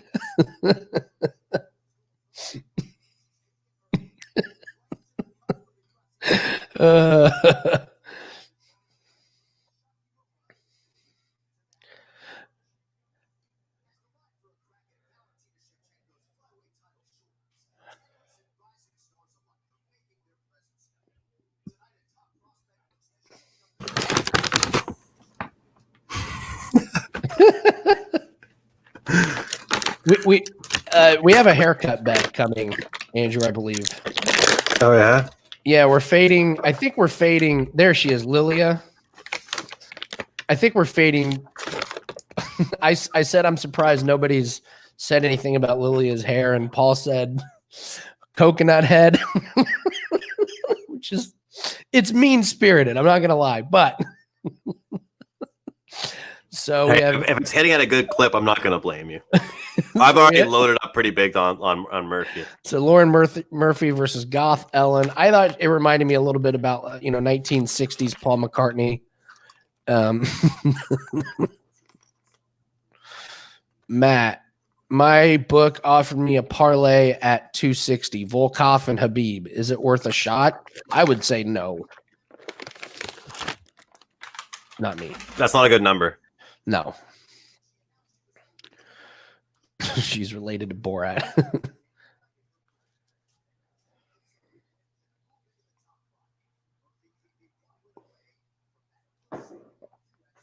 Do they even have highlights from Lilia?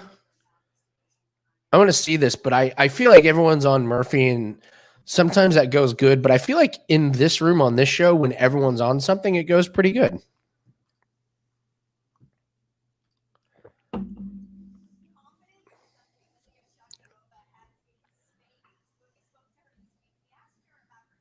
Oh, they're talking about Lilia now. Let me hear what they say.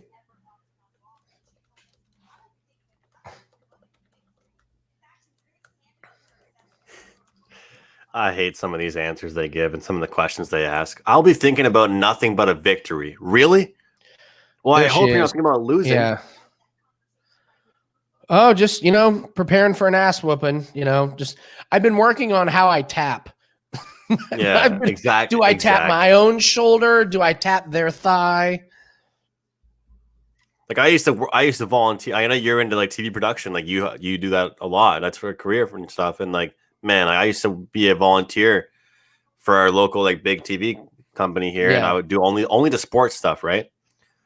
Some of the questions these guys are they're down big time at half. It's a basketball. Hey, coach, what's your approach here coming out in the second half? Play better defense. We'd like to miss more shots. Yeah. We didn't miss enough. If you see me muting myself, it's because I'm didn't want to make food, but I'm having some snacks, so I don't want to be rude and make noises. On the show, we call it food ASMR. Well, when I have crispers, it's going to be a little bit louder. Yeah, that's true. It's a little bit louder than salads and stuff. Oklahoma at TCU. What's that one?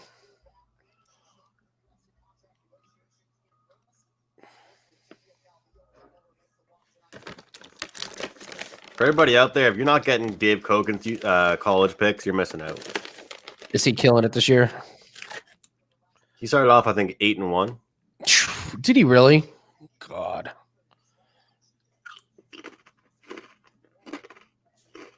Corbin, I did not see any highlights of Lilia. I tried to look her up and couldn't find it. And they didn't even do a... Oh my God! Look at her trying to walk around the ring. Are you kidding me? Hold on, Andrew. I got to log in and bet more money on Murphy.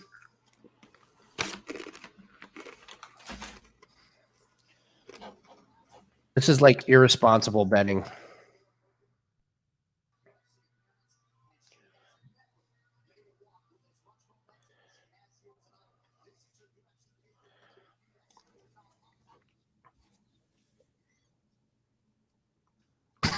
We're doing this show to make money, Andy. Does Koken have the Dodgers Khabib parlay? No, that's not a write-up. No. I mean, this. I'm Murphy. Yes, Murphy. I loaded up on Murphy too. Yes. I mean, this girl looks so awkward trying to prance around the ring, and then Murphy comes out shredded. If I asked you though to pick Murphy decision, Murphy inside, what would you pick? Even odds? Because I'm actually leaning. I'm leaning inside decision. I'm leaning inside. How this girl looked.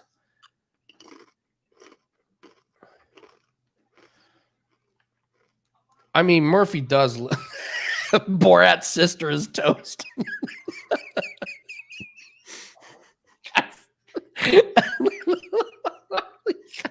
You guys are ruthless.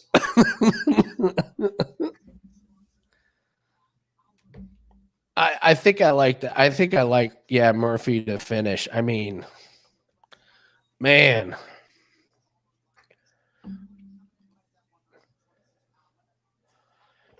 And Murphy's got a 2.5 reach advantage as well. Good Lord.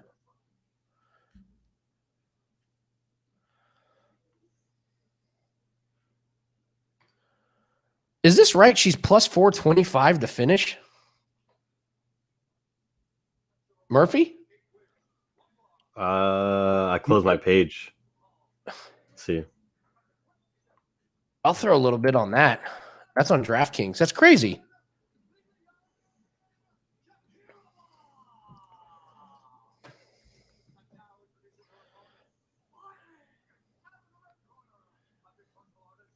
Man, Murphy looks just fantastic.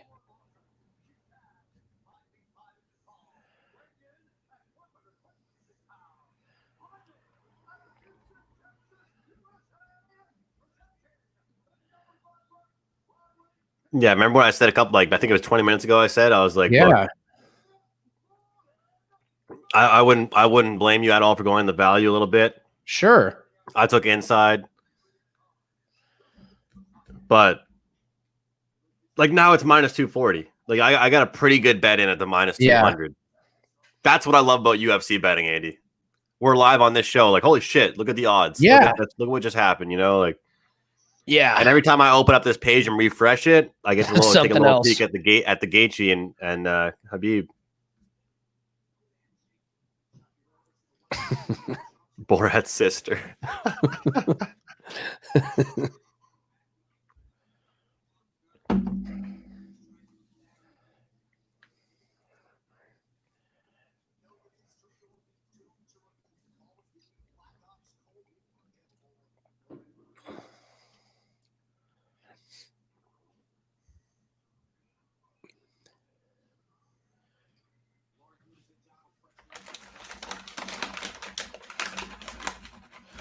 Yeah, I like Murphy being patient here.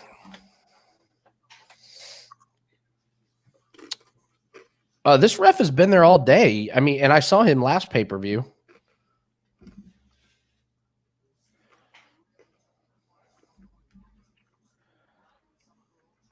Oh, that was a good shot by Murphy. That got her attention.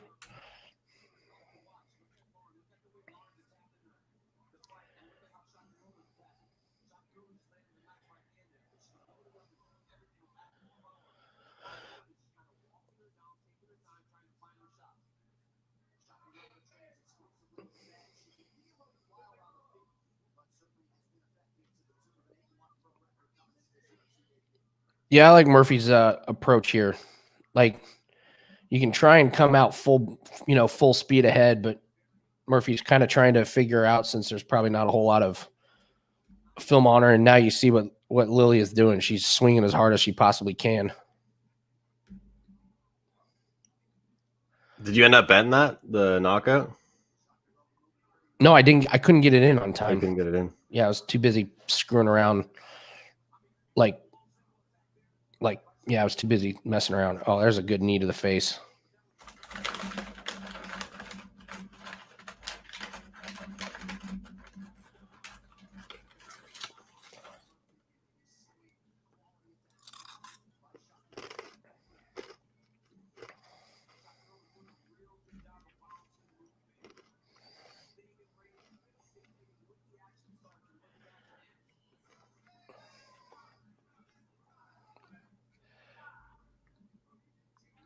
Well, Shakirova looks better than I thought she was going to. I'll give her that. That's what I mean about those unknowns, right? But yeah, it doesn't look great, but I mean, Murphy's been the one walking her down, and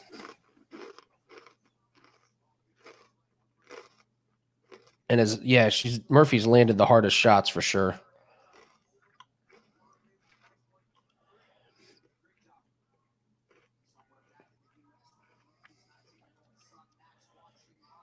What time does your screen say? I'm at 155 right now.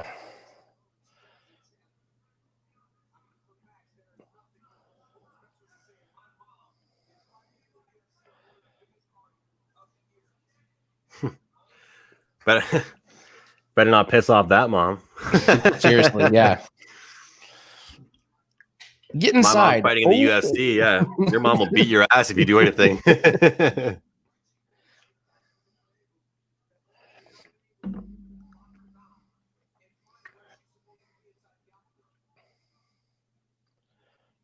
Honestly, Borat's sister looks pretty good. She's doing good. She is. I think Murphy's really trying to figure her out, like just kind of figure out where she's showing confidence, right? She's showing confidence. Yeah.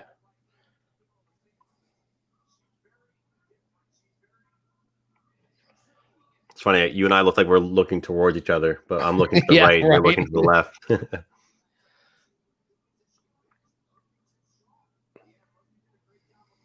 Good defense. Oh, land those elbows on that head. Yeah, Lily, you're not gonna. I don't think she's strong enough to get a takedown. No, she is gonna eat some elbows and knees in the clinch, though. Oh man,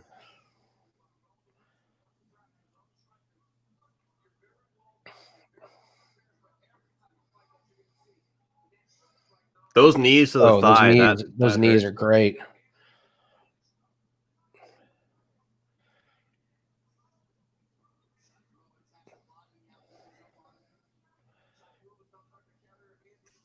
Yeah, Shakirova just got gassed. Yeah. That takedown took a lot of energy. Yeah. Her hands, Cormier talked about it. She just dropped her hands. She's huffing.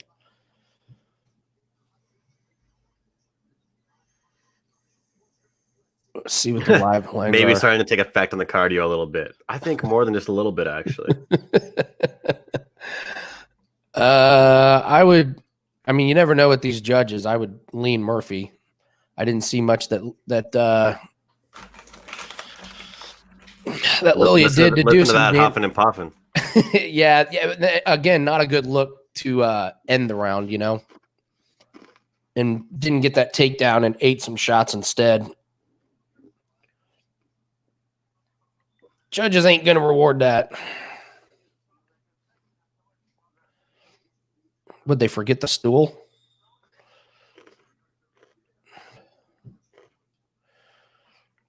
I agree, Michael. I agree. She gassed herself trying to hop around and do all that stuff. Murphy looks good.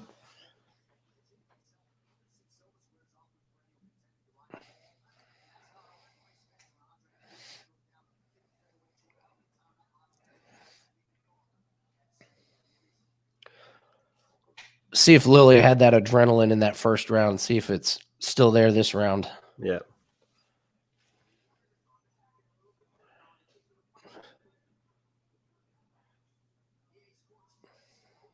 Murphy is chilling right now. She is relaxed. She's in the pocket. Yeah, she's in the pocket for sure. I can't believe we've been streaming for 4 hours, 20 minutes. Doesn't feel like it, does it? That is exactly the same thing that you said. Like, for anybody that ever asks you or me now about live streaming sports, it's like we're just doing what we would have done anyway. You know, like that's why it doesn't really feel like work. Speaking of work, though, I got a tweet out about my NFL. There's some good shots. Good shots by Murphy. Did Chris just hit you up on Slack?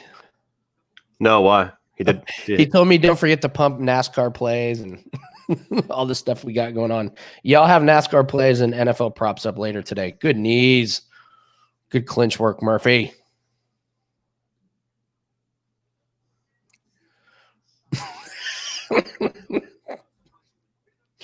Chance.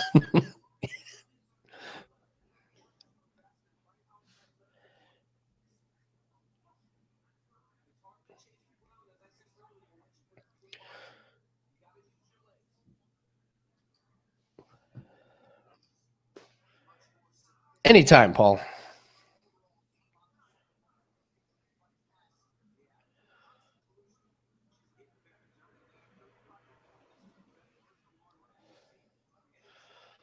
Not a lot of hopping around from Lily right now. So she's really flat-footed, and she's trying to... It's almost like she's acting, eh? Yeah. I like the patience from Murphy. She's landing those counters, but I'd like her to push forward just a little bit. Yeah, she's dominating that clinch. Whenever they clinch up, she lands those uppercuts and those knees.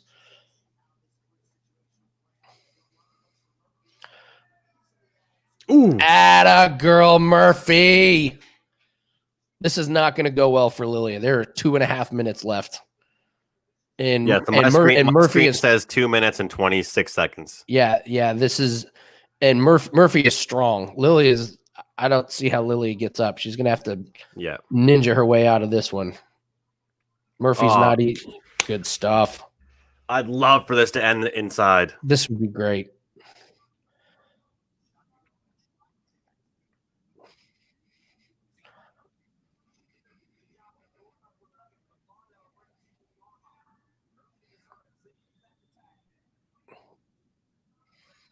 Murphy just folded her into a burrito.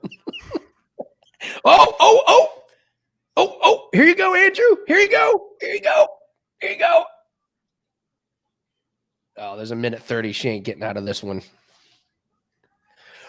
Boom! Goes the dynamite. Come on. Let's go. Andy. Hey. Cheers. Hey, bam. Cheers, brother. Let's go. I irresponsibly bet on Murphy. I'll just be the first to admit. Like, never in a million years would I recommend betting that much of your bankroll on one fight. Never.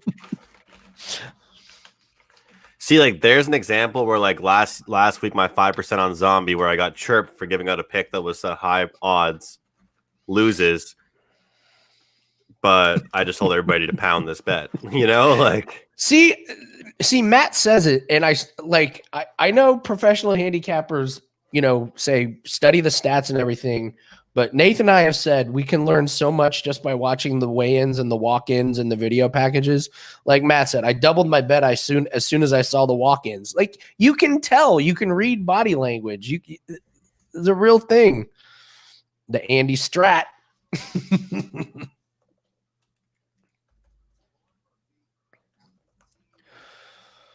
That's a big win for this room. This room just won a lot of money on that. Yeah. So,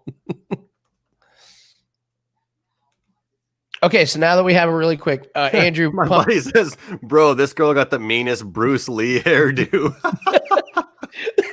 See, the haircut's a thing. What were you gonna say, Andy? Pump yourself. What do you got? What do you got to pitch to the people? To pitch? Well, just honestly, I'm tweeting like a madman right now. I just want people to follow me on Twitter. That's all I want. Okay.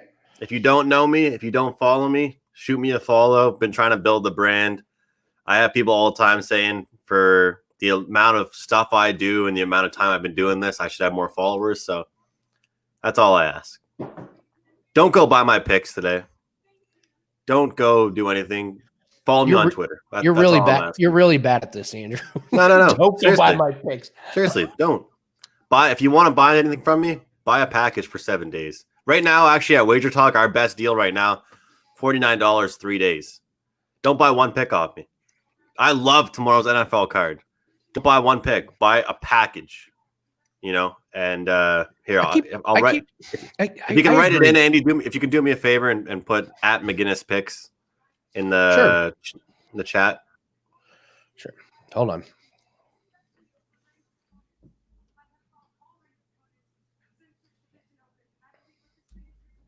But you know, as far as the salesy stuff goes, if anybody is interested, I do have my best bet 5% play in the NFL tomorrow.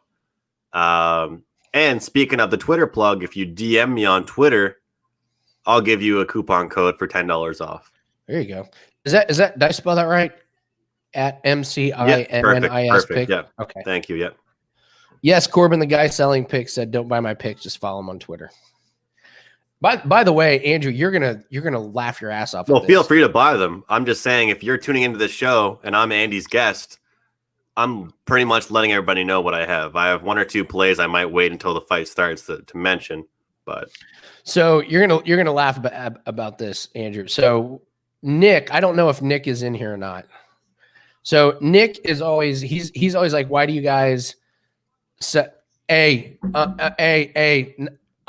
Michael? Don't you get me started with the wager bucks? Don't you? Andrew, I let it slip about how we don't get commission on wager bucks. So now they all joke about buying picks with wager bucks just to get you wrong. So Nick and I go back and forth because he thinks that we should give out our picks for free and that all we need to do is get sponsors, and that's how we make income. Nick Borman? What's that? Or no. One of our followers. Oh, okay, Nick, okay. Nick, one of the guys who's in here all the time. I don't know if he hit me up on Twitter today. So I finally had enough. He's actually going to come on my podcast next Tuesday, and we're going to have it out. Really? Yes. Nick is going to come on Bump and Run Sports, and I'm going to explain how the industry works and why his thing about us that we should give out all of our picks for free. Well, I'll be honest. I'll tell you right now. I want to always be a handicapper and continue to grow my brand. I'm 23 years old. My dream is to be on a popular, podcast or radio along with Wager Talk TV and get paid to publicly talk about betting. Yeah. Because I think that's anyone's dream when they're in an industry, No, it is. Yanni the Greek does very well for himself handicapping. He's one of the leaders in profit. He's very high volume, gives out like 20 picks a night sometimes. But he works for ESPN, he works for UFC, he works for Wager Talk. Like, that's the best thing about our industry is that you're not tied down to one 8 to 5 or 9 to 5 job. We could work for 3 different websites. Like not selling picks, I mean, but like doing I get radio it. stuff. Yeah. I am of the opinion that I will always do NASCAR. I will always do golf because I do very, very well at that. And people that follow the picks know. This is thank you. Michael, terrible business model. Give out all your picks for free. But what I can't believe Nick doesn't understand is I literally met Nick. You guys have met before? No, I mean just online. So we met him. I met him in this room where we are literally giving out picks for free. He's on me about selling picks, and I was like, listen, nobody else is doing a live UFC show giving you all picks. I think what goes really underrated though is the fact that a lot of people that do sell picks, they're like the people that are like the old fashioned salesman. It's a dirty industry. Yeah, it's been a here's dirty the thing. industry. If I came on here and it could be, if it was 2 weeks ago, I could have come on here and not had a great showing, but obviously I'm definitely, if anybody out there was at all tailing any of my plays, I'm having a pretty good Saturday. Yeah, we're doing great, so man. far. I've only lost, I think, 2 or 3 plays so far. And that's how I want to prove myself to people, I used to do NHL videos for a YouTube channel. I'll just say which name, the SBR.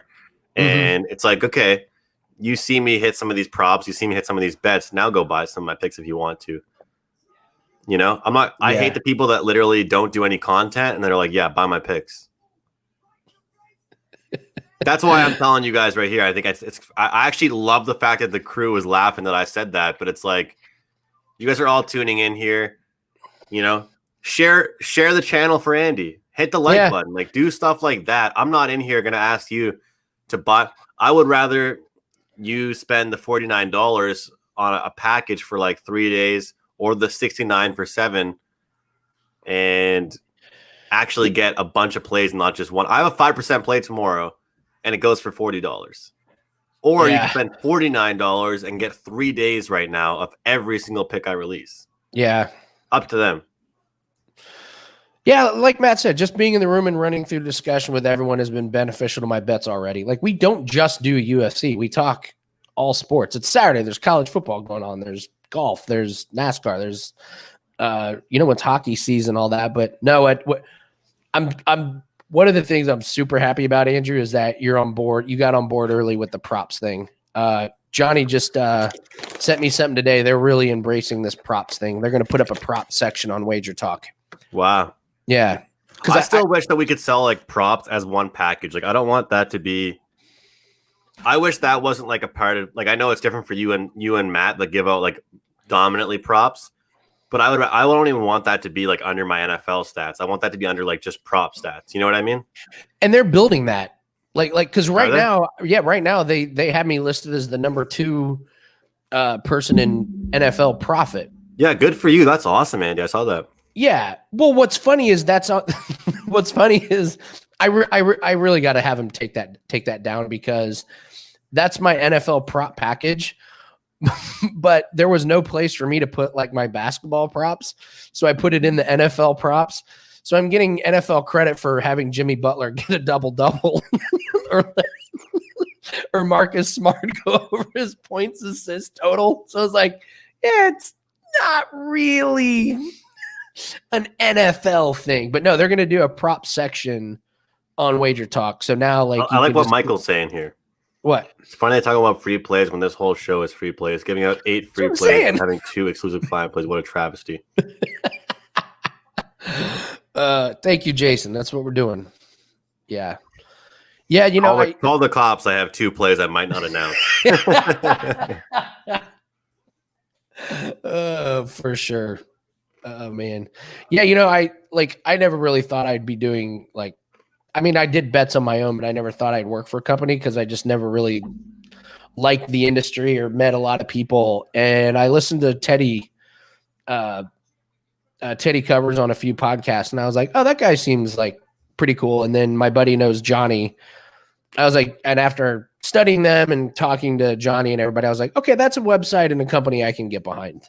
So There's not too many I would do work for, but I thoroughly enjoy it. So I've told I wish there was some way, Andrew, that everybody that like watches the show and follows Wager Talk could just from an outsider watch our Slack messages or get the emails or like see some of the behind the doors discussion, because I think that's like some of the most helpful things. Yeah. Just seeing how everybody's brain works. Like, well, I think even from what I've heard, Andy, compared to other companies and sites, this is way more of like we want you to do well. And I'll be honest, like as a younger guy, like it took a while for me to start having some really good months. And then and the funny thing is like, it's one of those things where you really look at it and you're like, damn, like I got the COO of this company calling me at 11 o'clock at night saying, hey man, how are things? Like, what can I do? What's your goal for percentages for your picks? And what's your goal of what you're going to make? And like, I don't think other companies do that. They don't care about you like that. No. Not to interrupt. Khabib has just arrived. Awesome. Indie Capper. Love that. Yeah. Strikeout props are great. The thing with strikeout props is you just can't get too greedy.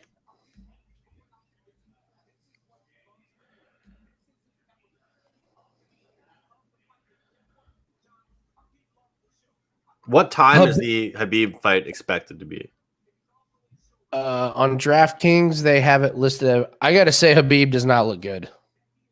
I did not like the body language. Holy shit. Andy. Yeah. Minus 260 now for Khabib at my book. He looks terrible. Andy, we started this live stream. He was minus like 325, 330. Oh my God, this is insane. Yeah, and watching him walk in there, he looks terrible. He looks so bad. Yikes. All right, Phil Hawes. All right, let's talk next one. We got Malcoon. I think it's Malcoon and Phil Hawes.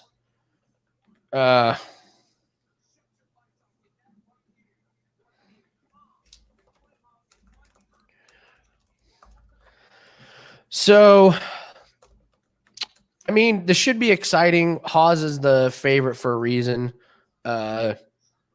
He's probably going to be throwing. I worry about Hawes gassing. He's one of those guys where his muscles look great, but man, are they not good for later rounds. It reminds me of Buckley. Buckley's that big. See what I had here on this fight. Buckley's got those big ass muscles, and like he got that insane knockout on his feet, but carrying around that muscle just drains you.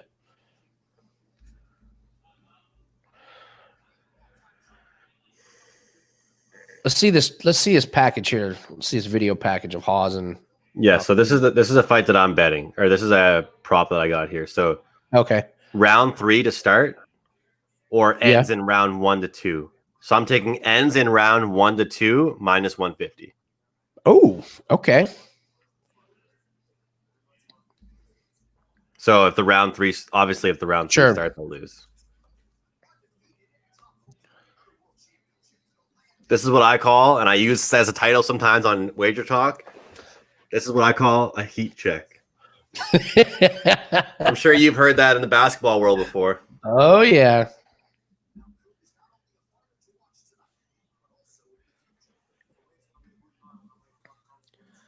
So far in this video package, they've not shown anything from Hawes except him, or from Malcoon, except him practicing in a gym. Ohio State put the work on Nebraska.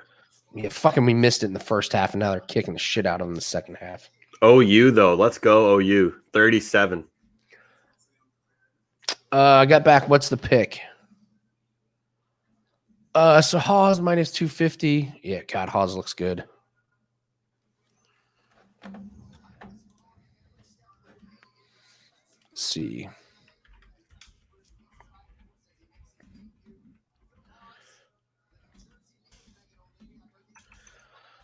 How will fight end? KO is minus 175 for either guy.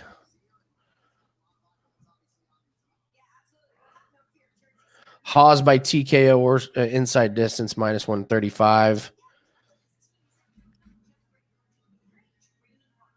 Wow, Hawes by TKO is just plus 105. Man.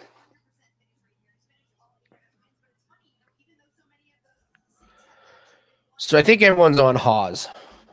Hawes and early is the kind of what we're looking at. Mm-hmm.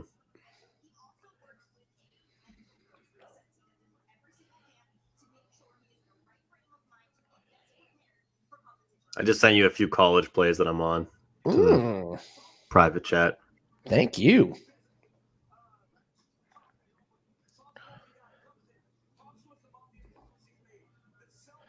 Wow, Hawes looks good. Hawes looks like he almost slimmed up a little bit. I mean, he's shredded, but he's not as bulky. I really like it.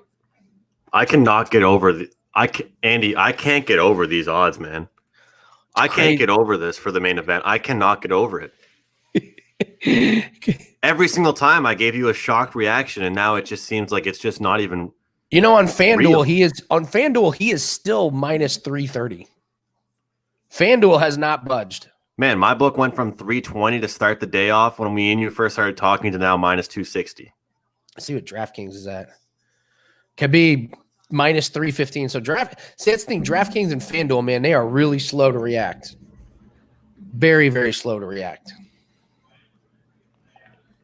Well, I mean, I think I would, it'd be without saying that if you're saying that and you're saying everything we're saying, I mean, I know you were saying yesterday about Khabib, but if I'm telling you every book that I'm seeing is this and you're getting that. Yeah. If you like Gaethje, now's the time. Yeah. But I know you said you don't really love him, but. I'm so confused though. I mean, 2 weeks ago, I thought Khabib was going to just kill Gaethje. I was like, it's a horrible matchup. But then you see the weigh-ins and I see him walk in and Khabib looks terrible. Mm-hmm. So I'm probably just going to stay away, I guess. It's just very, very strange.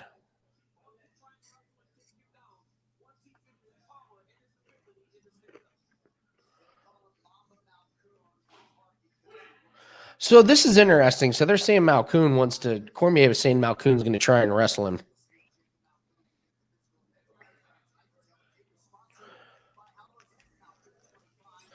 Danny Dub. What's up, Danny Dub? Look at that reach advantage. See, I actually don't often like getting involved, even though I said you can kind of have a lean towards both sides in the total, but like I'm on the fight to not go to the third round. That's a good one, yeah. But are you on Hawes, you said? I got Hawes in a parlay. I had Murphy and Hawes in a parlay. Damn it. All right. ESPN app. Let's go for a friggin' big day. Hawes inside the distance. Round 3 does not start. Let's do it. Sound good to you? Yeah, heck yeah.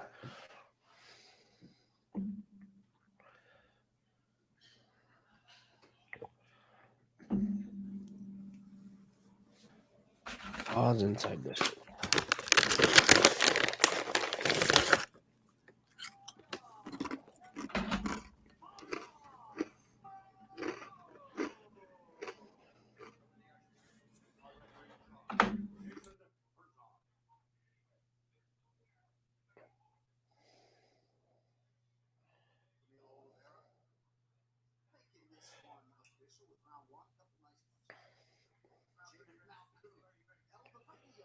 Here we go.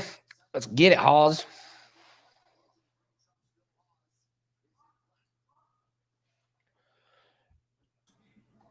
Let's go.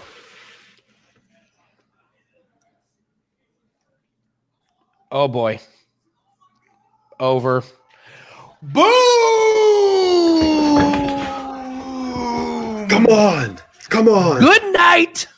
Let's go. Nighty night. Let's go. Nighty night. Last second, I bet him inside. Winner! Last second. As soon as that fight started, I was like, I didn't bet enough on Hawes. Because you could see the footwork was just like not even close.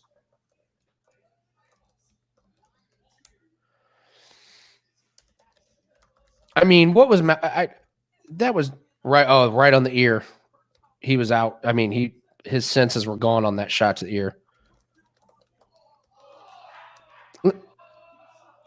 Who is that? Noise in my house? Who is that? You hear that noise in my house? Yeah, is that your buddies? Yeah, they're going crazy out there. It's a beautiful thing. Man, we've maybe lost a few plays collectively on this show. We've won a hell of a lot more. That's what I mean. We've probably lost like 3 plays. Damn.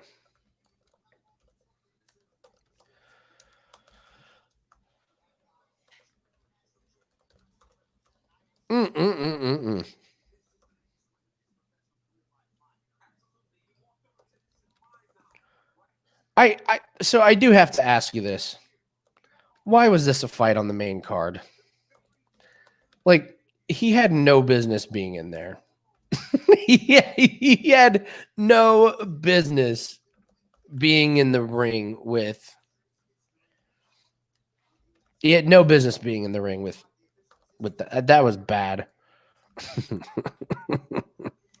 What happened? I blinked.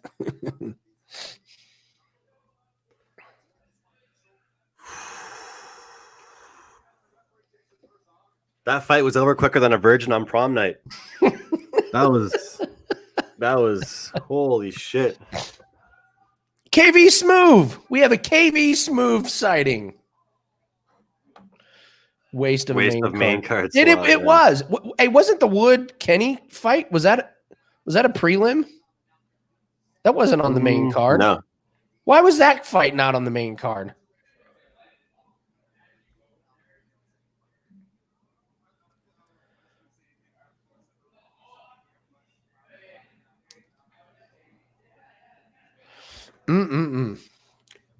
Man.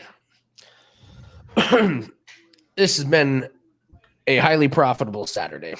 Yeah, seriously. Now we got a 20-minute intermission. What's next? Is this my Walt Harris fight? Yeah. I'm just telling you right now, I'm throwing something on Harris to knock him out in the first round.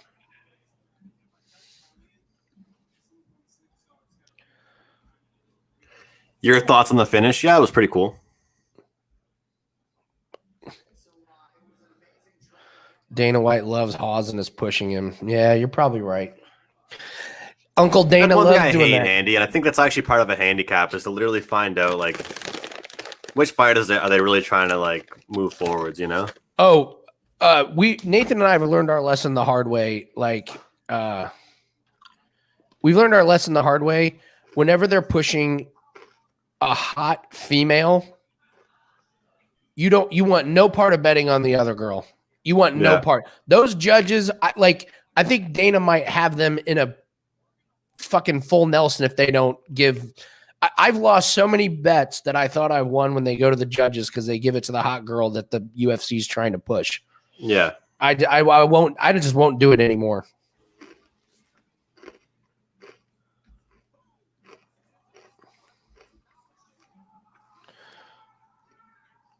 We need Andy, Nathan, and Andrew every week. Oh my God. What a circus.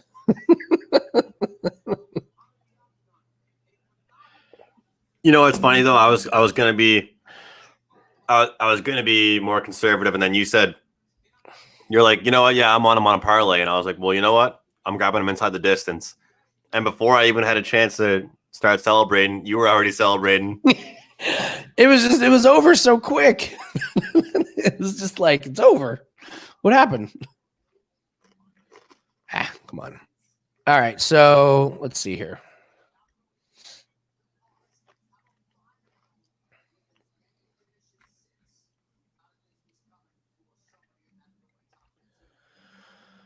All right, let me look at this Walt Harris thing. Gaetje has arrived. There we go.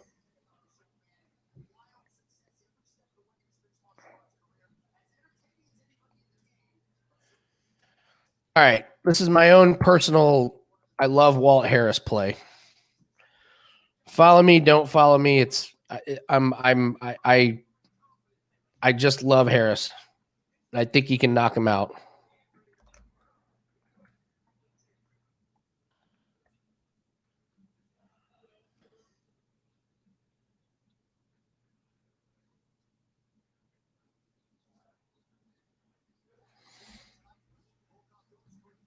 There it is. There's my. It's like plus 460 or something. Sprinkle pot. Call it a sprinkle pot.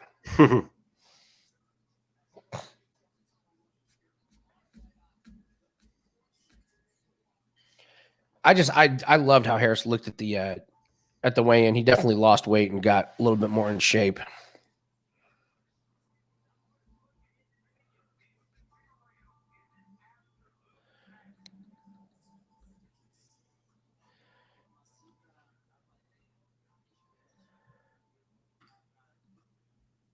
Won't go distance is minus 170. That's a good one. Won't go distance. Yeah, that's a good one too. You know, now that I think about it, how many actually have we seen that you and I have been watching today that have gone the distance? Kenny and Wood. Off the top of my head, might be it. Seriously, might be it. Yeah. So Murphy knocked her out. Hawes knocked him out. Magomed knocked him out. Great winner in college there, handicapper. Kenny went there. Oliveira's dumbass got submitted. Oh, we had the draw. Don't forget the Zhang Alvi draw. So that counts as something, yeah. And then Alvarez knocked him out, and my girlfriend, Miranda Maverick, won. Your girl. My girl. She's my girl. I'm going to go refresh my bev, okay? I'll be right back.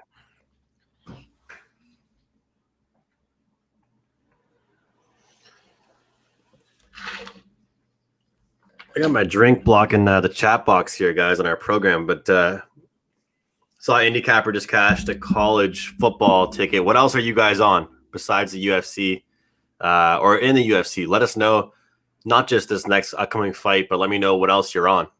Post it. Let's see all of you guys in everybody that's in this chat room right now. Let me know what bets you got going today. I certainly have a few I'm following. I'll give you one bet I'm on. Rice -4.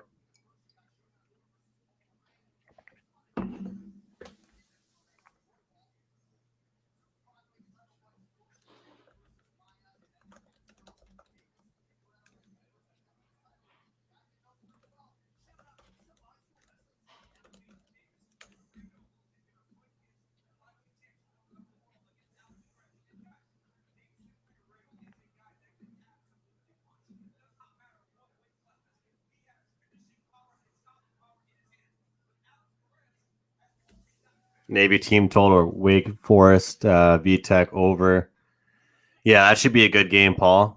I'm on that play. I'm on that game as well. You got Rice, yep. Days free play with Rice, yep. Bama -12, yeah. You know, I'll tell you guys, like, you know, it's everybody talks about preference and all that kind of stuff about how you're having a good night, all that kind of stuff. Look, we're having a crazy day here on here. And now we're getting into more of the serious fights or like the more big fights. Nobody's asking for advice, but I'm just saying, don't change your bet size right now. Don't change your bet size. If you've won a lot of money this today so far, if you haven't, whatever you have or haven't done, you don't want to change depending on how big the fight is. Same with this Gaethje and Khabib fight. It's just another fight. Chat room, you guys agree with me? You guys agree with that?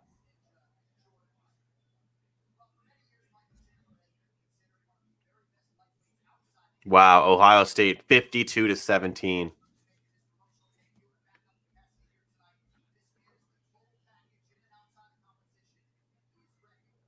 Yeah, chance, exactly, man. Trust me, I've learned my lesson and I've learned from it now.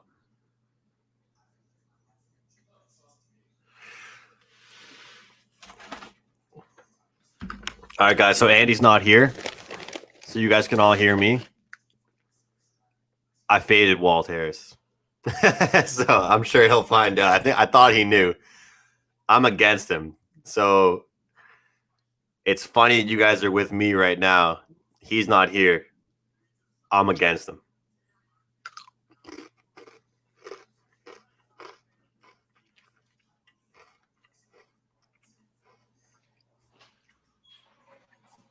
Just keep it between us, though. Don't tell him.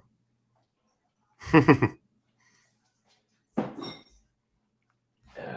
shit! I just spilled a fucking drink. An idiot. I walk all the way from my kitchen and bar area into the office, and I get right to the desk, and then I hit my own hand and spill my drink. Oh, jeez. How much of it spilled? Not much. I'm just kidding.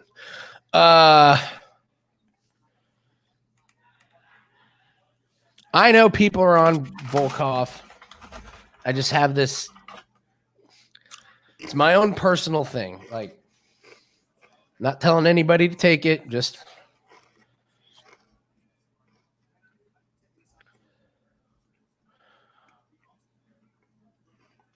Is it really his birthday? Is it really Volkov's birthday? Gonna suck to get knocked out on your birthday, am I right?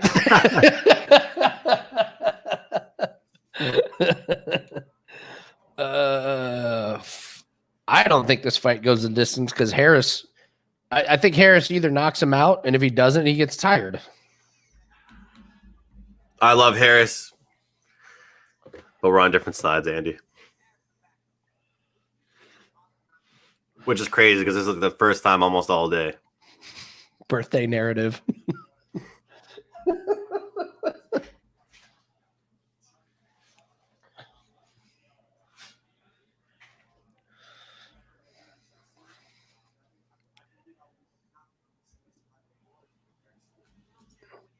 Dude, did you see Michael Chandler at the weigh-ins? One of the fighters who's a backup. That guy. Not bad. Dude, that guy's looks awesome. I mean, looks can be deceiving, but he looked fucking incredible. They're interviewing him right now. Like when they were on the weigh-in and he was on the scale, I was like, my God, who is that guy? And you're like, oh, he's a backup. It's like, suck to draw that guy. Yeah, there's no way this fight goes the distance, man. I agree. But that's just the thing, though. There's a reason that price is what it is, right? Yeah.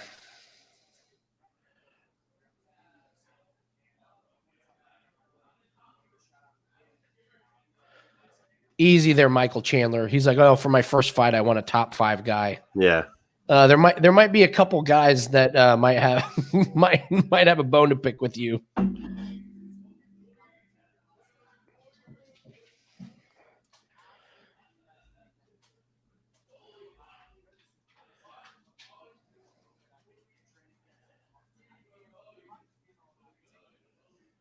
Yeah, who is this guy? Where did he come from?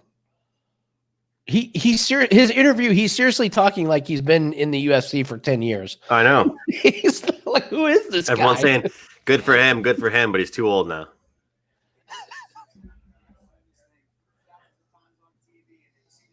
Yeah, honestly. What are the odds Harris is a beast. Harris is a beast. But I think it's because, Andy, this isn't really like a political thing or like this is kind of just an opinion, but like, oh, this is going to be great. I love when sentences start like that. I felt bad. Obviously, it was a story about, I think it was his stepdaughter, right? Mm-hmm. But something about it, the way that it was almost like the UFC was using that as far as their promo. And to me, that's not cool. Show it, mention it. Show a great story about it. Show Walt's interview about it. Don't promote the fight like that. Don't try and make money off that. That's just my opinion. I felt sorry for what happened. Obviously, Overeem, like a fight is a fight, but it's almost like they promoted like he's got a bone to pick just to take his anger out on the fight. Like, I don't like that. I'm not raised like that. I get you. I think that these guys know what they sign up for. Mm-hmm. And honestly, in order for these guys to make as much money as possible, they need to sell. And you're right. And they need to promote themselves. And that's a unique big story. Promoting it wasn't going to change what happened. Yeah, I agree. And if it helps his career, then I'm okay with it. And obviously he was okay with it. So I get what you're saying. It's a fine line, but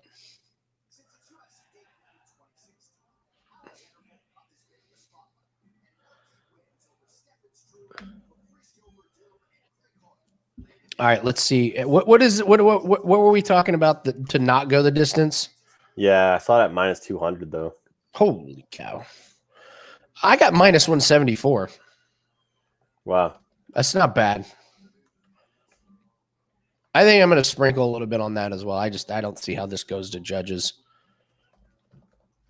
When was the last time Walt Harris had a fight that did go to judges? That's why I'm on. Yeah, that's why I took it. Yeah.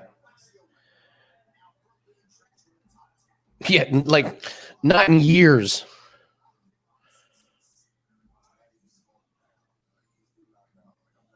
I see like his last time was 2016.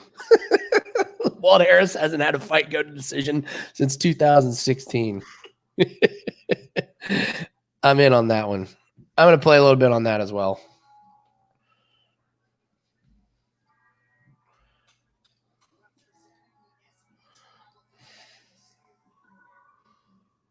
This should be entertaining, though. Either way, we're going to get a fun reaction to this. I'm just going to this would be a good plug one. my phone in real quick. Sure.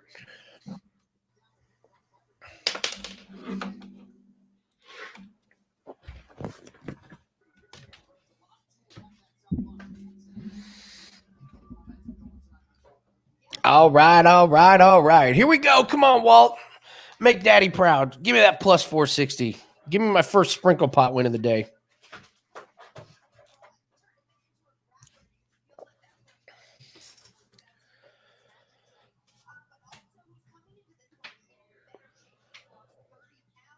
Holy cow, they said he lost 30 pounds. I thought he lost weight. I didn't know he lost 30 pounds. Whoo.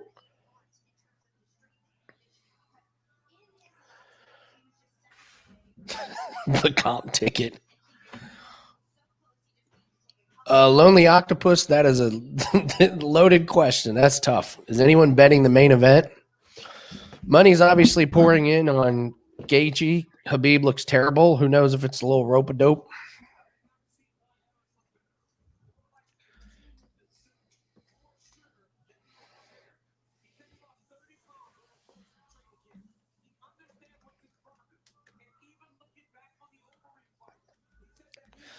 Walt looking good. My man Walt is looking pretty damn good here, Andrew. I don't mind. They said he lost 30 pounds. I didn't know he lost that much weight.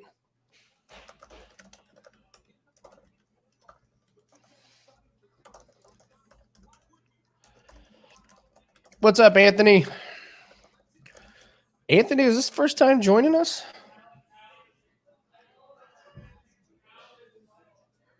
Thanks for jumping in. 2% on Khabib sub. The big ticket. We haven't had some of the crazy nicknames tonight. When Chance was on last week, we had some of the most bonkers. We had the Iron Turtle.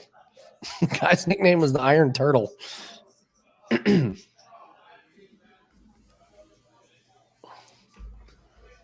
is going to be good.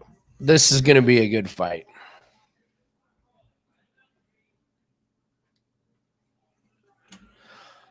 I still have Kenny and Wood as the fight of the night so far.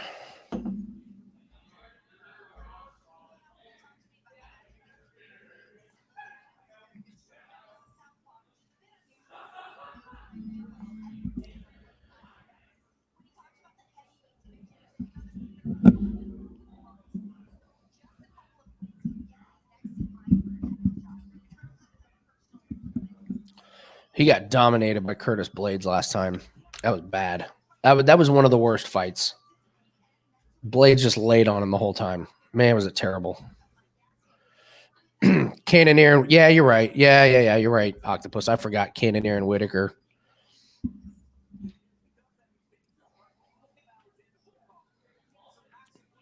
Wow, Corbin, I'm going to the first UFC fight back wherever I got to fly.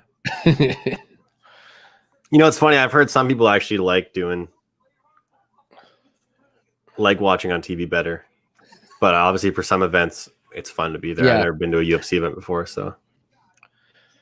My friend actually saw George St. Pierre. Really? New tats by Volkov? Looks like they got touched up. Yeah, you got a new back tat. Look at the look on these two guys' faces. There's no way this thing's going the distance. Hey, Jermaine, how you doing? Thanks for joining us. Yeah, Andy, I apologize, man, for the noise in the background. But dude, it's great. Don't apologize. It's awesome.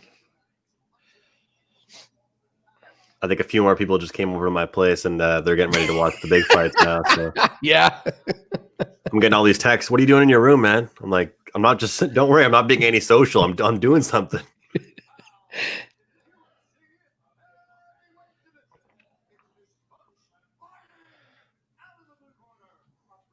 Bruce Buffer, man, he fires me up. I mean, he's so funny. I'll throw this out at you. So we have this ongoing list of me and my buddy KJ. We have this ongoing list of people who have just like made it in life that really don't really do much, but they just have the best life. Yeah. And it always comes down to Bruce Buffer and Pat Sajak. Like, who got the luckiest deal in life?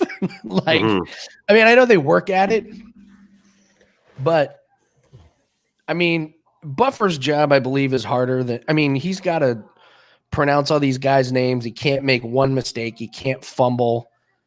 Pat Sajak literally repeats what they say on the game show. They're like, R? And Pat Sajak is like, do we have an R? Like, they literally get paid for their small talk, man. That's what they get paid Dude has for. been dealing for 30 years on Wheel of Fortune. All right, here we go. Come on, Harris. I wonder how much that ring girl's getting paid. I'll look it up. That back tattoo from on Volkov is insanity. This is Walt's first fight, right? Since he lost to Overeem, yeah.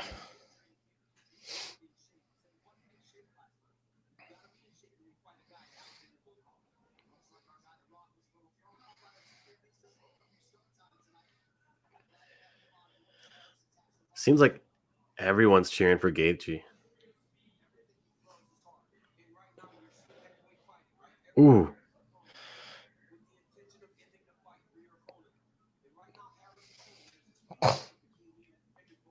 Where do you what get a these weird fights back going? tat. I know, it's bizarre, isn't it?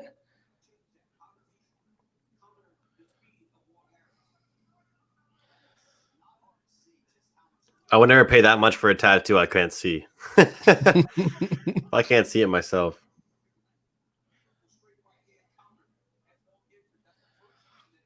Oh, shit. Someone's going to nap time. Someone's getting put to time out.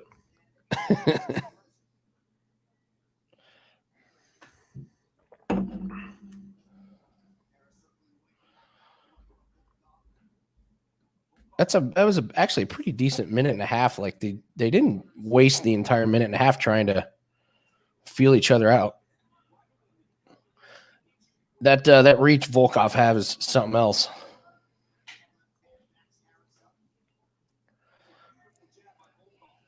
Let's go, Volkov. Come on, Harris. Like I said, it's a sprinkle pot. If we go 2-8 on sprinkle pots, we're doing good because they're long shots.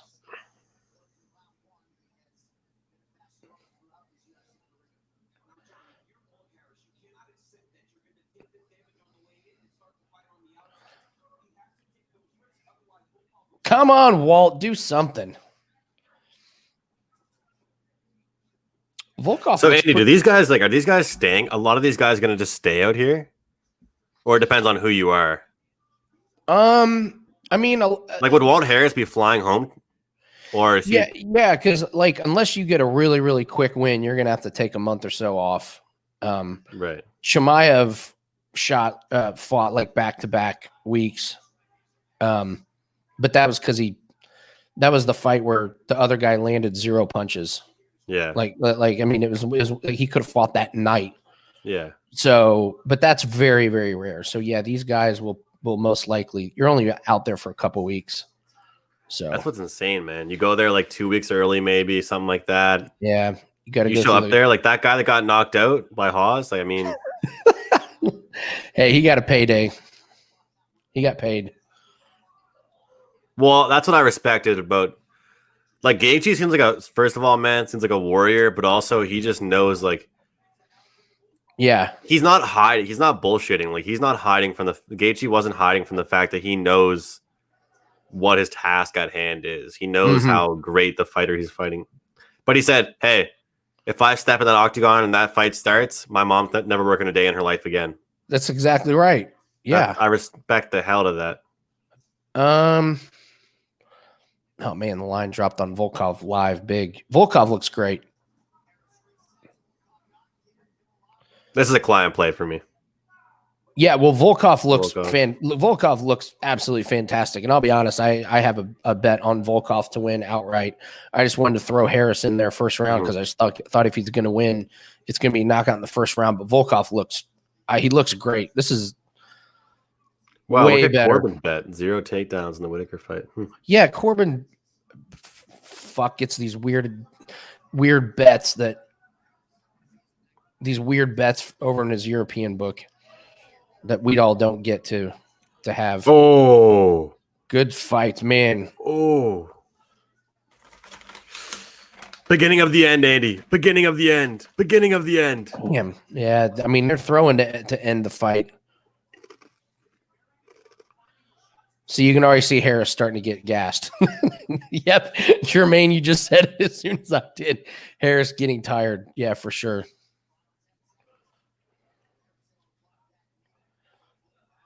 Look at him protecting himself. This falls under the new tattoo theory. Volkov has the new tattoo. It means he had an influx of money. Fresh tat. It means he's feeling himself. All right, Sprinkle Pot lost. Let's get this fight to end. Break even on the his eye is mangled. Is it really? Yeah, look. Oh, yeah, he just said his right eye.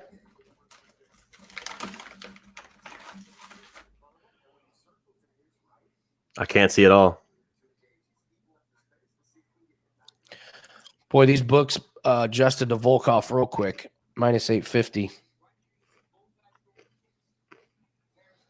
It was dangerously close to a Nard shot. How have we not had a low blow social yet? Unbelievable. Why did he draw? Like, I was talking about this matchup, Andy, with a buddy of mine. Like, why after that loss over Reem, why did he draw Volkov? Who knows?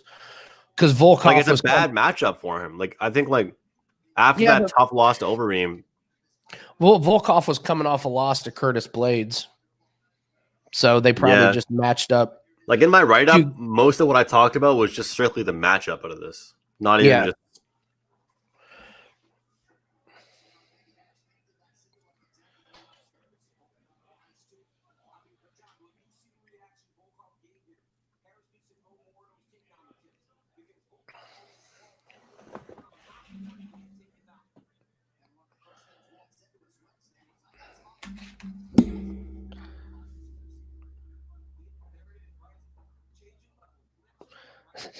So I want to get a tattoo. All right, sir, no problem. You've come to the right place. What would you like? I would like a gigantic mask.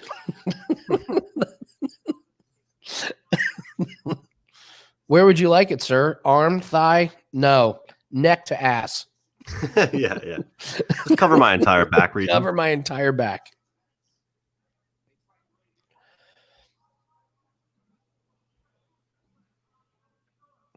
So, Andrew, what'd you do all day today? Well, I bet from the time I woke up until the time I fell asleep. Oh, what are you going to do on your Sunday? There it goes. End this fight. Boom. All right, that's a break-even win for us. What happened to Harris? Oh. Was it a body or a nut shot? Rough one. No, I don't think so.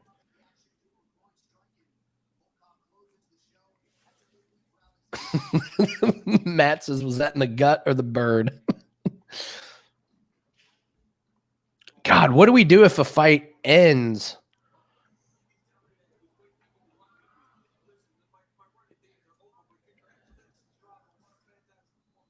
Let's see. No, that's right in the... Oh, yeah, that's a damn good shot. Good kick.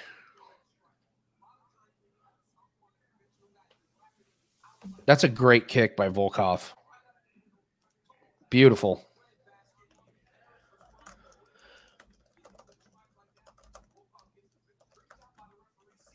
Clean as fuck, boys. Yo, Volkov looked great. Who's he get next? Well, you know, with the crazy day it's been, I wish more plays were client plays, but hey, want to know start for the clients. I'll take it. You are right. Yeah, we have like 13 plays throughout the show, too. I wish it wasn't 8 in one day for the clients, but hey. Winner.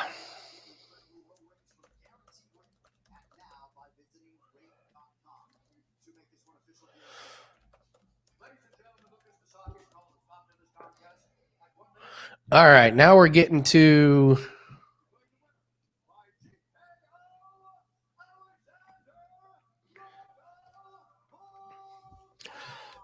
All right, room.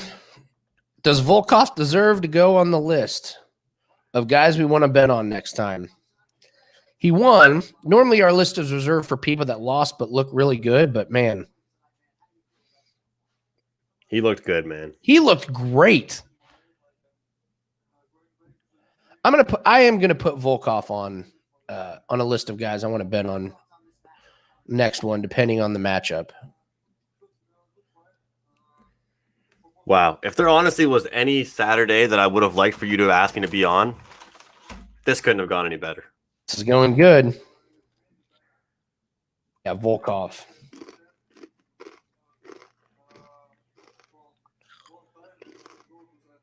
All right, Andrew, it's that time.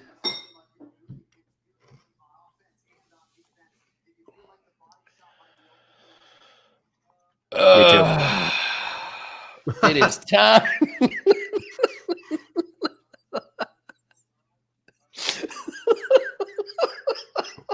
I like how you have the hashtag going too. That's awesome. It is time. I gotta grab something besides these crispers, all right? Okay. Get you a salad. Get you that salad. If you told me the joke, I would have actually got one.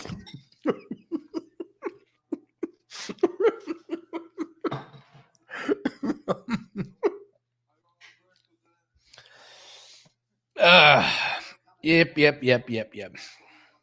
When you're having a day as good as this on the show, you got to have you a salad.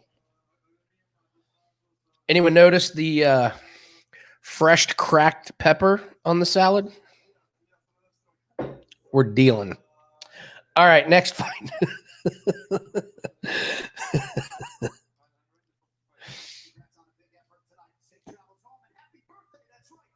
Welcome, Jermaine. I don't know if you know the backstory of the salad. My wife made me a salad for the first ever show we did, and nobody will let me hear the end of it. So now, as tradition, I have a salad every UFC show. And they started calling me Salad Boy. I'll take it. All right, we got Whitaker and Cannonier up next. Minus 106, dead even. Dead even. Top shelf greens. Yeah. The booze and the lettuce in this house, top shelf. The birthday narrative. I forgot about the birthday narrative. All right, we'll add the birthday narrative, Matt, in your honor. So what are the narratives? We got haircut narrative, yellow shorts narrative, birthday.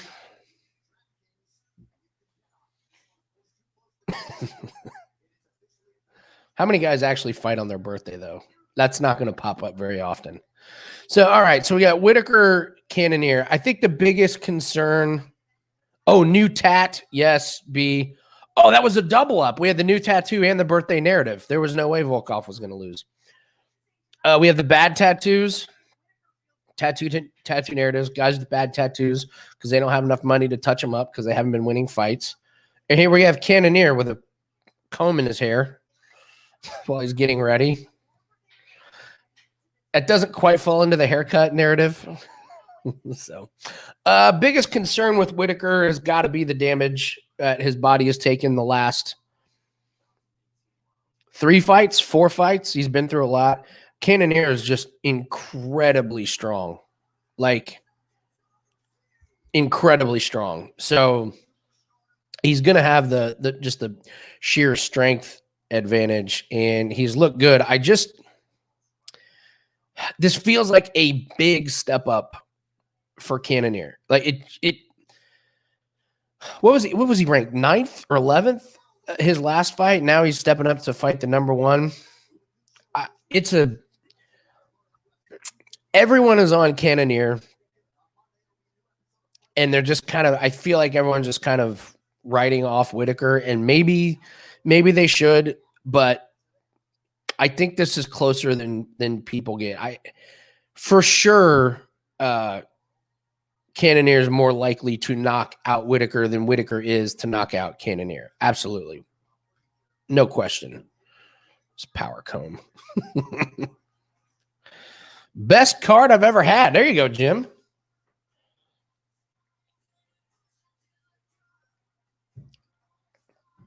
Let me look at some of these props I got here. Nothing there for method and round. Will fight go the distance? No is -144. They're expecting sparks. I don't know. I don't know if I totally agree with that. Of course, this has been the card of early stoppages and submissions. So look at that, man. Best UFC betting days for sure. More day fights. More day cards. Too close call, inside distance, or nothing. Yeah. Yeah. Just let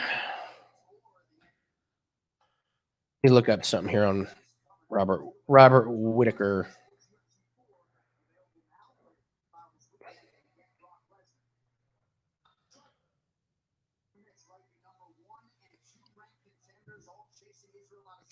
So three of the last 4 fights Whitaker's fought in has gone to decision. And I mean, Israel knocked him out. Israel just, what a clinic.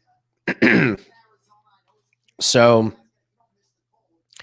and the last 3 fights that have gone to decision for Whitaker have been 5 rounders. So that is a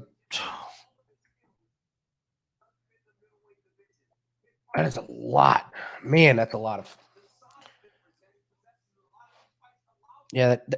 See, that Darren Till fight was 5 rounds, and it was, it was grueling. But I just didn't think that he absorbed that much. Here's my worry about Cannonier. All right, so his last 3 fights, 2018, he fought Branch, knocked him out. Then he fought Anderson Silva, knocked him out. And then Hermanson, he looked really, really good.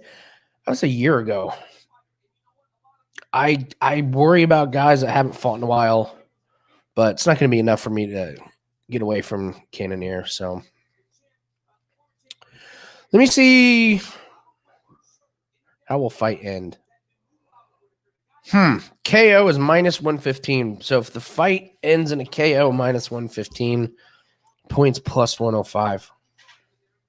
We get Andrew's picks on this because he is just on an absolute heater today. So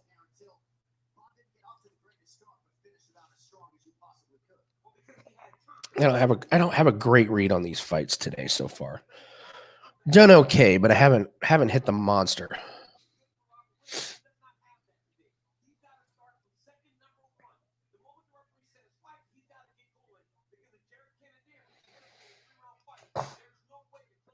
Over 1.5 rounds. That's pretty good. That might be on total rounds. Over 2.5 rounds is minus 115. So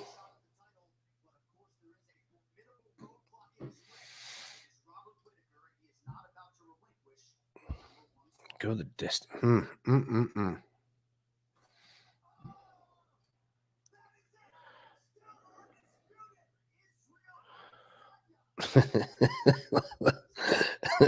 Till is a scrub.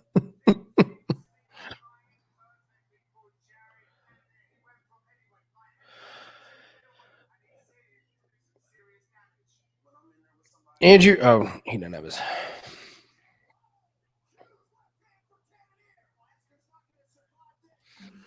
What's up? You got a strong feel for this next one?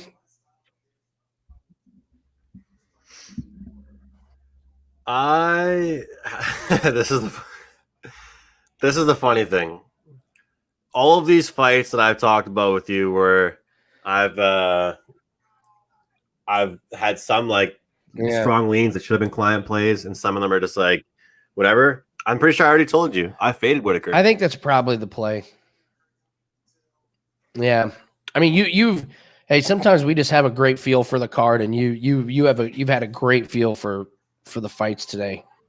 But you liked him too, didn't you? Yes, I was trying to make the case, like, you know, for Whitaker. Well, just trying to play devil's advocate, saying like, you know, yeah, Cannonier hasn't fought in over a year. You know, Whitaker's last 3 out of the last 4 fights have gone full 5 rounds decisions.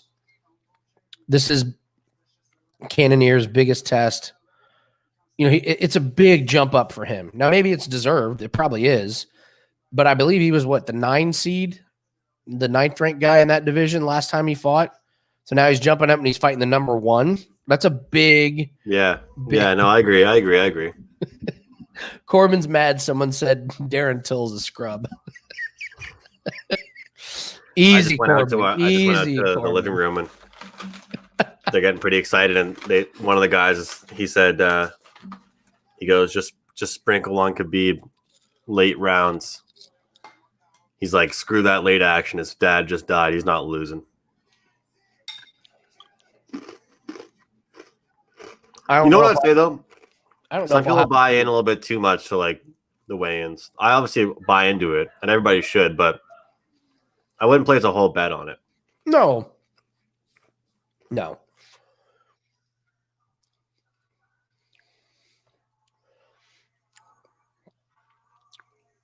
Kudos to Cannonier if he fights with the comb in his hair.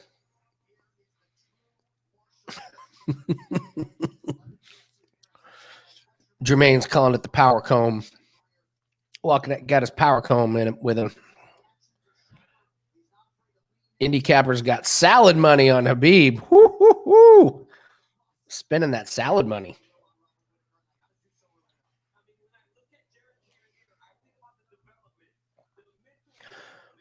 Man, he looks good. It's amazing how much his body is here, how much he transformed his body over the years. He was not always that cut and that shredded.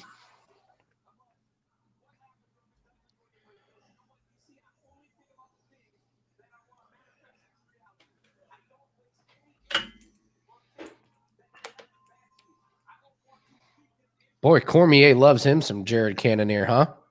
Listen to him fawning and spooning all over him. He loves it. Does, man.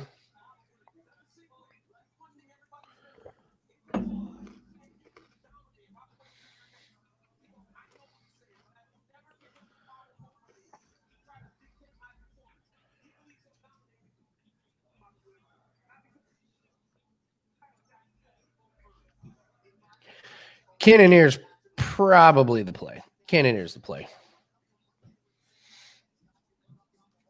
Now, someone asked this earlier, Andy, and I'll say this. I hope we only have about probably a minute or two to say this, but is this going the distance? I don't think so. Whitaker loves taking these fights the distance, but Cannonier doesn't. So it's like, who's gonna prevail? I love this song. He's coming out too. What is it? Can't be touched. Oh. But I'm against him, so I can't like his song. I can't like the song he's coming out to. Yeah, you know what? You're right. I'll let you talk me off that. I'm not gonna play it. I'm not gonna play the Inside the Distance.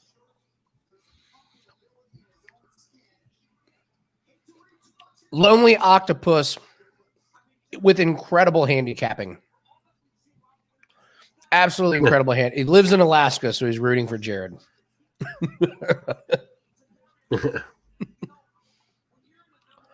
Scott S. Welcome back.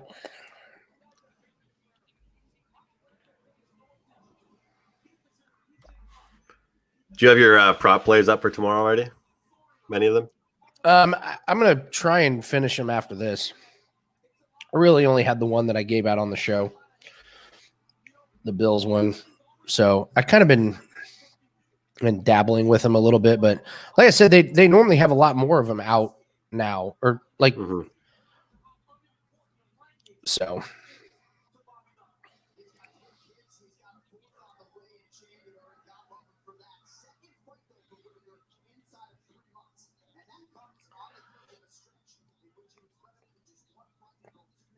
I think it's so funny, man. That you look at the so in the Falcons Lions game, yeah, there's like anytime touchdown scores down the list, Gurley, Ridley, Jones, Golladay, all somewhere between the -130 and +110 mark, right? Yeah. And all of them to score the first touchdown is either +700 or +900. Oh wow! Like you can take a few of those guys, and if one of them gets the first TD, you're making more money than you would have if you bet one of them to score a touchdown anytime. Yeah. Yeah. And people don't like that. Like to me, like Steve Merrill always says, it's a math game. If you can look. Yeah. If every game I pick two guys that I like on one team to score the first touchdown, then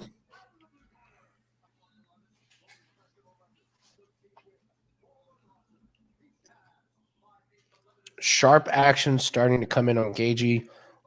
Well, yeah, parlay liability on Khabib. People have been parlaying Khabib for months.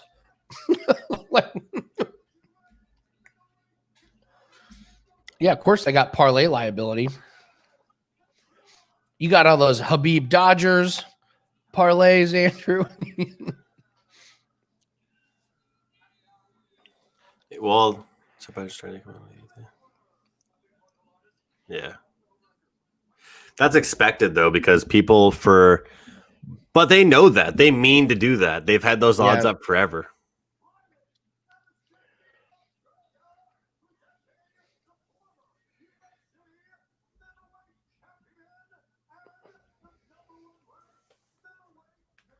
I'm already glad that I have money on Cannonier. I'm not the body language doctor is not liking what he's seeing from Whitaker.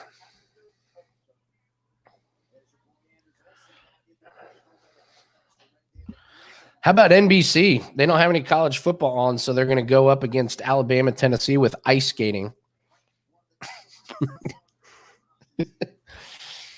All right, Cannonier, end this baby.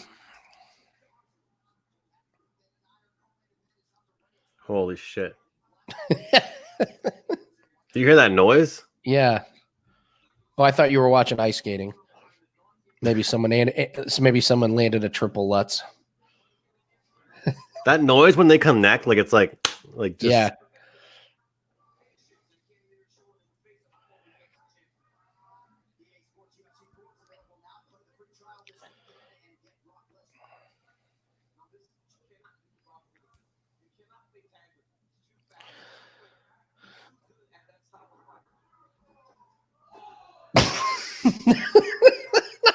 Did you hear that? Did you hear that? Yes, it's great. It's so good.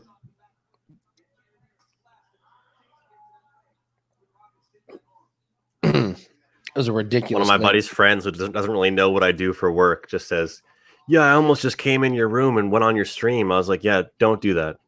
Don't come in my room. Do not come in here." I don't want someone that's had 7 or 8 beers today walking on the stream.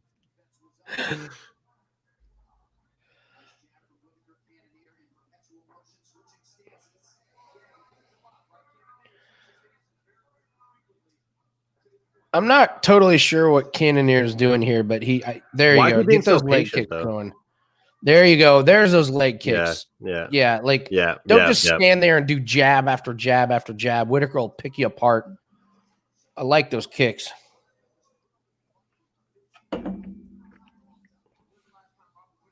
Andy, would you be interested in doing like a game time decisions kind of thing, like what they do on Sports Grid, like during the year, like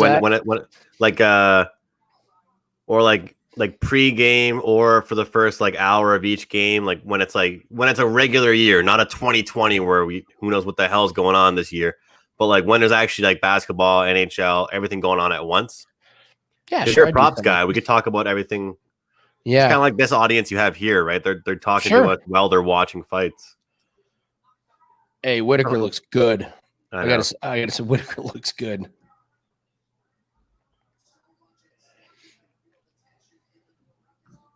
It's that walkout music, man.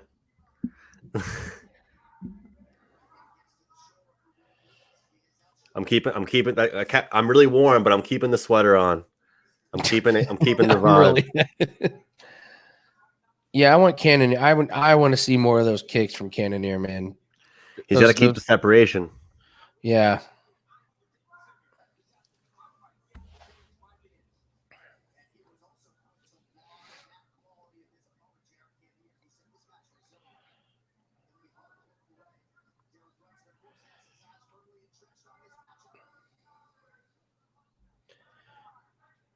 Yeah, Cannonier's got to chop. He has to chop those legs. There you go. He's got to chop those legs and slow down Whitaker. Whitaker's just really good at those little jabs.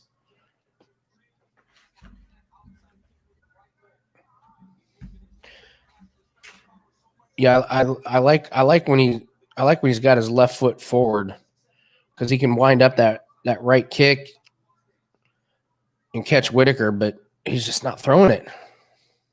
Don't get it. I just don't know what he's waiting for. He looks very indecisive. It looks like he's not quite sure what he wants to do.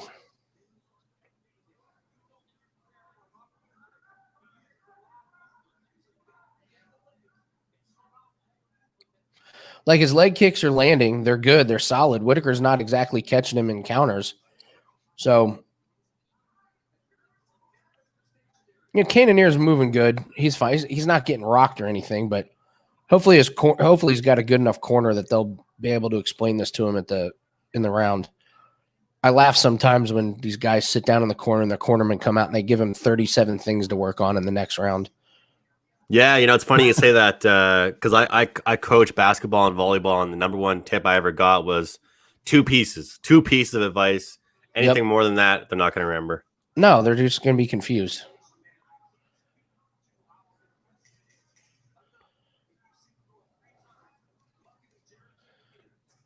There we go. See? Good body kick.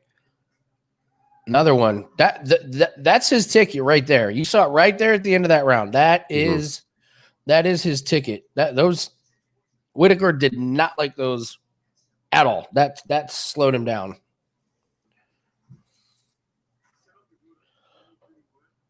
Here, I want to hear what they're saying. When you do your work, don't admire it. That's what he said about Whitaker.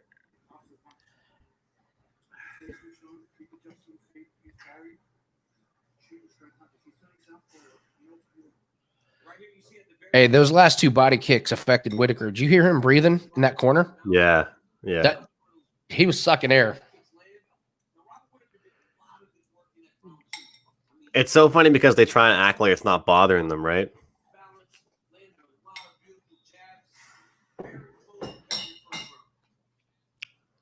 Look at that. Those body kicks right there at the end. That got Whitaker.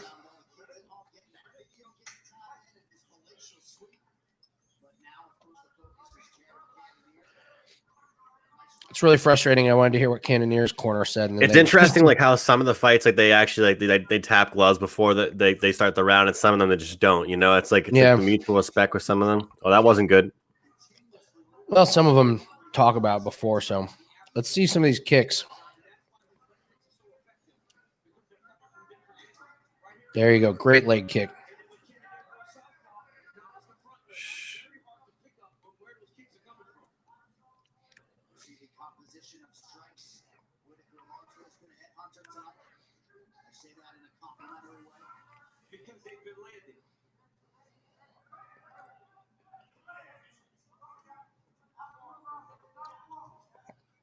So you can't have Whitaker being able to hop around like that. Yeah, you gotta put him on edge. Put him on edge.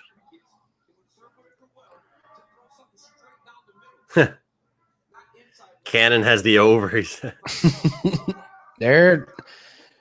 Whitaker is not blocking these kicks.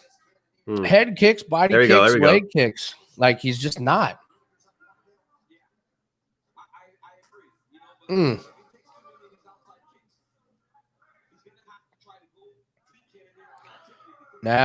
Now Jared's working those.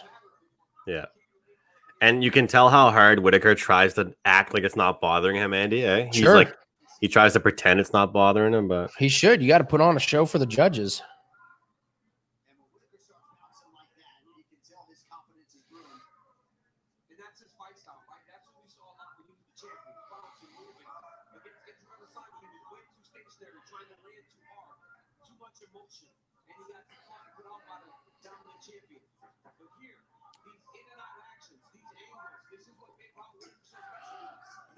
Good shot by Jared. Yes, yes. Whitaker's like he's playing for points for sure. You know, jump in, jab, get out.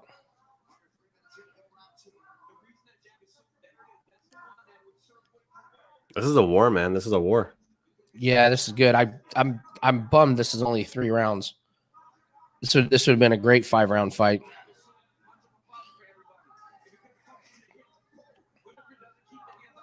Yes.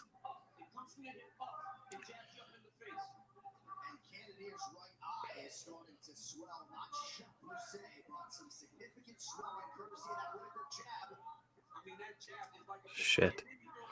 Whitaker can jab, man.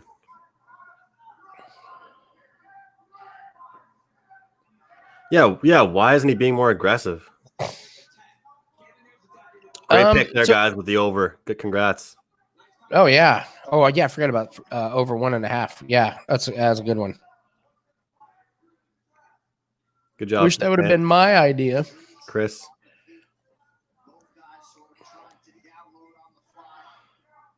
You know, it's amazing. Whitaker has totally got Cannonier fighting what Whitaker wants to do.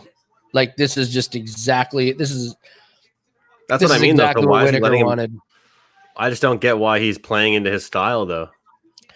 I mentioned chop at the legs. Chop at the legs. Yeah, I mentioned it. Just worried about this is his biggest step up in competition, and sometimes these guys they don't want to get knocked out or they don't want to get beat, so they come out tentative and they end up losing on points.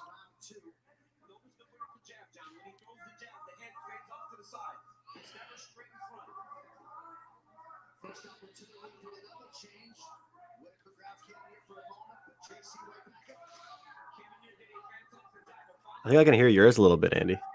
Oh, I turned mine up a little bit. Sorry about that. I didn't mean to have it up that loud. Rookie mistake.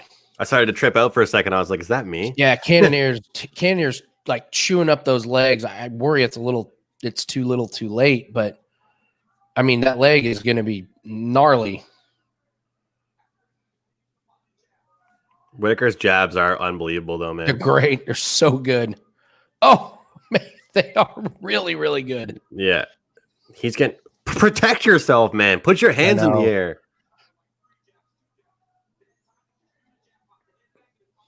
What are you, Rocky Balboa? How many shots can you take? Just wanting to go toe-to-toe with – oh, man. Whitaker looks so Whitaker's good. piecing him up, man. Yeah, Whitaker looks great.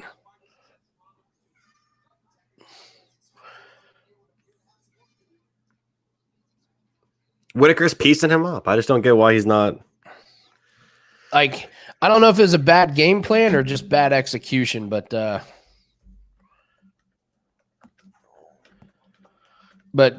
look at him. Jared just looks lost.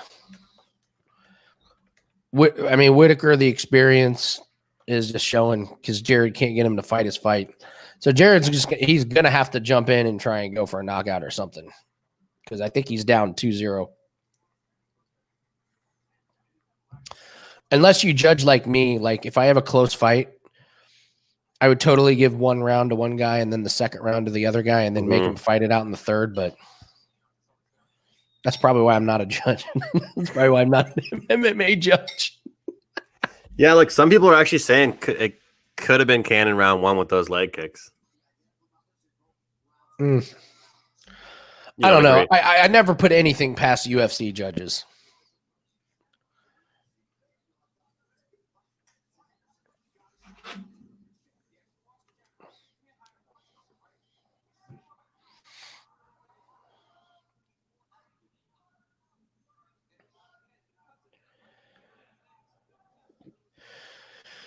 You can see Whitaker's leg is starting to get red and swollen, but I mean, Cannonier should have landed 20 more leg kicks. Instead, he's just eating jab after jab.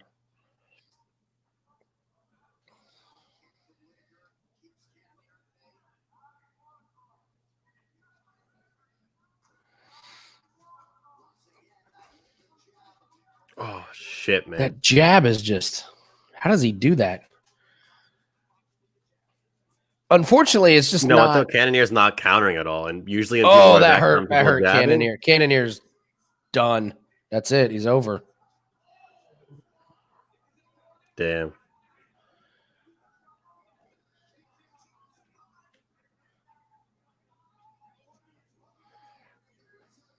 Respect for the referee for. Yeah, main events. You don't stop it that quick.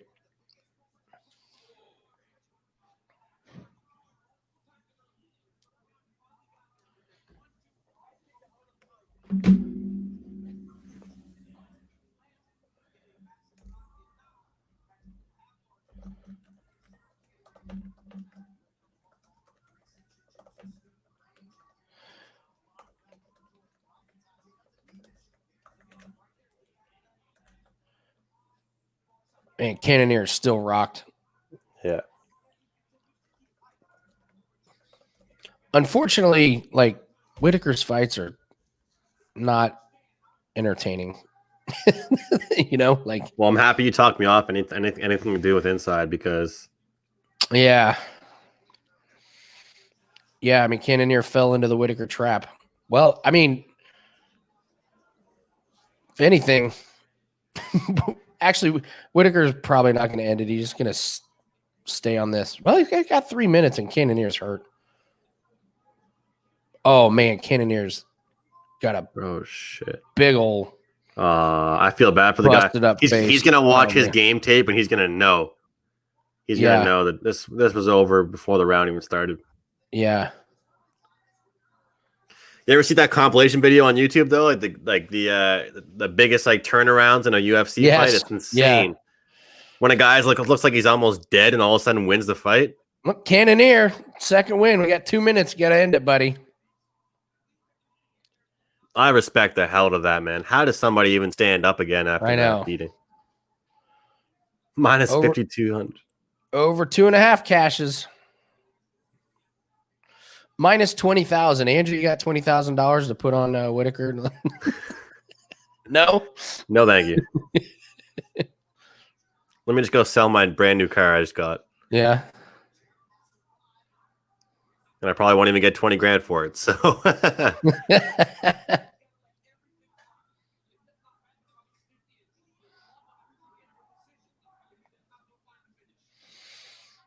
yeah, Cannonier, you got to just bull rush him at this point. That left jab is so strong. How did Cannonier's camp not prepare for that, though? How did they not? Well, you wonder if they did, and Cannonier just got caught up with it by the situation. Yeah, like it was my one worry about this thing was just him stepping up, and Whitaker's a cagey vet.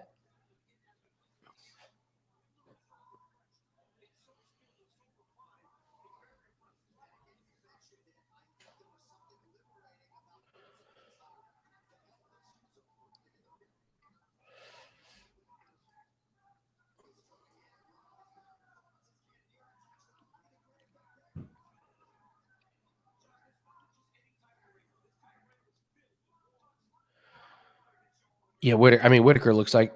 Oh, wow. Get him, Cannonier. Wow. Get him. Wow. Don't stop. Wow. Don't fucking stop.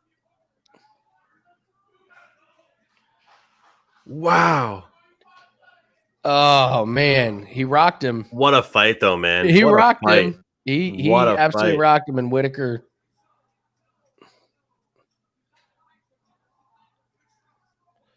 What a fight, brother. What a fight. The commentators are pumped up. Yeah. Oh, man. I wish that was a 5-round fight, man. I would love to have seen 2 more rounds. Put your hands down, Jared. Put those hands down.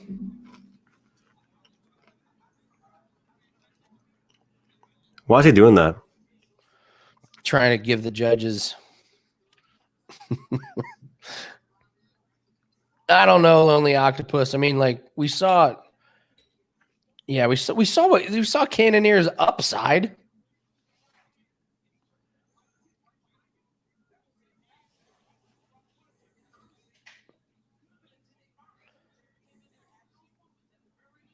So, all comes down to this. Khabib Gaethje, Andrew. I mean, what lines are we seeing? Because this is it. This is the moment that everybody's been waiting for.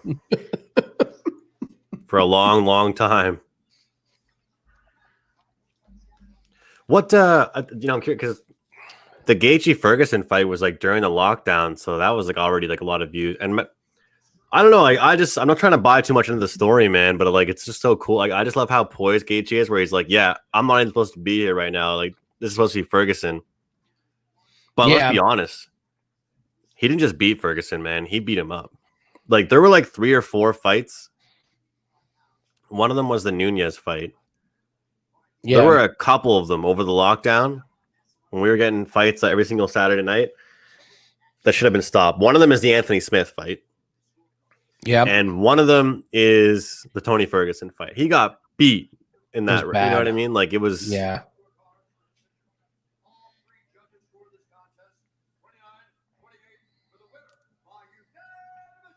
And he had his hands up. And he had his hands up, too.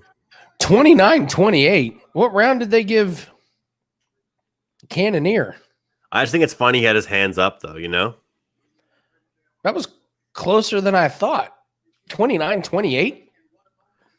I like the respect between the two of them right now. They're chatting. You made it really hard. Yeah, fuck that, Cannonier. You lost us a bunch of money. No, I'm just kidding. Yeah. Yeah. Great day, but tough one there. And, that's a client play right there.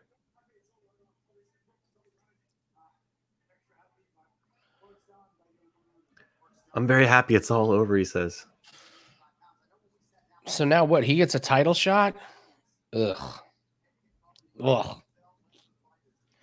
Yeah, I saw Nunez open it. Nunez is going to be in the main event. I think she's like a minus 800. Like a main event, a minus 800. So I have one client play left, which is on this fight coming up, the main event. But Gaethje, okay. Well, this is, man, like my buddies want me to go to dinner after this. I honestly don't know if I really want to. I might just want to lay down and just watch college football and just relax.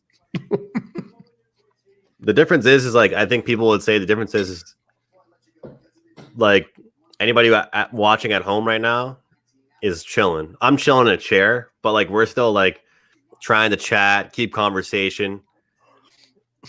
It's a grind, isn't it? Not just laying down, Like I've been on late night radio shows at like midnight my time till like 1:30 in the morning. And the guy that has me on and different people that I've been on with, they're like, yeah, well, you're up anyway. It's like, yeah, I'm up, but I'm watching like, I'm watching shows. I'm kind of up. I'm watching like late night shows, or I'm watching whatever. Doesn't mean I'm like up, it doesn't mean right. I'm awake. Yeah. All right. Khabib, Gaethje.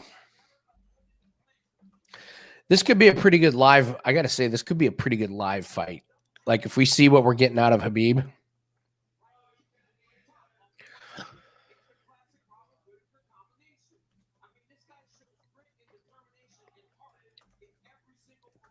Corbin's on Gaethje, and I got to say Corbin's been pretty hot today. I actually invited Corbin on the show because Corbin's this was like the show where Corbin doesn't have to stay up till 6 a.m. Yeah, with the time change. Yeah. So.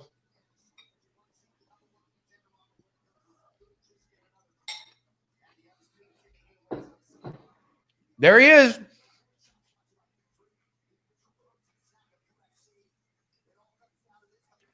I don't even know why they're showing us pictures of videos of him boxing, because he's going to be just laying on the ground. He's going to be boxing, yeah. What's the under over for how long it takes for him to go for a takedown?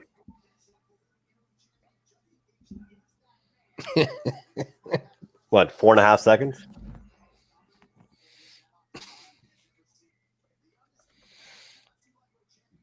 Yes, yes, Corbin, I saw that.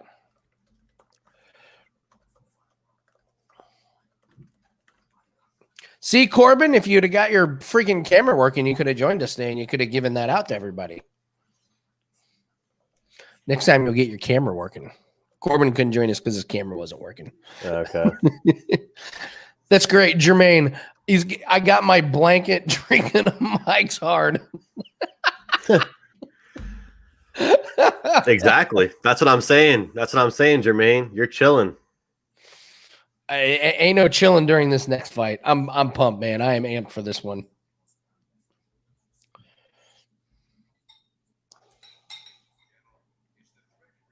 Khabib is the most like relaxed person I've ever heard when I'm going to dominate. Like, he's just so relaxed. Like, say it like you mean it.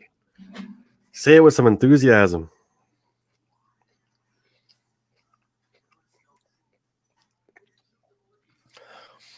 How do you have these bets, Corbin?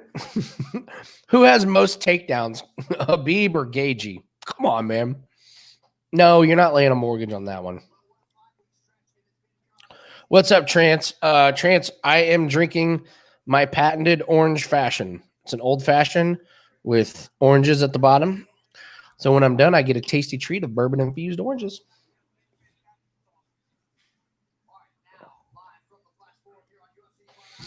Let's see what some of these lines are closing out at.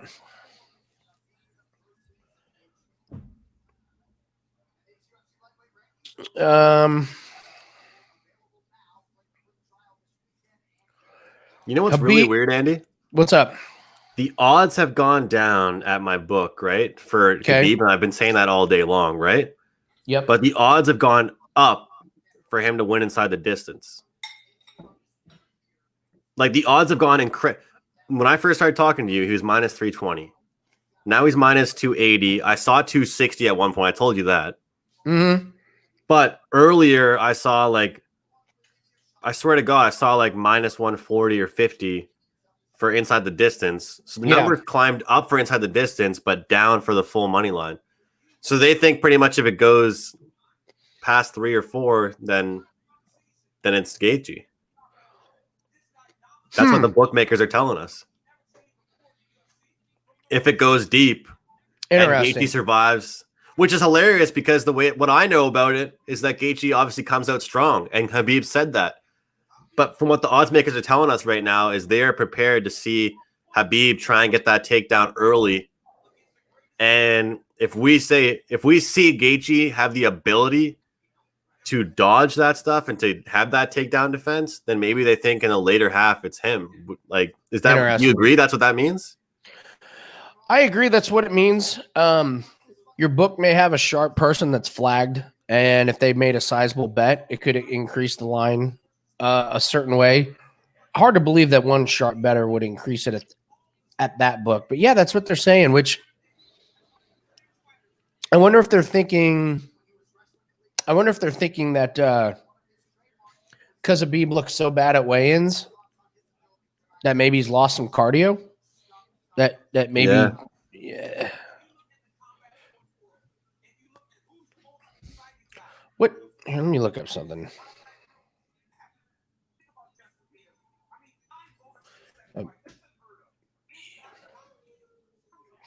That is amazing. The bonuses that Gaethje has won, it is crazy.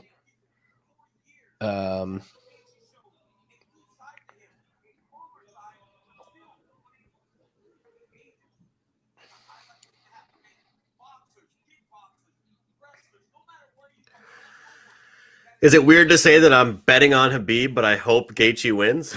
No, of course not. Of course not. No, well, I mean, man, this is I already have a play in this. I'm pretty sure I told you before what it is. I'm not spilling the beans. But it's hard. It's crazy when you just Google Khabib's results and his page comes up and it's nothing but wins. Yeah. But I mean, he went to decision against Barboza. He went to decision with Al La Quinta. Hasn't fought in a year. I love the hype up, man, but I hope it happens soon. I don't want to sit here for half an hour waiting for the fight to start. It shouldn't. It's 4:30. They're going to hype it up a little bit, hopefully get some more buys, but oh, God. Are they saying it's going to start at 5? Oh, no.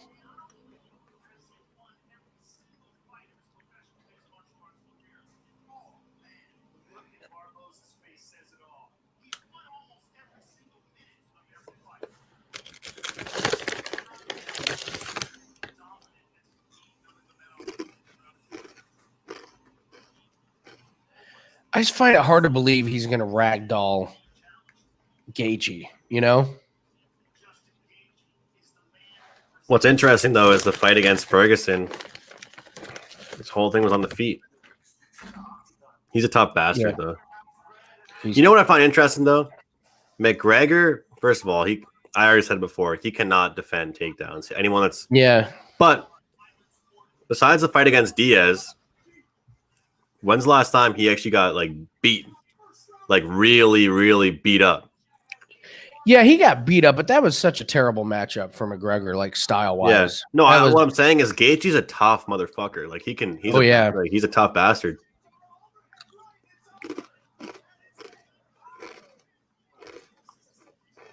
Chance, how are those odds? What? Yeah, by submission. No, that has to be in round 4. Mm-hmm. I think Chance is saying round 4.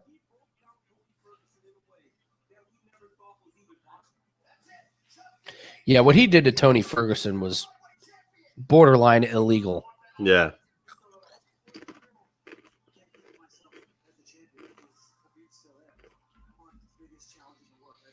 That was badass when he threw the belt off and... Mm-hmm.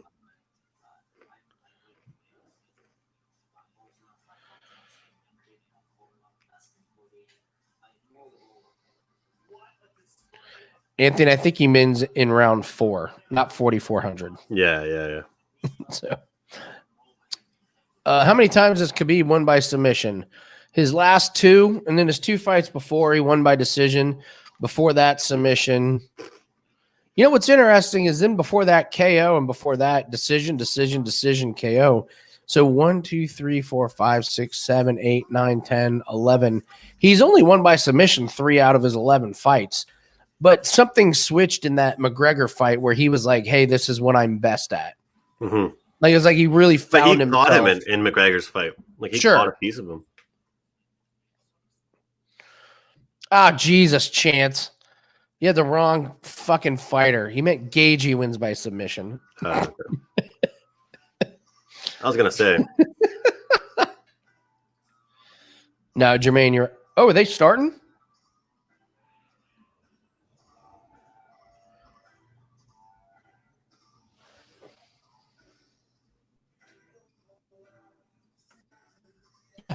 They're getting this thing going. Let's do it. Let's go. Get your bets in. I'm going to wait for live. I'm going to wait for some live rounds. I want to see what Khabib has to offer. Well, I took Khabib inside. I did it. I have him on a parlay earlier. All right, from I have him on actually 2 parlays, Andy. Yeah, and one of them is from like weeks ago.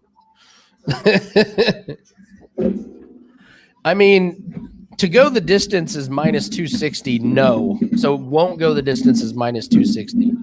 With these two guys, man, is it hard to think. Man, it's hard to think that this thing will go the distance. With Gaethje's knockout power, Khabib submissions. I don't think this is one of those main events that's over instantaneously, though, by any means. No, they're going to feel each other out, but Gaethje is just so violent, man.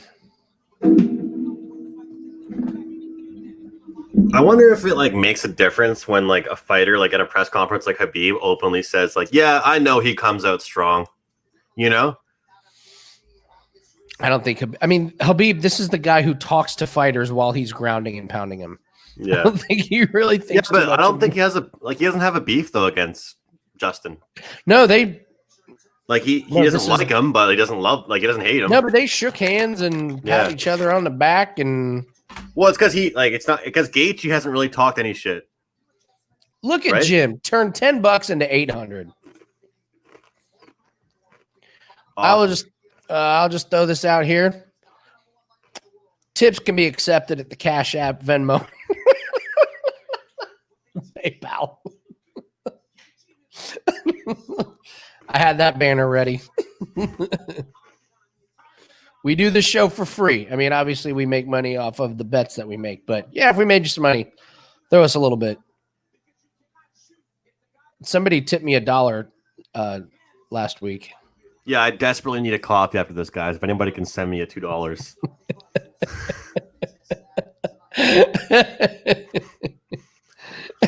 No, I'm probably gonna go out for a couple drinks, but not directly after this.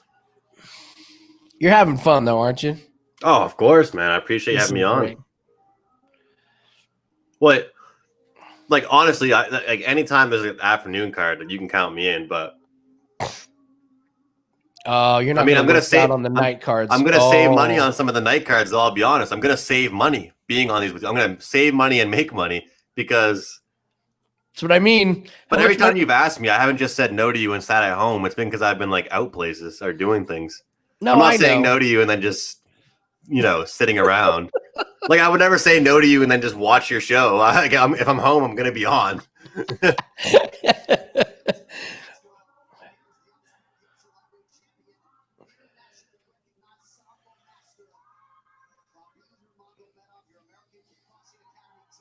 Do you like the UFC fights with or without the fans? I like them without the fans, I gotta say. I think it is cool for sure. I just enjoy hearing everything. I mean, it does fire me up for the main events to see the fans' reactions. Of course, yeah. Because right now the place would be ballistic, just ballistic. Yeah. Everybody knows what's going to happen. Just about how they both deal with it. Okay, Khabib looks way better now than he did at weigh-in. Like way better. Yeah, looks like he did 1 million push-ups between. Thank you, Scott. That's how you show appreciation for us. I appreciate that, man.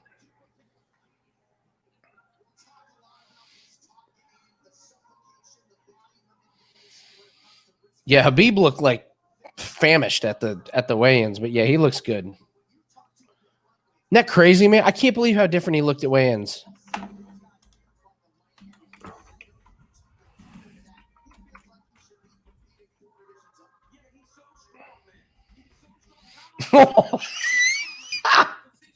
Scott. Scott says I have wager bucks, but I'll use that for Andrew. Yeah.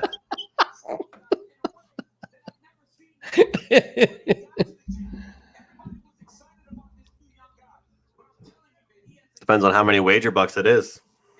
Yeah. Andrew logs in, ups the price. Oh yeah, don't forget the Dagestan, the Dagestani. Want to know? Thank you, Chris. The picks are just as good, if not better. Yeah, Andrew, I used to give away all my golf picks for free on the podcast. Let's just say the listeners were not happy when I moved to Wager Talk. I bet. Oh, both these guys look good. I'm nervous for these guys. I'm not even there. Chris goes, nope, we were not happy.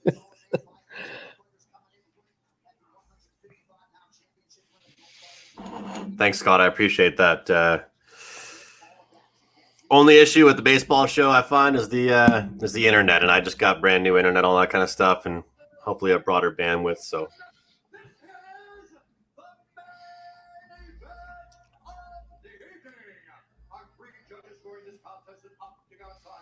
here's what I'll say: anybody that's on Gaethje, I just hope you got the best number. Yep, for sure.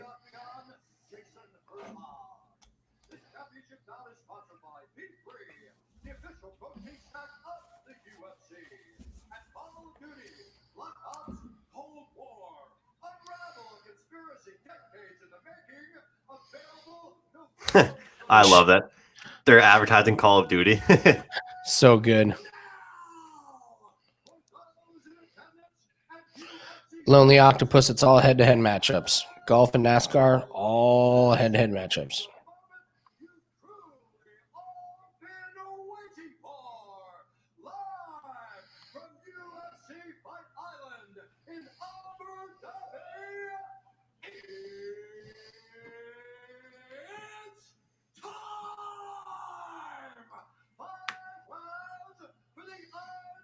It's time.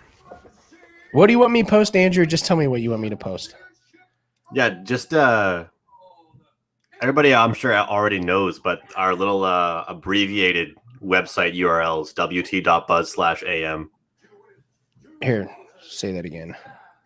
You have the private chat tab, don't you, on our StreamYard? Yeah. You just click the... Oh, there it is.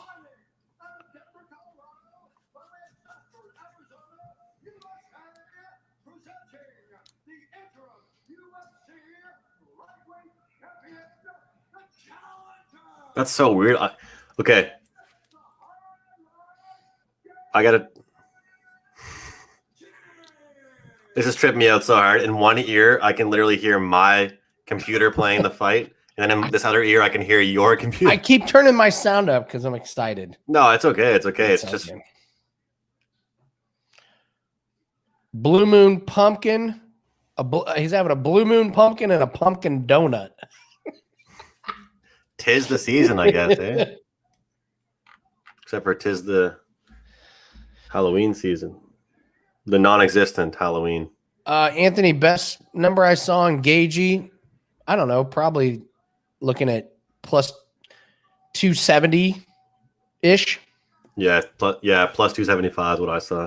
275, yeah.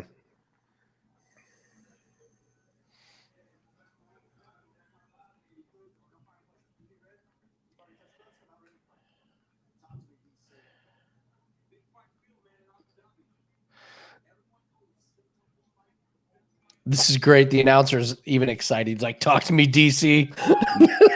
He's like, I don't know you what hear to that do. cheering in my house? This is crazy. They're ready?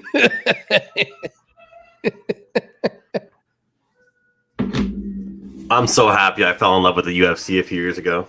Oh, dude, it's the best, man. I expect no fireworks for the first minute or so.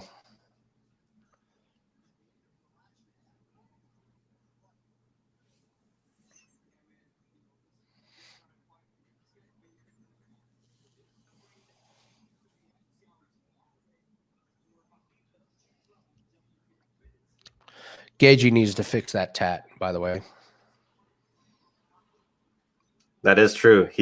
I think he needs Justin's at a great distance. Justin's at a great distance. Yeah, Khabib's not going to push it too far. He doesn't want to get clipped. He'll slowly work towards him. Well, I mean, then again, Conor could strike too, but obviously he's not as good at defending. Mm-hmm.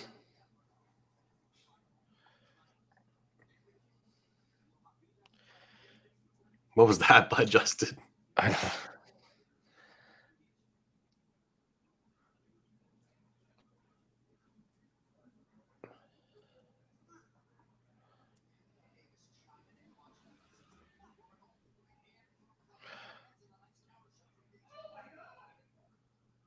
All right, Khabib's starting to close the distance a little bit. I would expect another minute or so before you start to see maybe a little. Khabib can strike. Khabib can strike. No, he absolutely can strike. I would expect. I actually knocked down McGregor. I expect a little bit of almost some fake changes of almost like a fake takedown, kind of get him thinking about it, come across with some strikes. Yeah, Chance. I don't exactly remember the event, but I got really into it. But Brock Lesnar.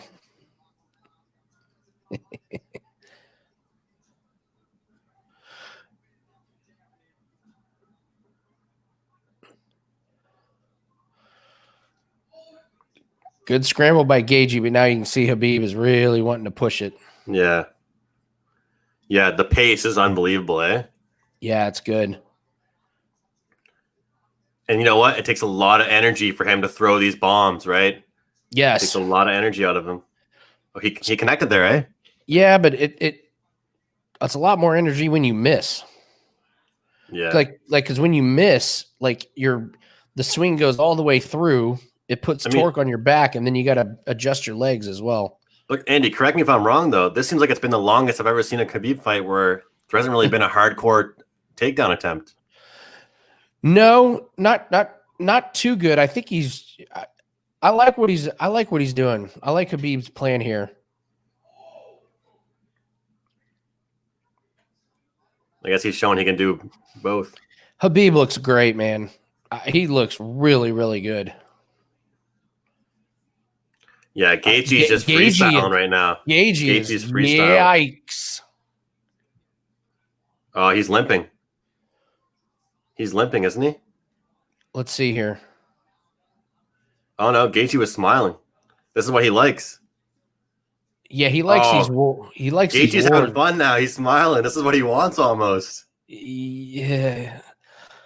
Agreed, but man, I don't think this ends well for Gaethje. No. Oh, but let's be honest. If you and I were to drop some scenarios, because you said earlier in the show about devil's advocate, it wasn't going to be a clear 30-second victory for Gaethje. It was going to be a war. No, but Gaethje's connected a few times though. Ooh. You know, like this was going to be a war. Yeah, this is a war for sure. But Khabib already to minus 520. Khabib's just controlled it. Yeah, he really has.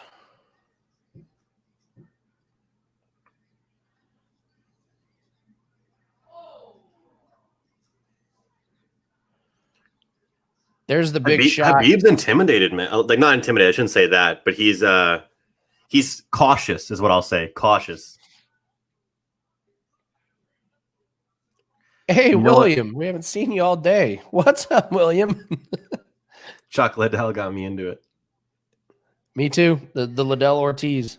That's what's interesting because you said it when I was talking about how he hasn't gone down. I mean, I'm not saying he's never been that long. I more such meant the attempts, right, or even the fake attempts, right? Wow! Oh no! Look at Khabib. Oh no! Oh no! All right, wow. Justin, we're gonna survive that one. Whoo! Khabib not fucking around. No. Well, you called it, Andy. You said it. He's trying to get him right where he wants. If he exerts energy, then gets on top of him, Gaethje has no energy to escape that. He wants to let him waste energy and then get on top of him. Gaethje is really hurt. He's panting like a dog. Gaethje was not breathing that bad at the end of the Ferguson fight.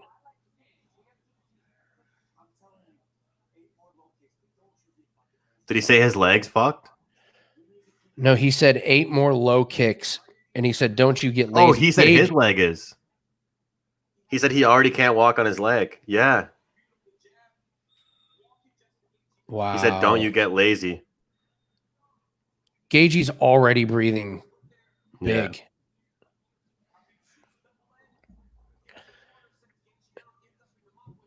Yeah, but man, if he's we haven't tired, even started the takedown city yet. We haven't even no, started. he hasn't started takedown city. This kind of stress should only happen after midnight. I'm not gonna lie, I kind of agree with that. I'm gonna have some adrenaline going through me after this event. I better not go to the wrong bar tonight, eh? I'll end up in a.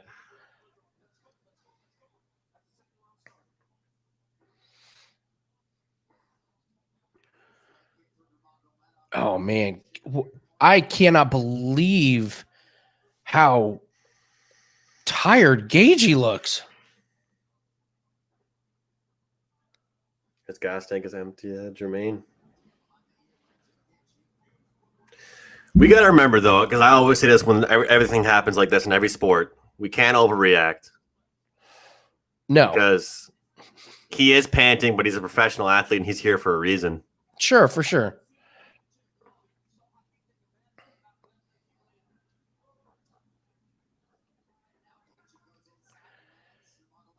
But Khabib's pressure has been what I've seen everybody saying. And, oh, boy. Whoop. Oh. This dude's got 3 minutes and 45 seconds of Khabib full mountain on him. Yeah. Uh-oh. Uh-oh. Uh-oh. This might be over quick. Uh-oh. Yeah, he tapped. He tapped and the fucking ref didn't see it. Dude, he tapped like 3 times. The ref didn't see it. No. Wow. Wow, the ref didn't even see it. And Gaethje is out. Is he okay? Oh. Yeah, the referee didn't even see it. No, he tapped, and then Cormier was like, he tapped, yeah. And then he tapped again, and then he's out cold. Yeah. Dude.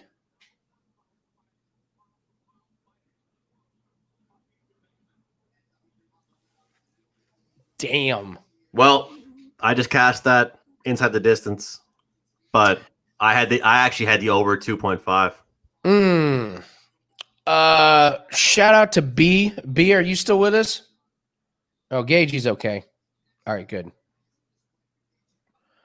B, are you still with us? B has been putting Khabib in parlay since August. Yeah, that's crazy. That's crazy.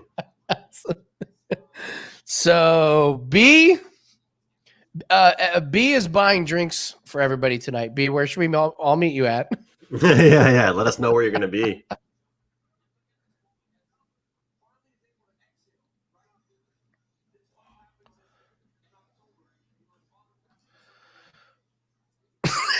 To say that wasn't my whole bankroll would be an understatement. Crazy. Well, congratulations. Man. Crazy.